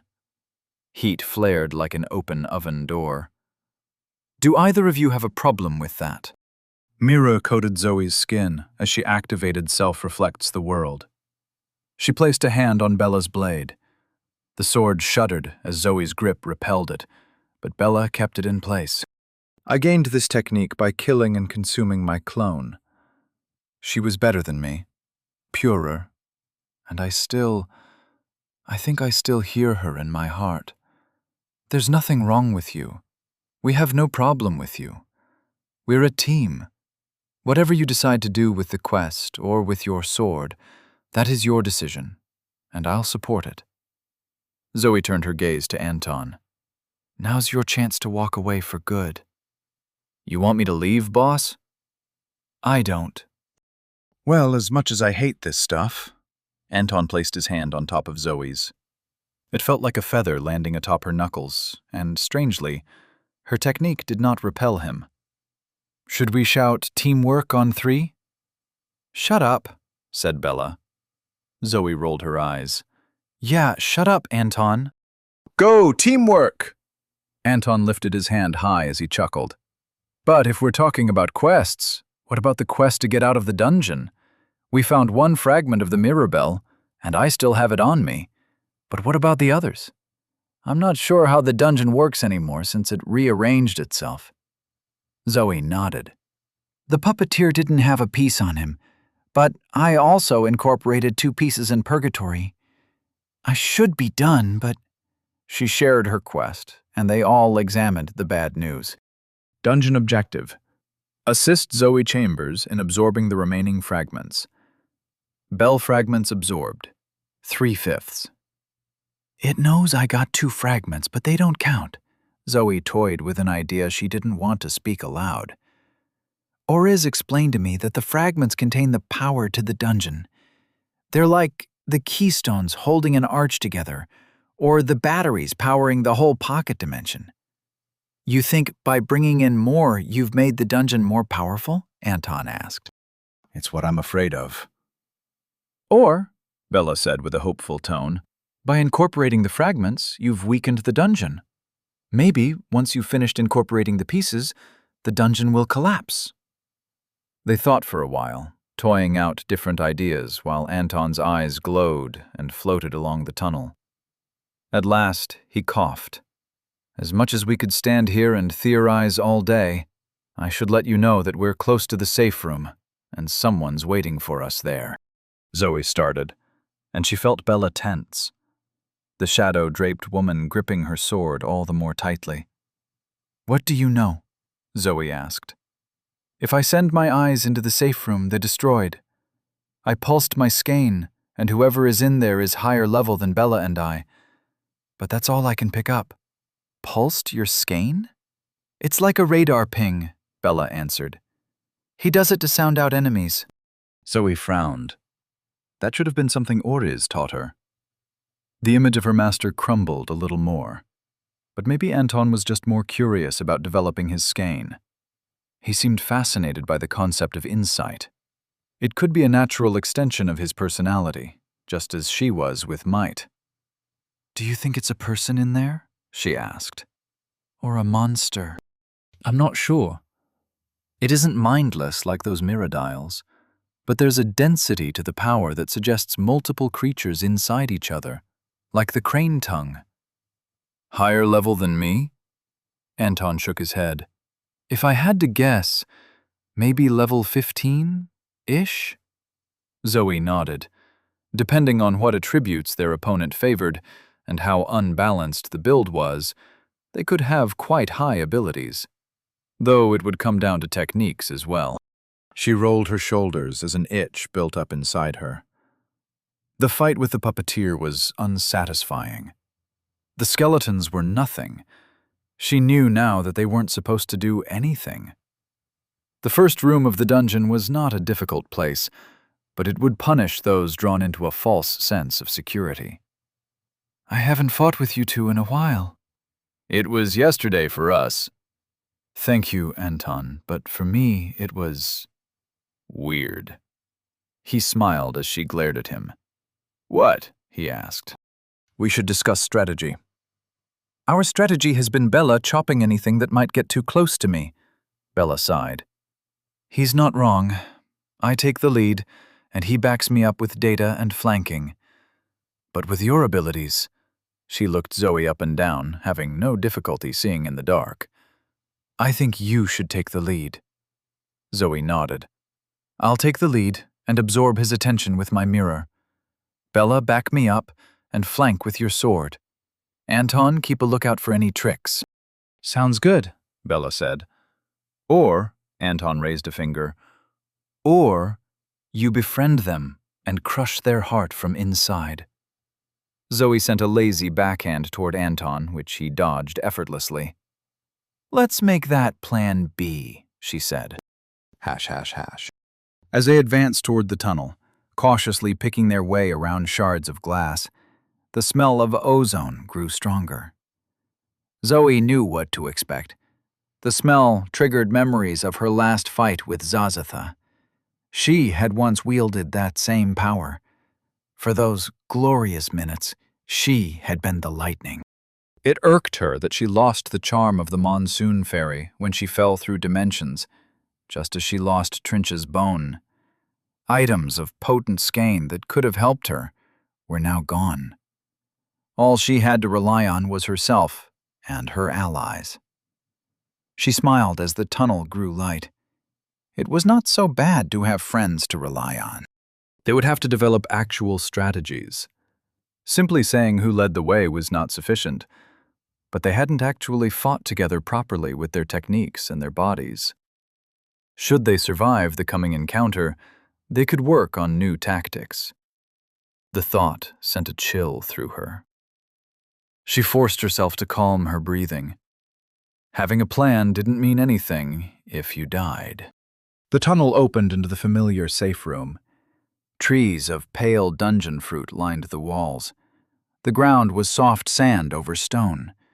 A river flowed against the far wall, and glowing underwater weeds provided the grotto with a shifting, rippling light. The boat waited for them, but this time it was smaller, with only enough room for 3. The dungeon had changed to accommodate them, but that was not the only change. A large wooden chest sat in the center of the room. Heavy oak, stained with time. Golden bands secured the planks in place. A lock with a shackle as thick as a finger kept the chest secured. It looked like something out of a video game, and it reeked of the gambler. She could almost hear him giggling as she imagined what was inside. But she didn't spend too much time theorizing, because Anton had been correct. They were not alone in the room. A young boy sat on top of the chest. He couldn't have been over 14. Gray skin and yellow eyes. He wore simple cotton robes in the style of a monk, with his head shaved completely bald. There was a serene quality to his eyes, and a joyous smile on his face. "Hello," he kicked his bare ankles against the wooden chest. "My name is Z. It is a pleasure to meet you all." Chapter 67. In the Belly of the Beast. Oriz sat upon a flat rock, on a spit of land extending out from the island, and meditated with the glow of the incursion at her back. The tranquil water reflected the turmoil in the dungeon's sky, but she ignored the sight as the lived-in smell of fresh water filled her nostrils, a smell untainted by the pink glow in the sky. She remembered meditating on this same rock all those years ago when she first prepared to face Zazatha. Back in that earlier dungeon iteration, the boss sequestered himself in the mansion's library. His notes repeated themselves as he sought to build the mirror bell, a loop of mistakes captured on the eve of Zazatha's greatest triumph, forever reliving the crest of his glory. Random adventurers forever striking him down. There was no yacht, no lake.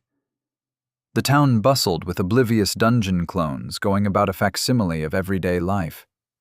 The clones couldn't perceive the truth of their world. They didn't even have proper brains. Their whole bodies simple and crude things of meat and skein, with no knowledge of the portal to purgatory in the crypt below the manor. Trinch, Princh, Crick, her master and herself, ventured down to that crypt after defeating Zazatha the first time. That dusty tomb, where she lost her destiny. It was her master's idea to go adventuring in a dungeon built from the bones of the Black Star dimension. He said it would be exciting, a way for her to get over the death of her partner, through action, by doing, rather than wallowing in cheap alcohol and grief. Now she couldn't even remember her master's name, not after the mind beast in purgatory devoured him. Nor could she recall why this dungeon was so important. Had he wanted them to fall through dimensions? She frowned. The truth still eluded her after centuries. False memories grew in her mind like weeds, but if she plucked them, was a whole better than a lie? A beak pecked her shin hard enough to draw blood. She winced and glared at the bloody raven sitting in front of her. It wobbled and cocked its head, and blinked little eyes like cut garnets. With a squawk, it activated the phantom of a technique, and the blood dribbling down her shin flowed in a thin ribbon toward the raven's open beak. It swallowed several drops and rustled its liquid feathers with satisfaction before Oriz shooed it away.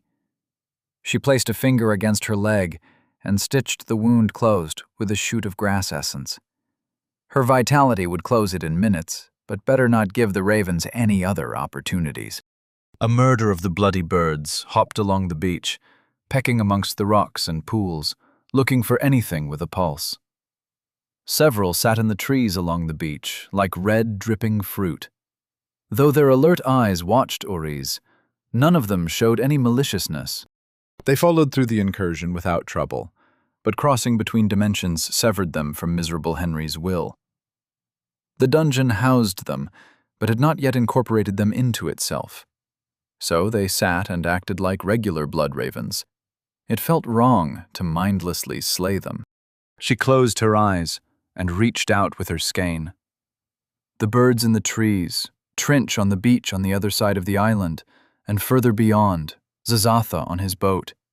And further still, she felt the tunnel and the safe room where Zoe and her friends faced off against another version of the same boss. The dungeon seethed around the threads of her skein, and she withdrew them as the sky squealed. Her eyes opened as the ravens flew out over the lake towards the mirrored houses. As they flew, their wings glowed with a scintillating rainbow aura. With each flap, the aura spread until it cloaked their whole bodies. Oriz stood as darkness replaced the pink in the sky. It was time to talk to Trinch.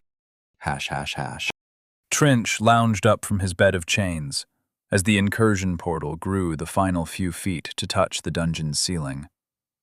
The thin slash of lurid pink light bulged into a true pillar.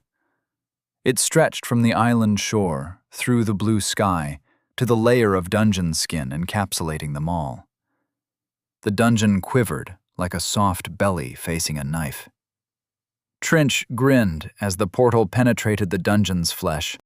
The distant rumble of thunder became a pressurized squeal as the incursion breached the boundary between the pocket dimension of the dungeon and the dimension of Zoe's planet Earth. A black wound opened up in the sky like a hole burned into paper. It spread. Reality crinkled at its edge. Bubbling, spitting, charring, and leaking. Droplets twisted and fell in a splintery rain. Trinch held out his hand and felt the fragments. They stung as they pierced his skin beneath his thick green fur. Blood welled, and his smile widened.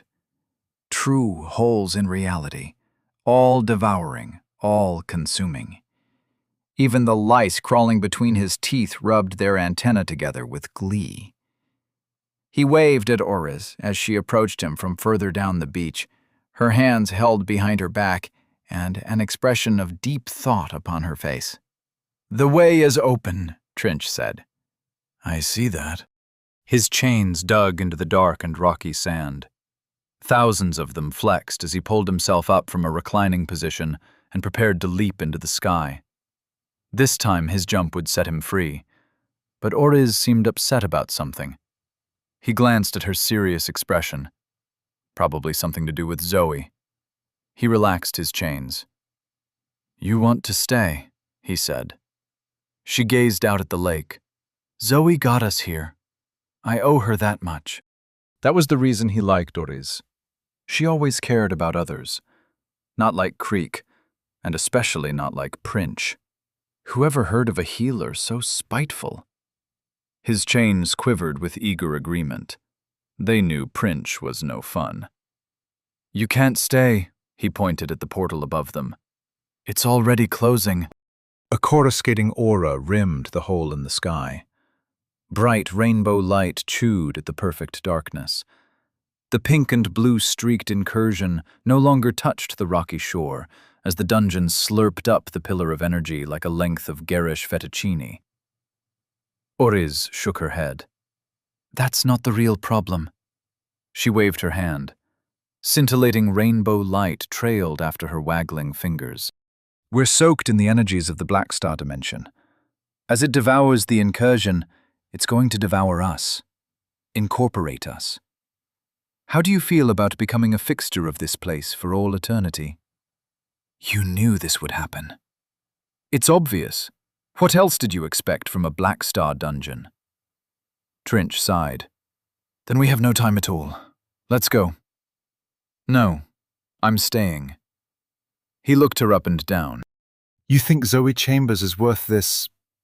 what? This sacrifice? What can you even do to help her before the dungeon swallows you whole and spits you at her? I'm doing this for me. Trinch lost his smile. I suppose you're not as selfless as I thought you were. Very well. He crossed 2 fingers, and 5 ghostly chains appeared. They extended from Trinch's hand and shackled Oriza's ankles, her wrists, and her throat. As he uncrossed his fingers, the chains released from Oriz and flowed back into the seething mass that flowed from Trinch like a coat of metal leeches. You don't seem surprised, he said. Did you feel my presence? I knew you wouldn't leave anything up to chance. I had to be sure. But you won't fight me. What would be the point? Trinch chuckled. His belly jiggled, and he guffawed. His monstrous bulk rocked as he laughed, and a rainbow glow trailed after the strands of his fur. Each of his chains lashed playfully. Thousands upon thousands of ghostly links glowed with shifting color as the dungeon gnawed at their very existence. I shall miss you, he said as he wiped away a tear. I hope we meet again someday. Go to hell, Trinch. Until then. He gave Oriz a casual salute and leaped into the air with a boom. Dust and rocks blasted apart as a wave raced away from the fractured shore. Windows shattered out of houses. Tiles lifted and flew away like dead leaves in the wind. Trinch grinned as he shot headfirst toward the portal in the sky. Assassins don't fight, Oriz whispered in his ear. He felt her weight on his back and twisted in midair to dislodge her. He couldn't let her affect his trajectory as he shot up toward the shrinking portal. His chains lashed at her with care to prevent spinning. A blade of grass plunged into his ear. It scraped against bone, grew into his brain before he dislodged her with a furious roar. His muscles tensed, and his skein exploded out in a spray of barbed needles. Lances of power stabbed Oriz's body, but she burst into blades of grass. The green clouds scattered and drifted toward the beach as Trinch flew, howling, trailing blood from his ruptured ear, into the black portal in the sky. Hash, hash, hash. Oriz reformed her body on the beach as the portal above her closed. No more pillar of rainbow light, only the same glow around her body. She didn't know how long she had.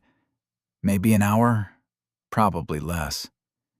She ran, long strides. Her foot struck the water and launched her forward with doubling speed. She could sense conflict, but could no longer feel Zoe. The dungeon's skein warbled and pulsed with the power of the incursion. She had to hurry. Hash, hash, hash. The dungeon hated. The dungeon fed. The dungeon marveled at its new strength as its fingers sharpened and its eyes grew many. The dungeon hated. Soon the dungeon would feed again. Hash, hash, hash. Zoe stood in the arched mouth of the tunnel. Mirror coated her skin as she stood, fists ready, and watched the gray-skinned teen sitting in the center of the room. Bella stood beside her, sword raised, and Anton's silver eyes floated out from where he waited behind them both. The silence in the safe room was the thick, oppressive air that props up a thunderstorm ready to explode. Z slipped from his perch atop the heavy treasure chest and stretched out his arms. His vertebrae cracked, his knuckles popped. Even his elbows clicked as he let out a tremendous sigh and winked at Zoe and her friends. "Why are you three standing in the doorway? Why don't you come in?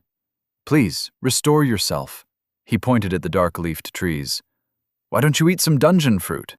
Blue lightning whipped from his pointed finger and slashed the tree. It burst into flames as he giggled. Zoe shuddered.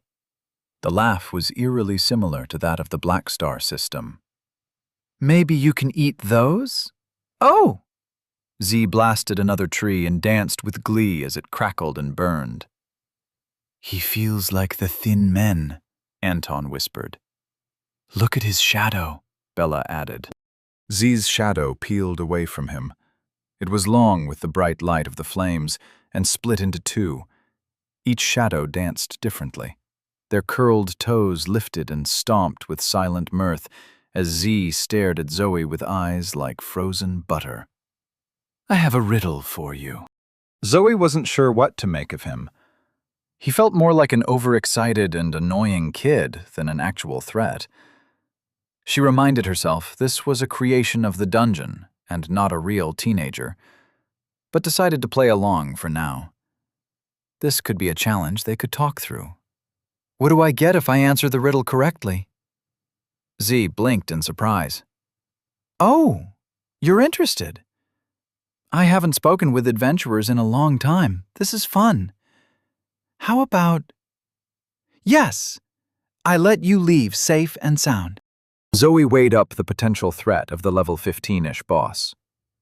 "You let us leave, and you give us a Mirabelle fragment."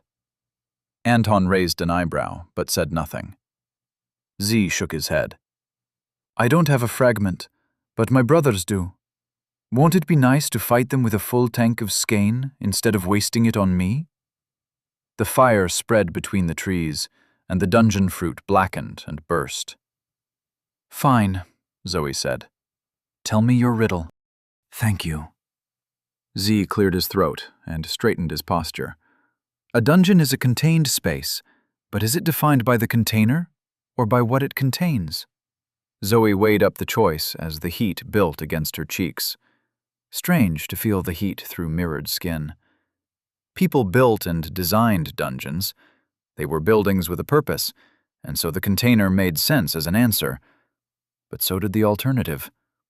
A prison held prisoners, but without prisoners, it was just a building. "What do you think?" she asked Bella and Anton. "Container," Anton said. "Contained," Bella said at the same time.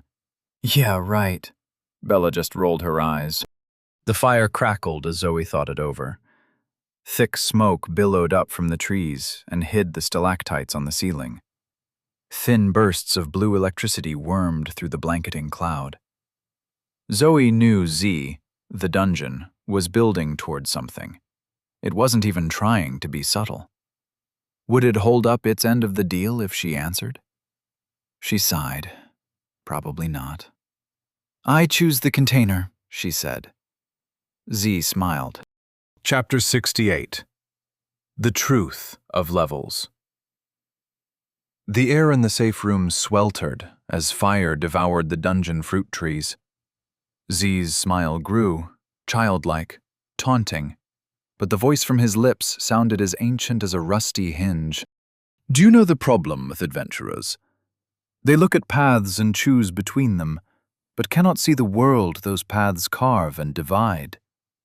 Space and time, destination, destiny, infinite unpinned points, but all you adventurers want is a route between where you are and where you think you want to be." Z shook his head as electricity curled through the smoke above him. "You think it's the container?" He chuckled, and the walls of the cave trembled as they joined him in laughter. "Cold and calculating people think that. Is that who you are? Never mind. The answer is neither. A dungeon is not the container or the contained, it is the space. Without a hollow interior, a dungeon is just a stack of bricks or rock. Without a hole for a door, no prisoner can enter. Without windows cut into the walls, they cannot have hope for a life beyond their imprisonment. Without hope, the dungeon is nothing. But the dungeon is not hope. He stared at Zoe, and his gaze crept across her soul like a centipede. She thought of the choices and the consequences forced upon her ever since she entered the dungeon. Anton and Bella shifted beside her as Z studied each of them. "The dungeon is a wicked space," Z said. "And when someone blasts holes into the sides of the dungeon, the space leaks beyond its natural thresholds. The dungeon reaches out and snatches up nice things and takes them for—" Zoe leapt forward. Her mirrored fist crashed into Z's face and drove him down to the ground. He grunted and coughed blood. His gray nose crunched flat against his gray face. Her mirrored fist blasted out the reflection of her strike. Z's head shattered. Gore sprayed across the cave floor, and Zoe stood heaving above the headless corpse. She unclenched her fist, knuckles creaking as she flexed them out. There was a lot of rage and frustration behind that blow. Coupled with her high might, the gray flesh and blood didn't stand a chance. Cool energy flowed up her wrist as Bella and Anton advanced into the room. Anton's eyes floated around the treasure chest, while others examined the spattered brains and skull fragments floating in puddles of blood. "That was easy," Bella said. "But do you mind saving some experience for the rest of us?" Anton shook his head. "There's still something here," he pointed up. "There's still lightning in the smoke. I'm detecting something malicious, but there's too much interference." "We'll be careful," Zoe said. "But I want to see what's inside this box." "I don't think that's a good idea," Bella said. "How can we trust this?" Zoe nodded and pulled back her hand from the latch. The padlock hung there heavy and locked. "There must be a key." She knelt and patted down Z's robed body. Her fingers felt the wiry flesh beneath the thin and coarse fabric, and she told herself he wasn't real. She found an iron key in his pocket. Static electricity burred the key, and she gripped it tight with her mirrored fingers. "I'm going to try the lock. I should be fine with," self-reflects the world. "But you two get back. Last time we touched the water, it summoned the mirror dials, so go back to the tunnel." Anton placed a hand on her shoulder. "Just because you open the chest doesn't mean you get to keep everything inside." She shook her head. "It's not like that." "Good." Bella and Anton retreated to the tunnel mouth and hid behind irregularities in the rock. The fires in the trees were still bright, but the leaves and thin branches were long gone. Now the trunks stood as upright pillars of flame. They burned hot and true, and without her raised vitality, low though it was, Zoe was sure she would have collapsed. Thick black smoke obscured the ceiling. The dark, rippling cloud lit up by bright blue arcs of electricity. Zoe kept an eye on it, but so far it seemed nothing would come. She had defeated Z before he could use his technique. The heavy iron key fit into the heavy iron lock. Rust flaked from the hole as she turned the key and unlocked the shackle. She held her breath as she lifted the lid to the treasure chest. A sense of awe came over her as she lifted the lid. Golden light spilled out from within. "You have triggered a trap." The chest's lid slammed down. Zoe barely got her fingers out of the way in time. Something told her that her technique wouldn't have saved her from having them chopped off. She examined the key and lock in her hand, puzzled at what the trap would be when a wind blew through the room. Zoe lifted her head as the stiff wind blew at her mirrored hair. The smoke above her cleared, and her eyes widened. A dozen Z's crawled on the ceiling. Gray fingers and feet gripped the stalactites. Blue electricity arced along their wiry bodies. 24 yellow eyes met hers, and a dozen mouths twisted into grins. "Oh," Zoe said. The Z's dropped. 4 landed atop her and bounced away from her mirrored skin. They hit the ground, spun in the dirt like kicked dogs, and bounded toward her on all 4s. Blue lightning sparked and leaked from their gaping maws. She kicked one, and it flew away, but 6 more leaped for her. The others ran toward Bella and Anton. Zoe tried to turn, to run to protect her allies, but Z's surrounded her. They crawled on the ground, loping like hairless apes. Blue light flared, and a Z spat lightning. The bolt slammed into Zoe's guard. She planned to bounce it away, but the lightning thrashed into her arm and traveled through her body. Her muscles cramped, teeth ground as pain coursed through her mind. She fell to one knee, and the Z's leaped. Her mirrored armor flung them away, but it was draining her skein. Status. Name: Zoe Chambers. Level 26. Body: the bell at the center of the world. Rank 2. Progress 6 out of 10. Attributes: Might 73 plus 11. Vitality 20. Dexterity 24 plus 11. Willpower 72 plus 11. Insight 32 plus 11. Skein 121 over 221. Titles: Intrepid, Lodestone, Fools Rush In, incomplete. Questbreaker, Glutton, True Believer, Magnifying Glass. Techniques: Our hearts toll as one. The self reflects the world. She could still feel the power of her new body. There was a large amount of these Z's, but she was level 26. She should be able to defeat them. A Z leaped on her back. It bounced away, snarling. She advanced and kicked out, but the 2 in front of her scrambled back. Her chain lashed out from around her neck, but the ghostly metal only attracted electricity, and she quickly withdrew it back. Another Z leaped at her, and she stepped into the grasping vine, dodged, and elbowed the creature as it passed. The double tap of her mirrored blow snapped its neck. 11 to go. A silvery orb flashed in front of her face. Distracted, she failed to dodge a lightning blast and stumbled as the shock seized her muscles. The silvery orb zipped back toward the tunnel mouth. Zoe turned.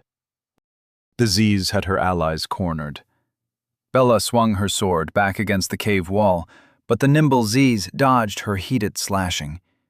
She fended off 3 of them, but a 4th crawled its way up the ceiling with a grin leaking blue light. Anton lay pinned beneath a Z.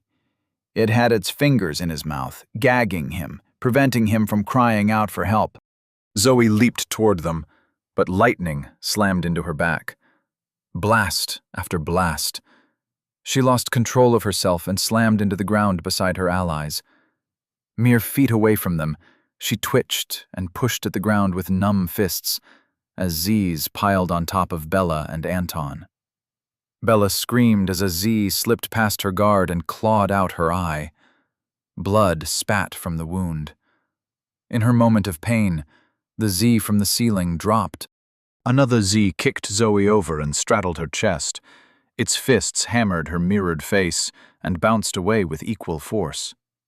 She had to get up, but blue electricity still crawled along her limbs, stunning her. Bella slumped to the ground, invisible beneath the scrawny gray bodies.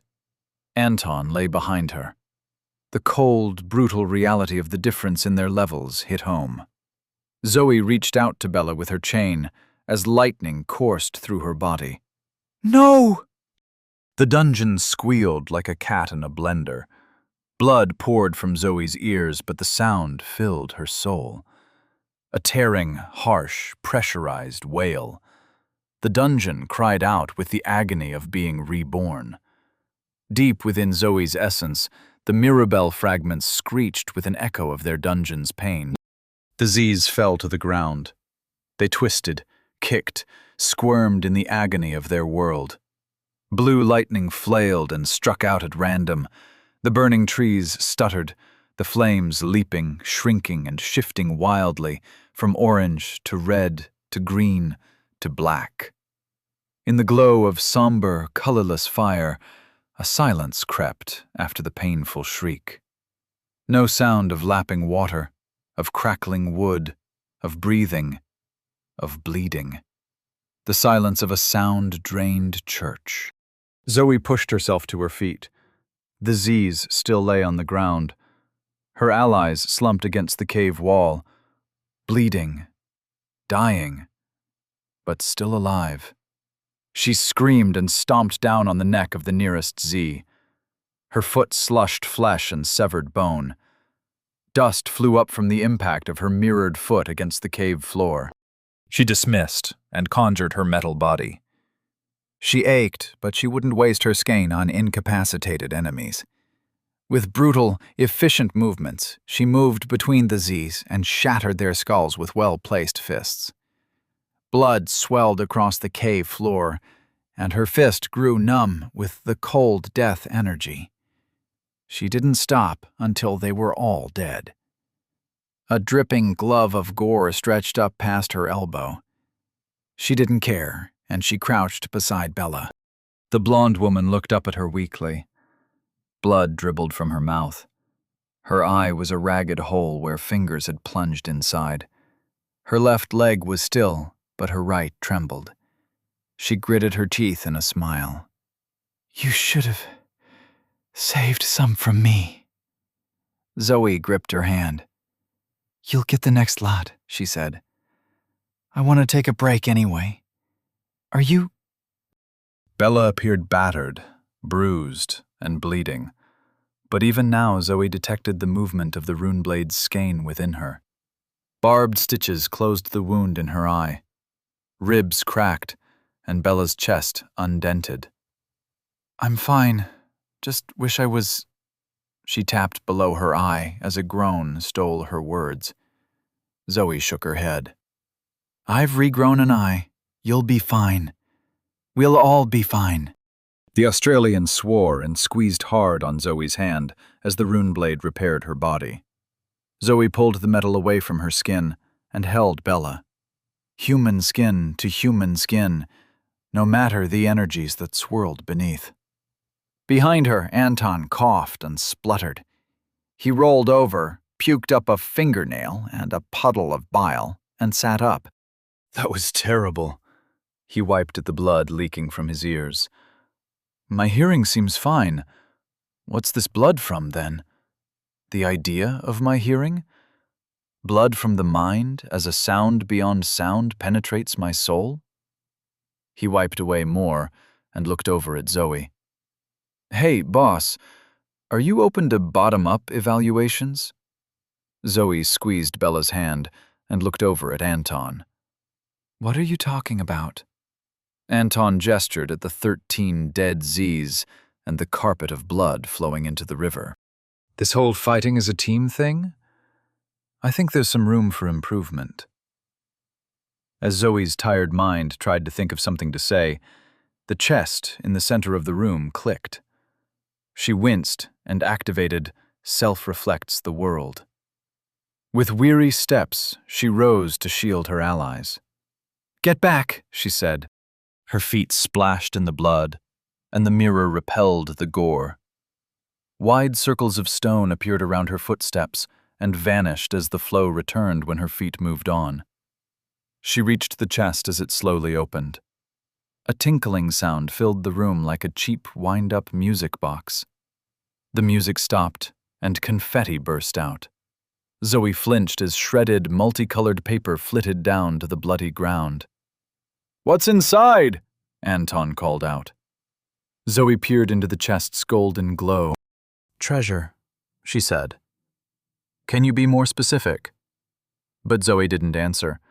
She was too distracted by the rainbow aura pulsing from her skin. Chapter 69. Nice loot. Seeing that Zoe wasn't responding, Anton activated Dandelion Gaze. His eyes trembled like soap being blown into a bubble. The silvery eyes slipped out of his own and floated about the room. They shone with mirrored essence, but at their core was sky. 9 floated about the room, looking in all directions and letting him see everything. Without the technique activated, it felt like wearing blinkers. With the death of the Z's, the black flames on the dungeon fruit trees burned low and faded, until the embers were pulsing shadows within the charcoal stumps. Soot coated the lumps and fangs of the cave ceiling. Bella lay against the wall, breathing steadily as her sword re-stitched her flesh. They had failed. Zoe, already more powerful than them, had returned like a monster from the deep shadows. Without her, they would be dead. Did it sting that he relied on her power to survive this place? If not for him and Bella dragging her back, Zoe would be fine, but without her... He searched himself. No, he enjoyed being alive. The end justified the means. Pride was for martyrs. An eye floated over Zoe's shoulder and gazed into the chest. Weapons, a helmet, and a book lay inside. The golden field of light stretched up from within, and his eye let him see the faint impression of skein in the light. He couldn't understand it completely, but it seemed to be a barrier.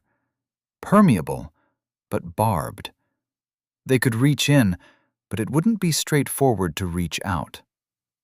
"Wait," he said, though nobody was reaching inside. "The golden light is suspicious."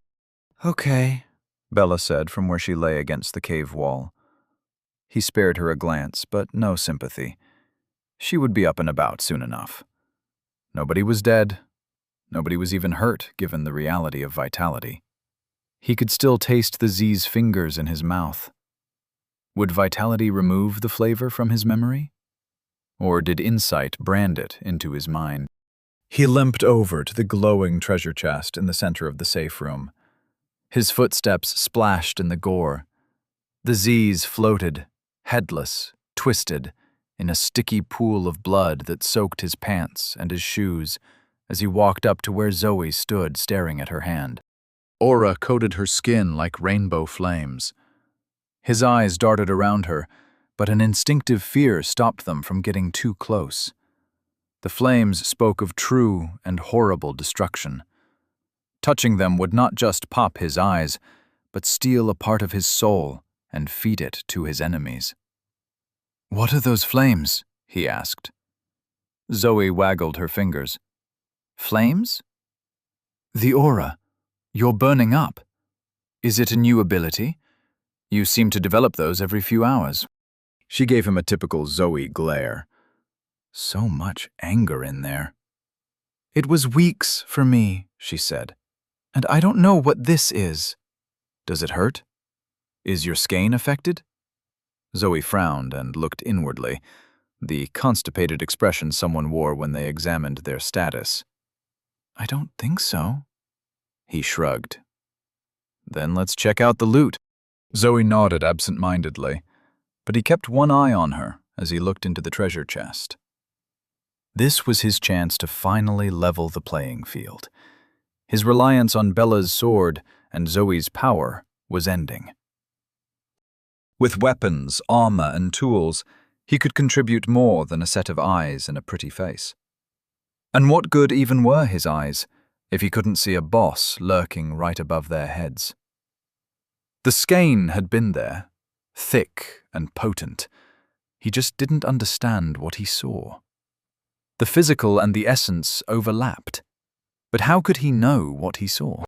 He dismissed the frustration. Failures would not rule him. Instead, he focused on the future and gazed down at the golden field of light. How did this work? He poked it with a curious finger. The golden field trembled like jello, and the system whispered in his mind. "Congratulations! You have found a pick one chest. Please pick one. Etching spear. An emerald-tipped spear that inflicts acid with each strike. Helm of drowning fish. a water-breathing helmet that grows into armor when worn. Introductory Tome of the Bloody Thunder School. A book containing a treatise on the Storming Absolution spell. Living Glass Axe. An obsidian-headed axe that can regrow its shattered blade when placed in blood. Everywhere Lens. A monocle that allows the wearer to project their ability everywhere that they can see. Zoe looked up at him. "Should we discuss who gets what?" she asked. Zoe chooses last. He glanced over to Bella. She was really in terrible shape. He hoped she got up. She would, though. Her sword was fixing her. Nothing to worry about. How does that sound? Bella gave a thumbs up. "Zoe's overpowered," she grinned, though her voice was pained. "She should probably give her choice to us." He smiled as Zoe and Bella bickered without heat. "I'm going first," he said, as he reached into the chest. Zoe stopped him. Her fingers rested on his wrist. She didn't grab him, didn't need to, and as her hand retreated, he trembled, just once. He wasn't scared, he just knew how strong she was. "Those items all sound powerful," she said, "but only 2 are weapons. I'm sorry, Anton, but you lack offensive power.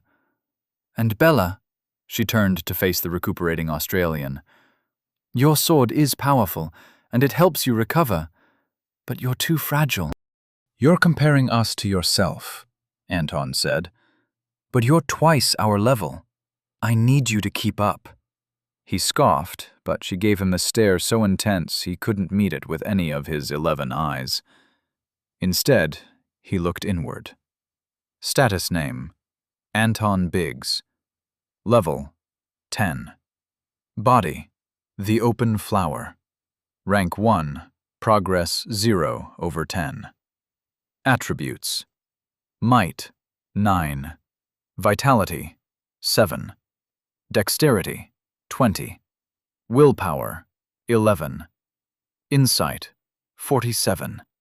Skein, 45/92.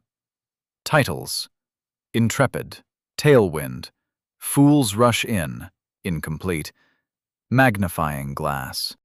Techniques: Dandelion Gaze. All right, he surveyed his options. I need to hit harder, but I've never used a spear or an axe to attack anybody. "What have you used?" He almost said a gun, a knife, a USB cable one time. Knuckles white, his pulse quickened like high-atmosphere winds. The whistle faded. As always, he became himself once more and smiled. "I've fired guns before," he shrugged. "The spear and axe are fine, but I think the everywhere lens sounds the most powerful. I'm sure there's a catch to it, and I don't have a compatible technique at the moment, but still. An item that cast a technique everywhere he could see. It made him so curious. But his eyes brought him distressing news. There's a problem, he sighed. There always was with them. The Z's aren't dead. The dead bodies twitched. Small, sporadic movements like squirming and stop motion. Ripples spread through the flowing blood. Zoe shook her head. "I felt their death energy flow through me." She knelt and touched a corpse. "There's a heartbeat. Sporadic." Electricity zapped her fingers, and she pulled away. "Every time a spark travels through them, they twitch, and the heart pumps. I don't like it, but I'm not sure it's a problem. They're twitching toward each other." They watched as a headless Z twitched inch by inch toward another Z ripped in half by a stomp to the collarbones. Zoe stepped on the headless torso. She crushed the shoulders with a steel foot. Blood splashed. She kicked the pelvis so hard it tore with a sound like wet cloth. Bella retched. "Is that enough?" she asked.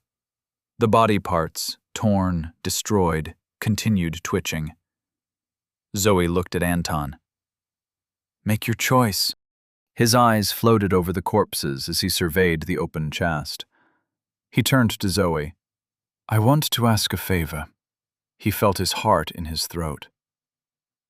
"Will you give me the item you pick from the chest?" "Yes," she didn't hesitate. "But choose wisely." He reached into the chest. The Everywhere lens was a simple monocle of steel and glass with a dangling string of braided red and white silk. Microscopic runes glinted in the steel frame, and they glowed white as his fingers touched the string. Did he dare tell Zoe he was going on nothing but a hunch? No. You have selected the Everywhere lens. If your hand passes through the chest barrier without the Everywhere lens, or with any other item, it will be removed. His heartbeat quickened. If he dropped the lens, he would lose a hand. His grip tightened, and suddenly sweat coated his fingertips. His dexterity, his vitality, was high enough that something like this shouldn't be a problem. But suddenly he was a child again, trying to lift cigarettes from his sleeping father's pockets. Grabbing the monocle, he yanked his hand up and out of the barrier. His hand was secure. He let out a sigh of relief. The others gave him an odd look. They mustn't have gotten the warning. "It chops off your hand if you drop the item," he turned to Zoe. "My favor. Can you remove the Tome of Bloody Thunder?" She raised an eyebrow. "Are you sure?" "I think I can combine the lens with the spells in the tome to create an area of effect." "But it's a whole book. Maybe it will take months or years of study to comprehend. We need your help right now. How do you know you can learn the spells in time?" Hunch. He couldn't say that. But she wasn't arguing with him. He could see in her eyes that she would choose what he wanted. Why would she do that? But she wanted him to explain. "All these items are things that are useful for this dungeon. Acid to get past the Mirrodile armor. A helmet that lets us breathe in the sunken town. I think the book will help fight inside the dungeon. The spells or techniques or whatever is inside has to be helpful now." She nodded. "All right." She stepped up and reached into the chest. Her eyes widened as the system warning sounded inside her head, but she yanked the book out just as fast as him. Crinkled red leather bound the pages yellowed with age. Anton couldn't remember the last time he picked up a book, but his fingers brushed over this one with reverential care. He could see, he could feel the tightly packed skein inside. This book contained secrets that were his to unlock. A shackle of possessiveness closed around his heart, looping, locking, and he held the book out toward Zoe. "If this isn't a single-use item," he said, I don't know how this works, but I want to share it." Zoe looked at him, studied him, inscrutable. She could snap him and take everything. He held the most powerful items, the best items, but nothing made them his except her permission. And she nodded. He smiled, but his eyes danced with distress. One of the Z's fingers twitched and crawled and dragged the heavy, gutless corpse toward another. The long gray ring finger brushed against another corpse's elbow, and the flesh fused with a bright blue spark. Now 2 bodies twitched and wormed as one. He didn't need to announce the fresh horror. They all saw. The bodies were fusing, penning them in with a ring of flesh. The twitches grew more frequent. Scrape of blade on stone as Bella used her sword to stand. "I'm coming," she said, voice hoarse, and her steps forced winces as she approached. Her blade tapped out like a cane, stabbing into corpses and pulsing with heat that blackened flesh. But the twitching continued, and Bella's strained face showed her nearing the limits of skein and consciousness. She sliced at the fusing corpses, but the flesh ran like steaming rivers around her blade. They didn't have long until the corpses recovered, and Zoe hurried to help Bella over to the chest. "What do you two suggest?" Bella asked as she gazed into the golden light. I think the armor, Zoe said. Get a weapon, Anton said at the same time. They exchanged a glance, but the slight splashing of corpses was too tense an ambiance to permit a smile. I have a weapon, Bella said, though he could see her thinking the same thing as him. She didn't have a weapon. She had a pet. And pets must be fed. She thrust her hand into the golden light, frowned at the warning, and dragged out the etching spear. The emerald tip pulsed with insidious light, a sharp point with flared guards like something for hunting boars. With 2 weapons in hand and blood-streaked wounds, Bella looked like an ancient warrior, a battle fanatic. The purity of her heart lost behind this visage of one-eyed brutality. Was this the fate the system had in mind for them? Attack and advance until we leave ourselves behind. Not for him. Look and see and know. Never forget the self. Never abandon the truth. His musings, ever spiraling like a feather on the wind, dissipated as the chest vanished with a pop of light. In the following silence, the surrounding flesh shuddered and groaned before rearing up like a wave of mutilation. Chapter 70. Unexpected Help. The bodies of 13 Zs flowed into each other. Fingers became elbows, and the flesh pulsed and pumped beneath the skin. Faces touched thighs, and the skin, unseamed, fused them in a circular web surrounding Bella, Anton, and Zoe. Pain gnawed at Bella's missing eye like fire ants chewing their way into her skull. On the brink of madness, she felt no fear and lifted her sword high. Heat pulsed from the blade as she sliced through flesh wadded up like bubblegum. The slash was a poor one. The blade skipped along the flesh instead of cleaving a way through. The rune blade's brambles twitched with irritation. It pulled at her arms, tried to steer her subsequent attacks, but she wielded the sword like an axe as she hacked through the flesh surrounding them. Hands groped for her. Shattered mouths chomped down from where they hung.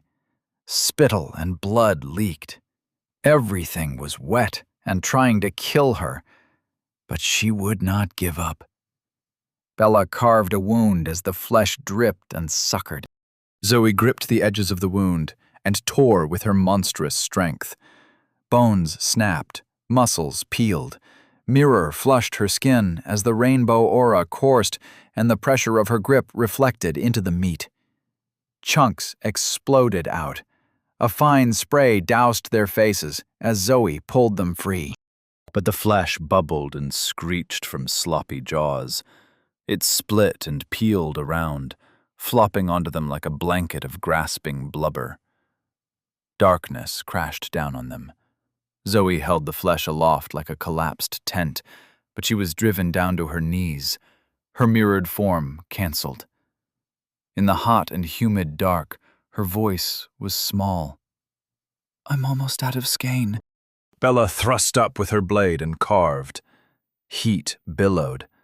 Blisters formed along her hands and she screamed through her teeth as the scalding blade sunk into the flesh above. Smoke filled her nostrils like a grill full of hamburgers. For a brief, disassociative moment, she salivated. Burned flesh fell away, and she burst out onto the blood-dampened stone. Her blade stabbed into the rock as an anchor, and with her new body path, the movement felt true. She reached back and offered her hand through the hole in the quivering mass. Zoe hauled herself out and brought Anton with her. "It's not dying," Anton said, as his silvery eyes whizzed around the monster. The sword stoked Bella's rage like a poker. "Do we fight?" she asked. The flesh collapsed, crushing the space they had held, and split as it faced them once more and reared up high. "Run!" Zoe cried, and they scrambled for the boat. It was smaller this time, a slender craft woven of reeds with just enough space for the 3 of them to sit in a row. Bella led the charge, and the second she touched her feet onto the boat, it moved. The others leaped on, Zoe near the prow and Anton at the stern, and the boat cruised down the river. She held her breath as the smoking, shambling creature approached the edge of the water and hesitated. For a single, light-filled moment, she thought they would be safe. And then the mass of Z flesh slid into the water with a hiss of steam. She understood, with the cold certainty of one who lives by the ocean, that everything just got worse. The creature coiled and reshaped itself in the water like an ink droplet before racing toward their craft. Gray tentacles surged up from the water, long ropes of flesh with jutting teeth like hacksaw blades and long fronds of hair dripping with water. They lashed at her like whips, wrapped around the boat and squeezed. The woven reeds cracked. Bella hacked, careful not to hit the boat beneath the grasping flesh, but for every grasping tentacle she cut, 2 more speared up from the water. She fought beside Zoe, beside Anton, but a sense of futility filled her. The shapeless, shifting creatures fought silently. Mouths and jaws stretched into blades. Its movements were economical, brutal, and the humans bled into the underground river. Rainbow light flooded her vision. The fresh scent of chopped grass overwhelmed everything. A sound like paper falling, and the mutilated flesh fell into chunks. Bella stumbled as the resistance to her sword fell away. Her essence rushed to the surface of her body. The rune blade's brambles coiled around her brain and squeezed. White pain laced her mind as she saw with the eyes of the sword. A single seed deep in the dark earth. What is loam but rot? The seed sprouts and crawls like a serpent toward the promise of the sun. She is the seed, the terrifying dark, the swallowing earth and taker of rot, and the blade of grass thrusting up into the air. The wind flows into the blade and is cut in 2. The rune blade purred in her veins. She blinked. The tentacles were gone, and the boat bobbed merrily along down the stream. Blood dyed the water red, but she saw the shadows of chunks of flesh sinking. Wilted blades of grass drifted through the air, spinning on the slight wind, and floated atop the water. An alien woman stood upon a long blade of grass growing from the cave wall. The slender leaf bobbed, and the woman balanced with ease as she surveyed them. Gray skin wrapped in a faded gray robe, she held her palms out in a gesture of empty-handed peace. All down the tunneled river behind her, mirror-dial corpses floated belly up like a series of stepping stones. All of Bella's senses, her instincts, told her this woman was unassuming, but she couldn't ignore the fact that she decimated the flesh of Z's without effort, and that her skin pulsed with rainbow aura, the same as Zoe. The boat ignored the silent standoff and continued floating down the tunnel toward the alien woman. "I'm glad you're still alive," she said to Zoe as she hopped onto the boat's prow. Zoe's jaw worked as though she wasn't sure what to say. An equally conflicted expression worked across the alien's face, but it was gone in a second and replaced by a stoic mask. Bella wasn't sure if the expressions, the emotions, were as translatable as she interpreted them, but she placed her blade between Zoe and the stranger. For all the futility of the threat, she would stand by her friend. "Your Oriz," Bella said. The woman's yellow eyes widened, and she spared a glance at Bella. "You're Bella," Oriz said. "Zoe didn't exaggerate your virtues." Rage flashed in Bella's depths. The sword had a sky to burn, and it knew this woman could guide them to that great conflagration. But Bella knew the twisted plans working behind that porcelain-featured face. She wanted to send her away, but lacked the physical power. She wanted to say they didn't need her help, but that was a lie. The boat shifted. "I'm Anton," he said from behind. "Can you help us kill the dungeon bosses and get out of here?" Zoe and Bella glared at Anton, but he shrugged.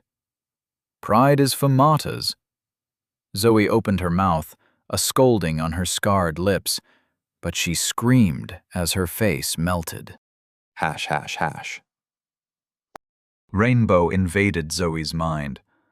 The burning pressure of the incursion, the world between worlds spun through her flesh and churned. Black star radiation filled her cells with the clinking of chains, and she fell.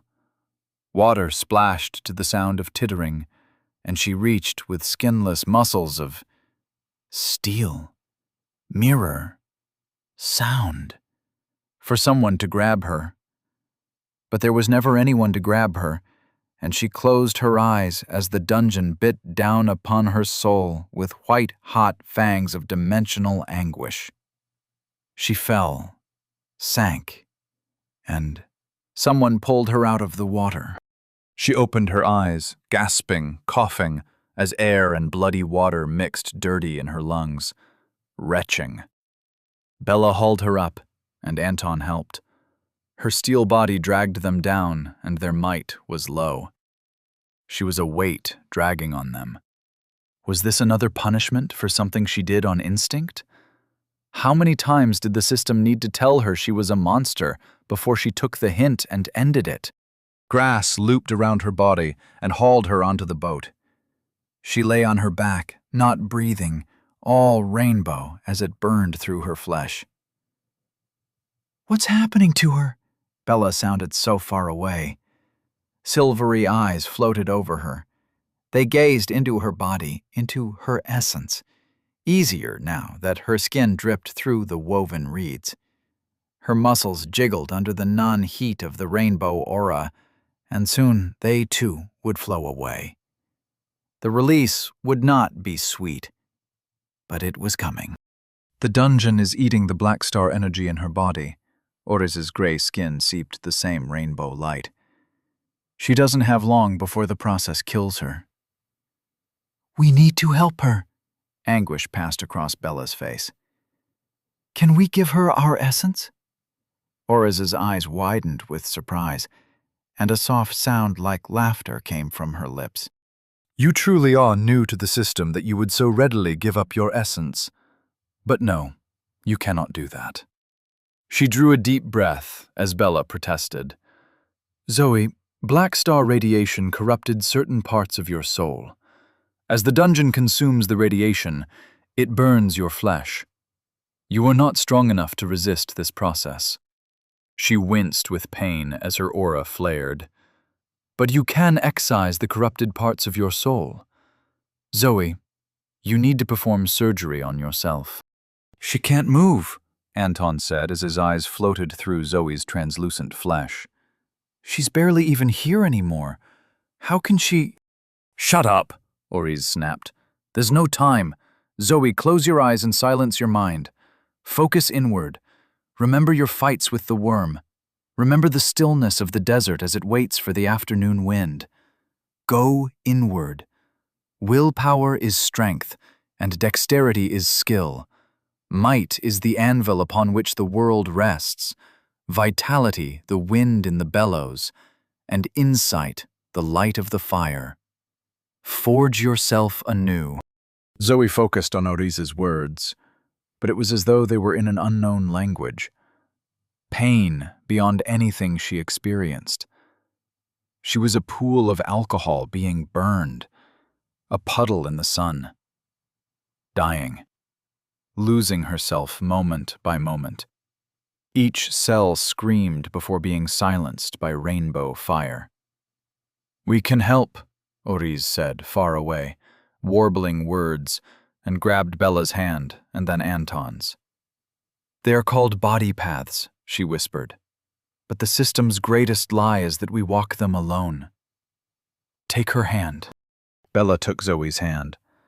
Zoe tried to grasp back with the sheer human urge to not die alone, but her muscles remained slack and unresponsive.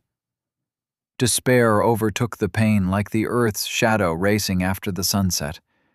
Oris's essence flared through the circuit they formed. The open steppe rippled before the wind.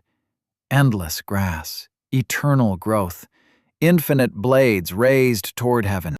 Heaven so far above the depths, where in the darkness they knew themselves to be true. Hands tight around the chain that stretched up into a sky blazing with 1,000 suns. With such light the flower blooms, all colors, all scents, as the petals peel back and pollen races out. Spores, fluff, insects, seeds, life rides the wind into the unknown. And from the unknown, it shall spiral back to the center of the world, where a bell waits, ready to toll. Zoe's eyes, what remained of them, rolled into the back of her head, and the world vanished. .. The harsh but comforting smell of disinfectant filled her nostrils. She stood in the bright light of a surgery, scrubs on her body, a mask, gloves. She blinked, and the room rippled like a projection on fog. Not quite the surgery of her clinic, not quite the rooms from the university, something in between. The double doors opened as a nurse pushed an operating table into the center of the room. Zoe lay on the table. She blinked, staring up at herself as she stared down. Vertigo overtook her, and she wobbled, but the nurse placed a hand on her elbow. "You'll be all right, Dr. Chambers," said the nurse. "We can begin the surgery as soon as you're ready." Her voice tingled with familiarity. Zoe stared at the mirrored face behind the mask. Something sagged inside her heart as pressure gave way. A tear rolled down her cheek. "Thank you, Moth. Please, prepare the patient." Chapter 71. Smiles and Masks. Oriz burned with rainbow aura and impatience. The wicker boat bobbed down the stream, bumping into mirror-dial corpses, slowly progressing toward the flooded town and the waiting dungeon bosses. She wanted to leap from the boat, charge into the lake, and take out the bosses before her body failed. She still had the strength, but it would mean abandoning Zoe. Her disciple's long, thick hair lay in her lap, untangled with the inherent grace that comes from choosing a body path with mirror at its core. The sight stabbed Oriz, but she refused to look away. The choice Zoe made was her own. Without this body, she couldn't have escaped purgatory. Oriz had not been honest, but she had never led Zoe astray. And Zoe was only stuck with mirror essence because she foolishly incorporated the dungeon's bell. The justifications rose like a great wave and crashed against the cliffs of her guilt. Maybe, one day, they might erode the sickness she felt at what she did. Maybe. "Something's wrong," Anton frowned down at the tome of bloody thunder. His voice cut through Oriz's musings. She looked down at where his silvery scouting technique hovered above Zoe's third eye. The silver orb flickered as Zoe's flesh phased in and out of existence. Oriz concentrated, observed, and felt the outlines of Zoe's mind in turmoil. There was something there. She sensed activity. A deep conversation rippled Zoe's essence. She frowned at the murmuring, but couldn't make out the words. "She's not alone," she said. "What does that mean?" Bella asked, her expression radiating distrust of Oriz. The expression didn't hurt her feelings. If anything, she was happy Zoe had found such a reliable adventuring companion. Oriz's life would have been very different if she had someone like Bella. With bitterness, she realized she had perpetuated the cycle of abusive mentors that had so shackled her fate. If she got out of this dungeon, she would make amends. But to do that, she must get Zoe out, even if she died trying. "It means," she paused as she probed, "Zoe has picked up a parasite, a void creature." The rune blade twitched in Bella's hand. "Don't let that blade get too close. I don't want its mind to disrupt Zoe's dream state." "Is it like the thing that Cassie became? Those who rejected the system?" Oriz recollected what Zoe told her about her time on the plane and the event in the graveyard. "Similar, No two of them are the same, and they all find their own ways to crawl out of the void. I think it's trying to use the surgery to take over her body. Bella's grip tightened audibly. How do we kill the parasite? Auris bit her thin lip. There's a chance that I'm wrong. Dream situations are always imprecise. Zoe incorporated a parasitic being while she was in purgatory.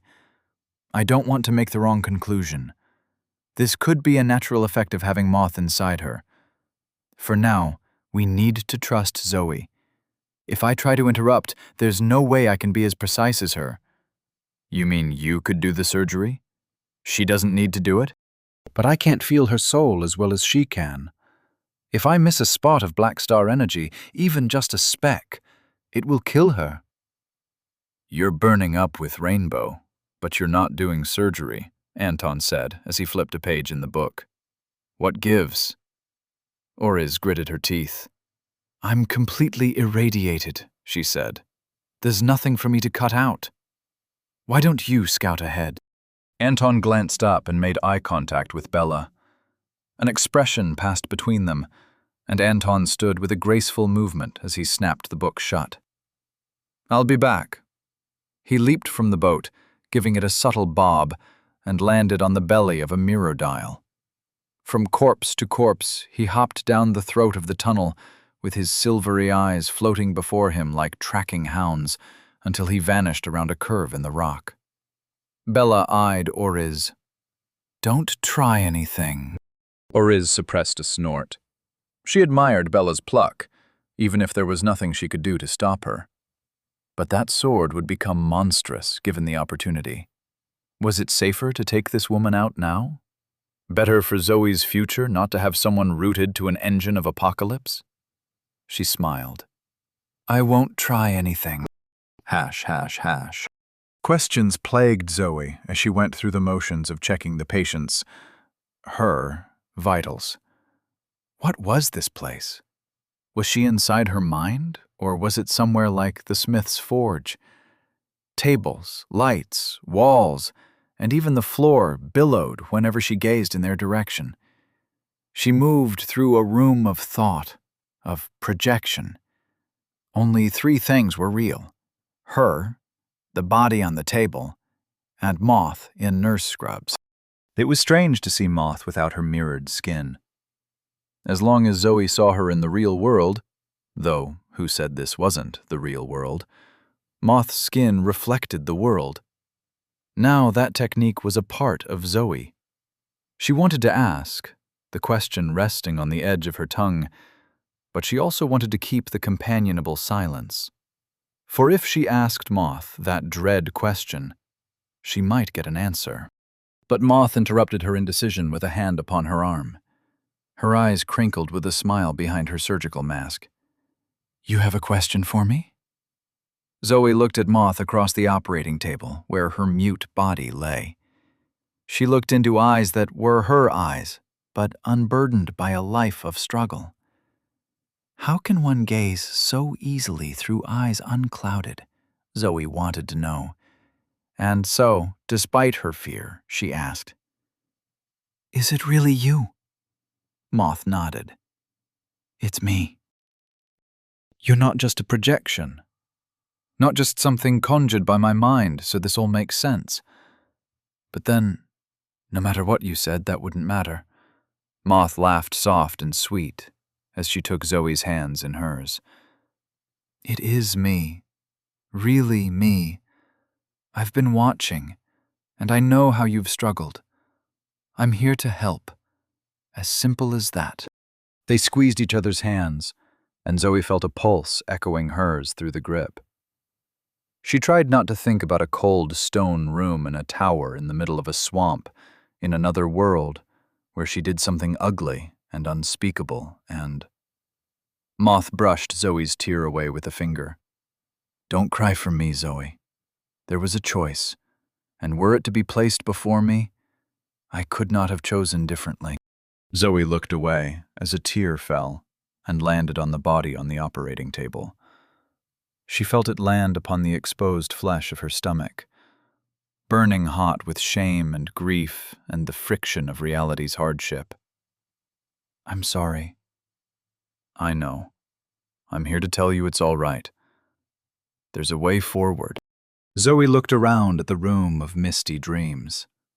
Her posture straightened as the familiarity of the place settled into her mind-muscle connection. If she squinted and ignored the advances to her insight, this could be any surgery in the world before. But it wasn't. And despite the lies, Zoe couldn't make herself see. She saw no way forward. We should get to work.